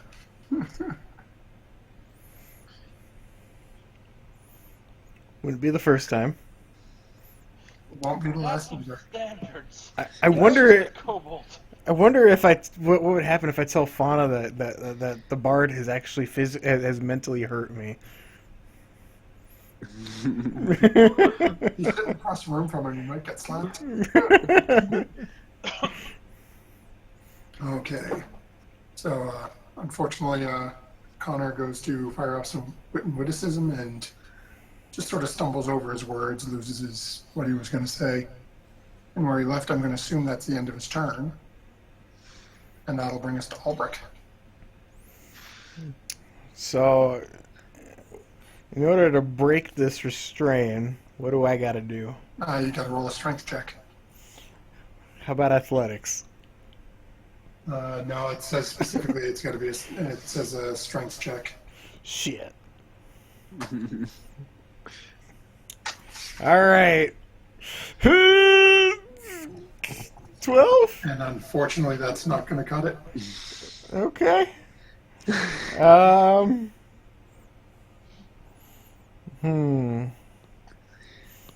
So I movement 0. I just used my action. I don't think I can do anything else. I guess can I like bonus action stab him with a short sword? No, you'd have to have multi-attack here. I don't think you have it yet at this level. That's Well, I've got offhand short sword. Yeah, but that's part of your attack action. Oh, When gotcha, you make the gotcha. primary attack, you get the offhand as a bonus. In order to Gotcha. make a attack at this point, you'd have to have second attack. Yeah, no, So at this that's point, fine. I don't have. Yeah, the fire doesn't have any bonus actions at this point.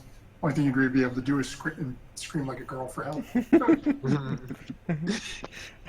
Albert was, oh shit! Hold on, we forgot somebody. Forgot a roll for Kepsic. Yeah, my uncle can help. Well, your dad's a little busy, so. I know. My dad abandoned me again.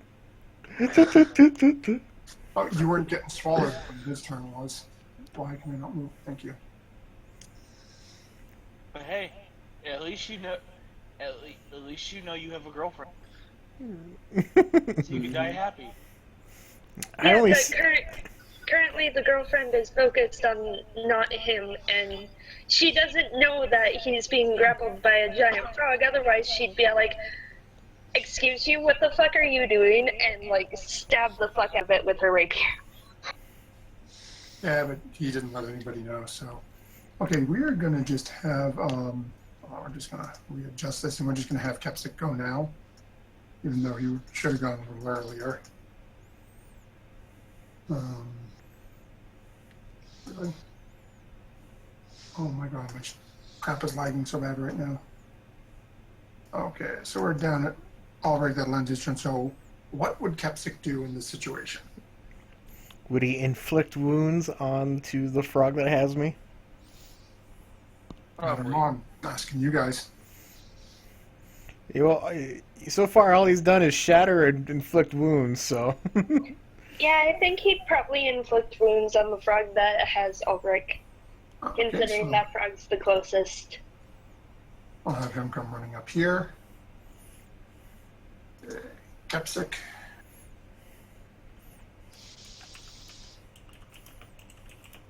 God, why is his sheet like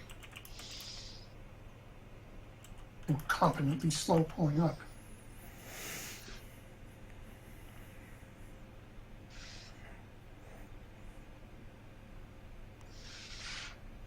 Do you want me to run Kepsic?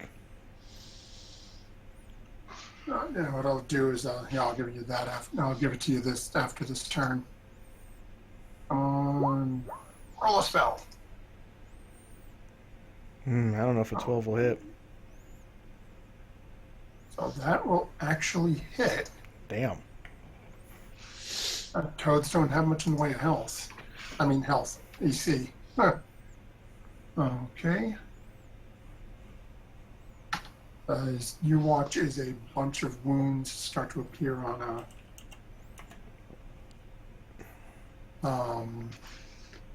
a bunch of wounds start to appear on the toad in front of you. And Afana, go ahead and roll a perception check for me. What am I looking for? Kepsic. Everybody else comes up so quick. His sheet is just like death for some reason.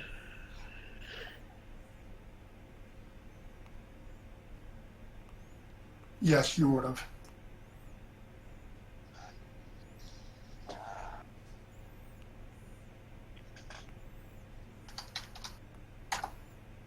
Okay. So for the time being, we now have a new temporary Kepsic. His name is Albrecht.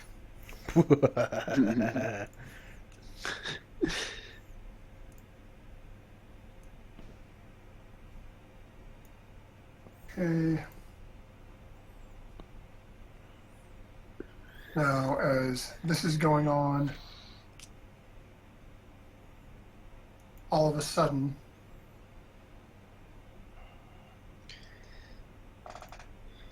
leaping out of a tree right here in front of Fauna and Tarhoon lands another giant toad. Oh boy. Wait, out of the tree? Yeah, leapt right out of the leaves in the top of it. It's in like a really black square, so I can't see it very well. You can't see this one right here? Like, I can see its legs, but that's it. Yeah, I got the same thing on mine. It's like there's something there that's blocking line of sight. Yeah, it's a tree blocking line of sight. Oh, wait, why is there a... Give me a second. There is no tree there, though. There you go. And God said, "Let there be light." And as this lands in front of Fauna, it's going to reach out and take a bite. Okay, and that is an 8. I'm assuming that's not going to hit.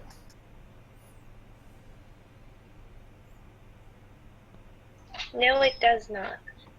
So as this thing leaps out of the tree and snaps down its jaws at you as it's landing, it hits the ground and just sort of shifts funny and misses you.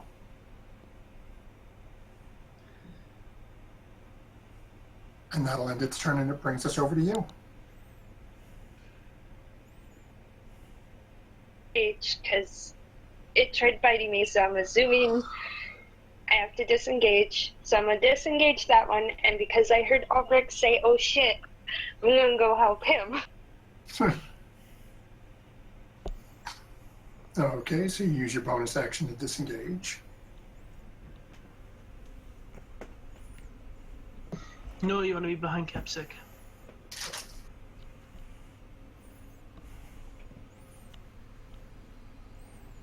Flank. And then can I use my rapier to stab it, or? Yep.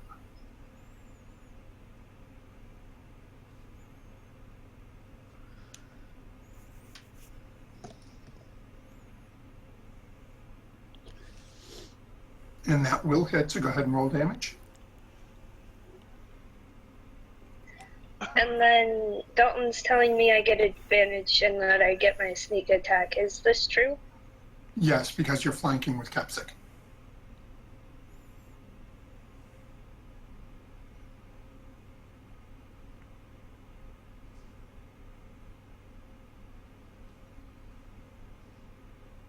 Okay, as you're beating on it, you can see it's got blood pouring out of, slashes on one side. Keps is inflicting wounds. The bolts sticking out of it. Now you running your rapier through it. It's in rough shape, but it is still on its feet. Anything else you're going to try to do?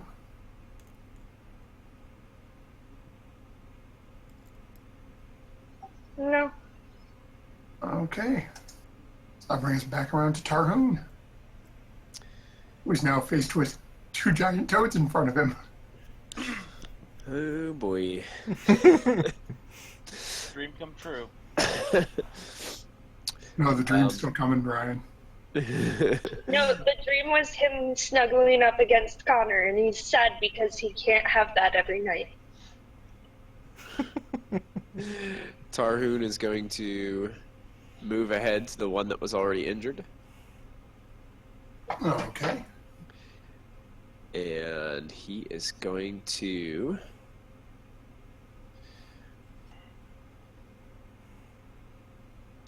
just go ahead and just hit him with his flail. Okay.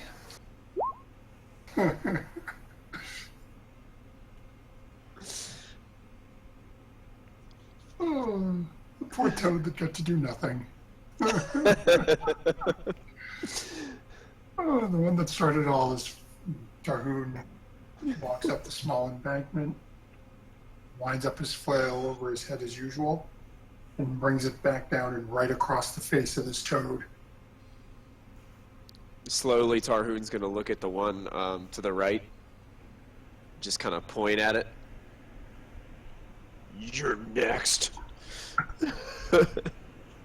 It replies with ribbit. Go ahead and make an intimidation check.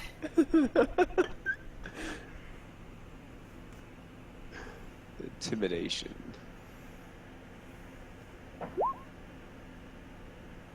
As it was looking over at you for a moment, it sees you after you strike it and you point at it. Immediately you see its head turn and focus on the guy with the crossbow in front of you. Okay, that'll end Tarhoon's turn. Okay, and this will bring us to the little guy with the crossbow, who, now watching you kill that and seeing this toad in front of him apparently focused on him, is going to take a crossbow shot at it.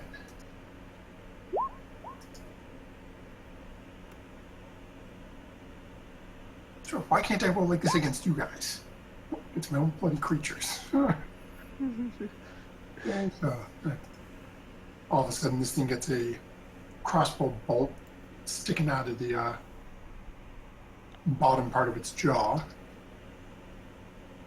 Bits of blood starting to drip down. Ooh.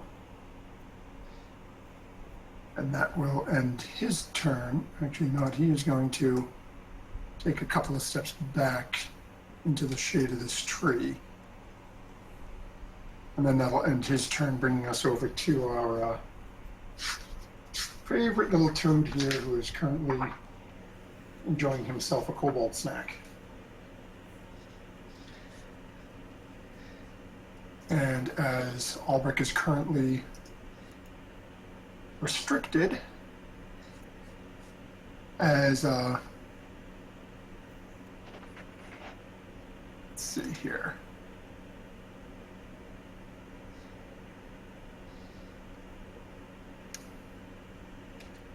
I believe if you're restricted, attacks have advantage against you, right, Michael? I think so. Is he restrained or? That's a word, yeah, not Restrained. restricted. I think that's it. I can't remember exactly. What if I have an AC of 18? Do you? I do, because I have that spike shield. Restrained. A restrained creature's speed becomes Yeah. 0. Can't benefit from any bonus to its speed. Attack rolls against have advantage. Yeah, and so it would not. creatures' attack rolls have disadvantage. So it would not hit if the attack hits. So you are still restrained. You still can't do anything, but you're not in its stomach. Alrighty then. Yeah, we're waiting till Fauna almost gets to you. Then he'll...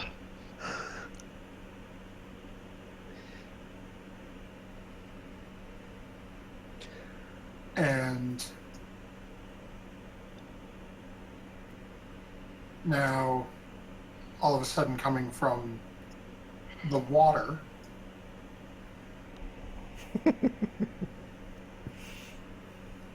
right beside, another toad appears, sticking its head out at Fauna. And is making a bite attack against Fauna. These things like to try and eat me, jeez. Join the club. And unfortunately, because of where he was positioned, it does not get advantage, so I don't think a 15 hits you, does it? I have a 15 AC, so it ties, so I assume it hits me? Yep, yeah, so that'll hit you. So you're going to take 1 point of piercing damage, 2 points of poison damage, and you are now restrained as well.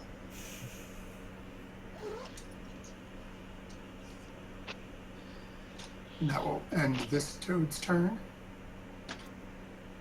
And that will bring us over to Veneer. I will continue the damage. I'll do like 40 so I can electrocute Albrecht. But it's concentration. I don't think you have Yeah, to roll. no, I was doing that just to get back to the damage. Okay, so go ahead and do damage. Okay. So, oops. Yeah, it's still on GM. There. That's Okay. twice the damage I got the last time. Sure. Got now. So as you guys watch Veneer, his eyes sort of sparkle a little bit, and he cackles as he goes full on Emperor Palpatine, 2 hands reached out at this toad, and cooks it. Albert, you feel a little tingly as this tongue is getting shocked and falls off you. Phew. Hey, I need some help over here when you guys are done saving the tiny kobold. Tiny. As you call that out, as it happens, this little crossbow guy will step out and say, "Don't worry, I'll help you, little lady." And then we'll fire a crossbow shot over at Toad. And gets nowhere. He looks and as the arrow sort of pops and gets jammed, and he's like, "Damn it. Somebody else will have to help." That'll end his turn. We're just going to get rid of that corpse. And okay. Brings us to Kepsic. Keep in mind that water is 7 feet deep. Yeah. And it is difficult terrain if he goes to walk through it. Well, I shouldn't say walk, you'd have to swim. He can get right here, right? And he's not technically in the water. Or well, at least not like in the deep part. Yeah, he's on the ledge. If something was to push him, he'd have a much steeper difficulty. But or if something was trying to pull him down, it would be much harder for him to resist it. But all right. Do you guys think he would inflict wounds again then?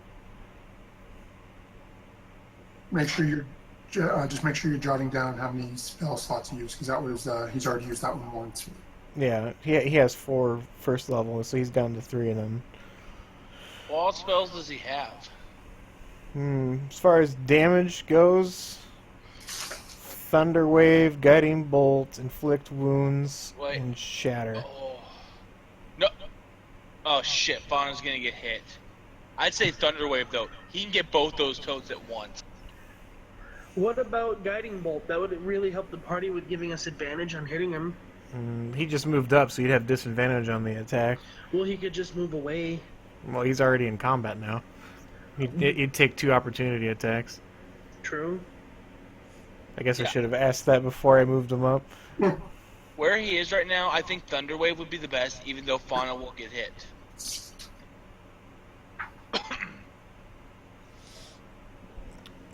Matthew, if she gets Thunder Waved and she gets pushed 10 feet away, would that break the restrain on her? No, her movement is 0. But the spell says it moves. If she fails her con save, she has to move 10 feet away. Right now, she can't move anywhere. She's restrained by the toad. Well, She's the toad went. Well, yeah, she's not moving. It's Kepsic that's forcibly moving her. Right, which there's no way to. Kepsic would have to break the strength check. Right now, she's in the toad's mouth. She didn't get swallowed. No, that's why she's not in his stomach. I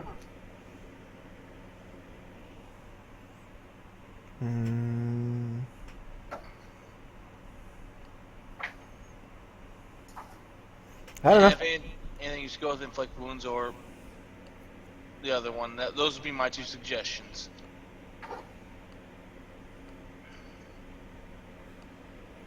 I don't know. I mean, he could do a 2nd level Inflict Wounds.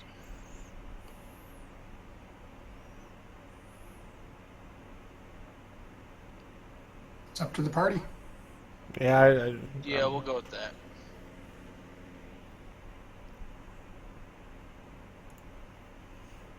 Alright, let's see. Where's... There it is.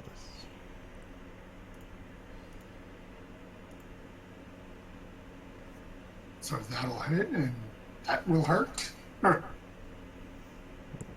Oh shit! 33 damage? Yep. Shavana, as you are sort of pulling, as this giant toad has got you basically clamped in its mouth, as Kepsic walks up and again mutters a couple of words and just reaches out and touches this toad as you hear it croak in what sounds to be bitter agony as you watch wounds just tearing open on the side of its face as it's bellowing into your face. Its mouth is clamped on you, but it is just not letting go. This frog is a persistent one.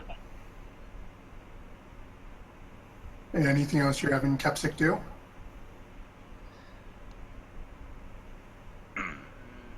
Not that I can think of. No, that's it. Okay. It's already 12:30. Wow. Okay. We'll have to finish this fight and then call it.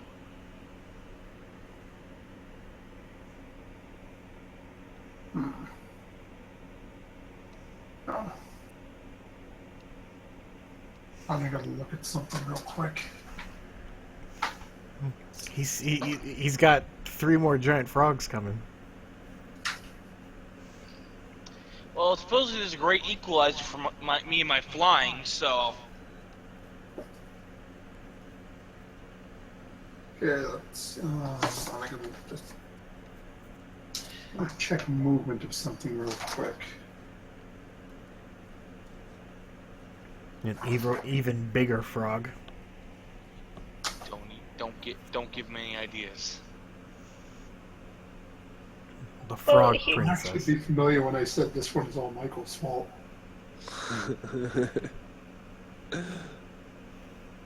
Okay, question for you. And this I just can't remember. Can a larger creature move through an area that a smaller creature is inhabiting? He'd still provoke like normal. What if it's an ally? I don't see why not. Basically, I'm thinking, can a Goliath walk through a halfling space? Well, if it's an ally, you can walk through your ally space without a problem to begin with. Okay, I wasn't sure if it applied to monsters. To my knowledge, it does. Yeah. What applies to us applies to them. So with that Wait, being said, something bigger? Oh, fuck. Sorry, Blitz. as you guys, well, I will say as Tarhoon notices, because he is currently pointing at this large great toad, the water behind the toad in the deepest section of that river starts bubbling and roiling. As all of a sudden, with an explosion of water and a great, deep, echoing croak, you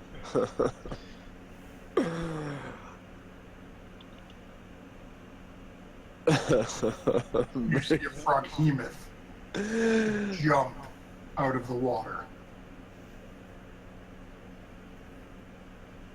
and land smack on the island between you.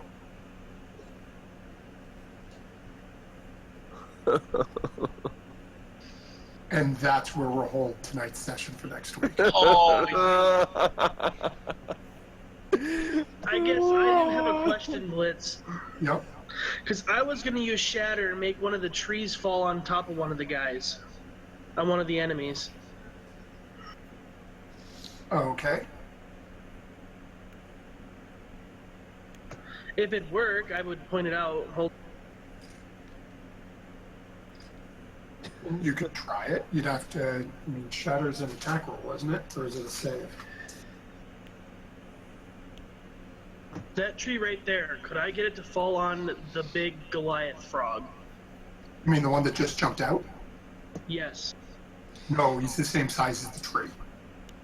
Yeah, that's a frog hemoth. We are in serious trouble.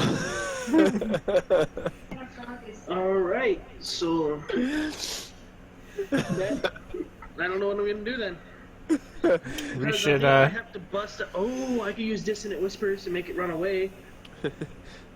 Tarhoon's gonna run away! I guess we'll have to. We should probably focus on the small frogs and then worry about the big one. That way we don't have to worry about 3 things at once, at least. That way we just have this Yeah, one. but if I use Dissonant Whispers and it fails its save, it immediately runs away. A frog heemeth. Oh. What, is this something that you came up with, Michael, or did you No, it's in Volo's guide. It's in Volo's guide, but way back when we were still doing Lost Mine, right after Volo's came out and Michael picked it up, he commented how much he loved the frog hemoth. And I shoved him in the river and then set up the sheet back when your first visit was here and went, I can't attack with this. This will one-shot the entire party.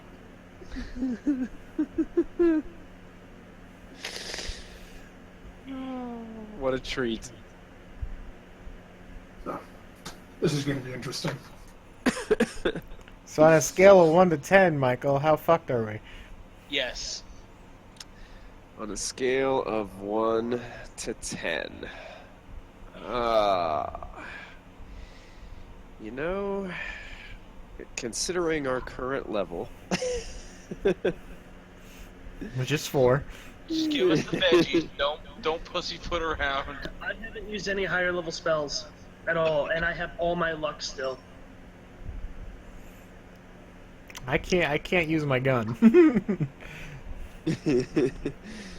Yeah, you may just have to use it. Well, then we're gonna have to kill these other 4 then before I can use it. Okay, Maybe the frog hemoth will kill some of them off. That might be our best bet.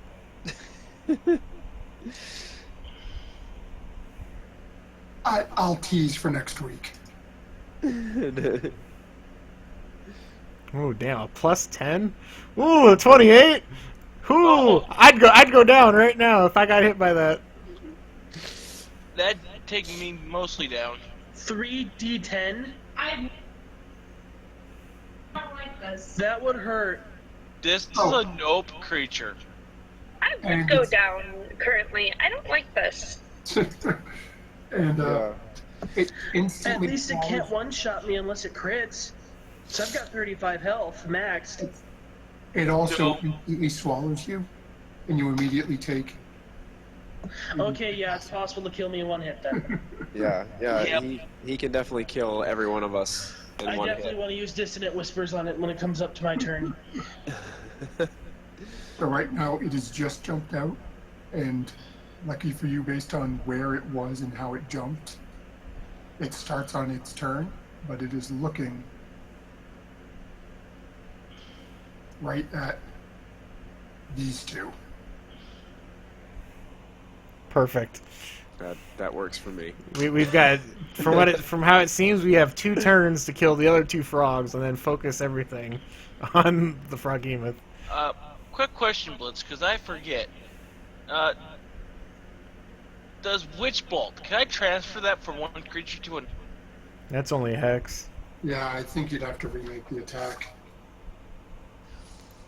Assuming there's a Alright. spell slot for it, let me just look.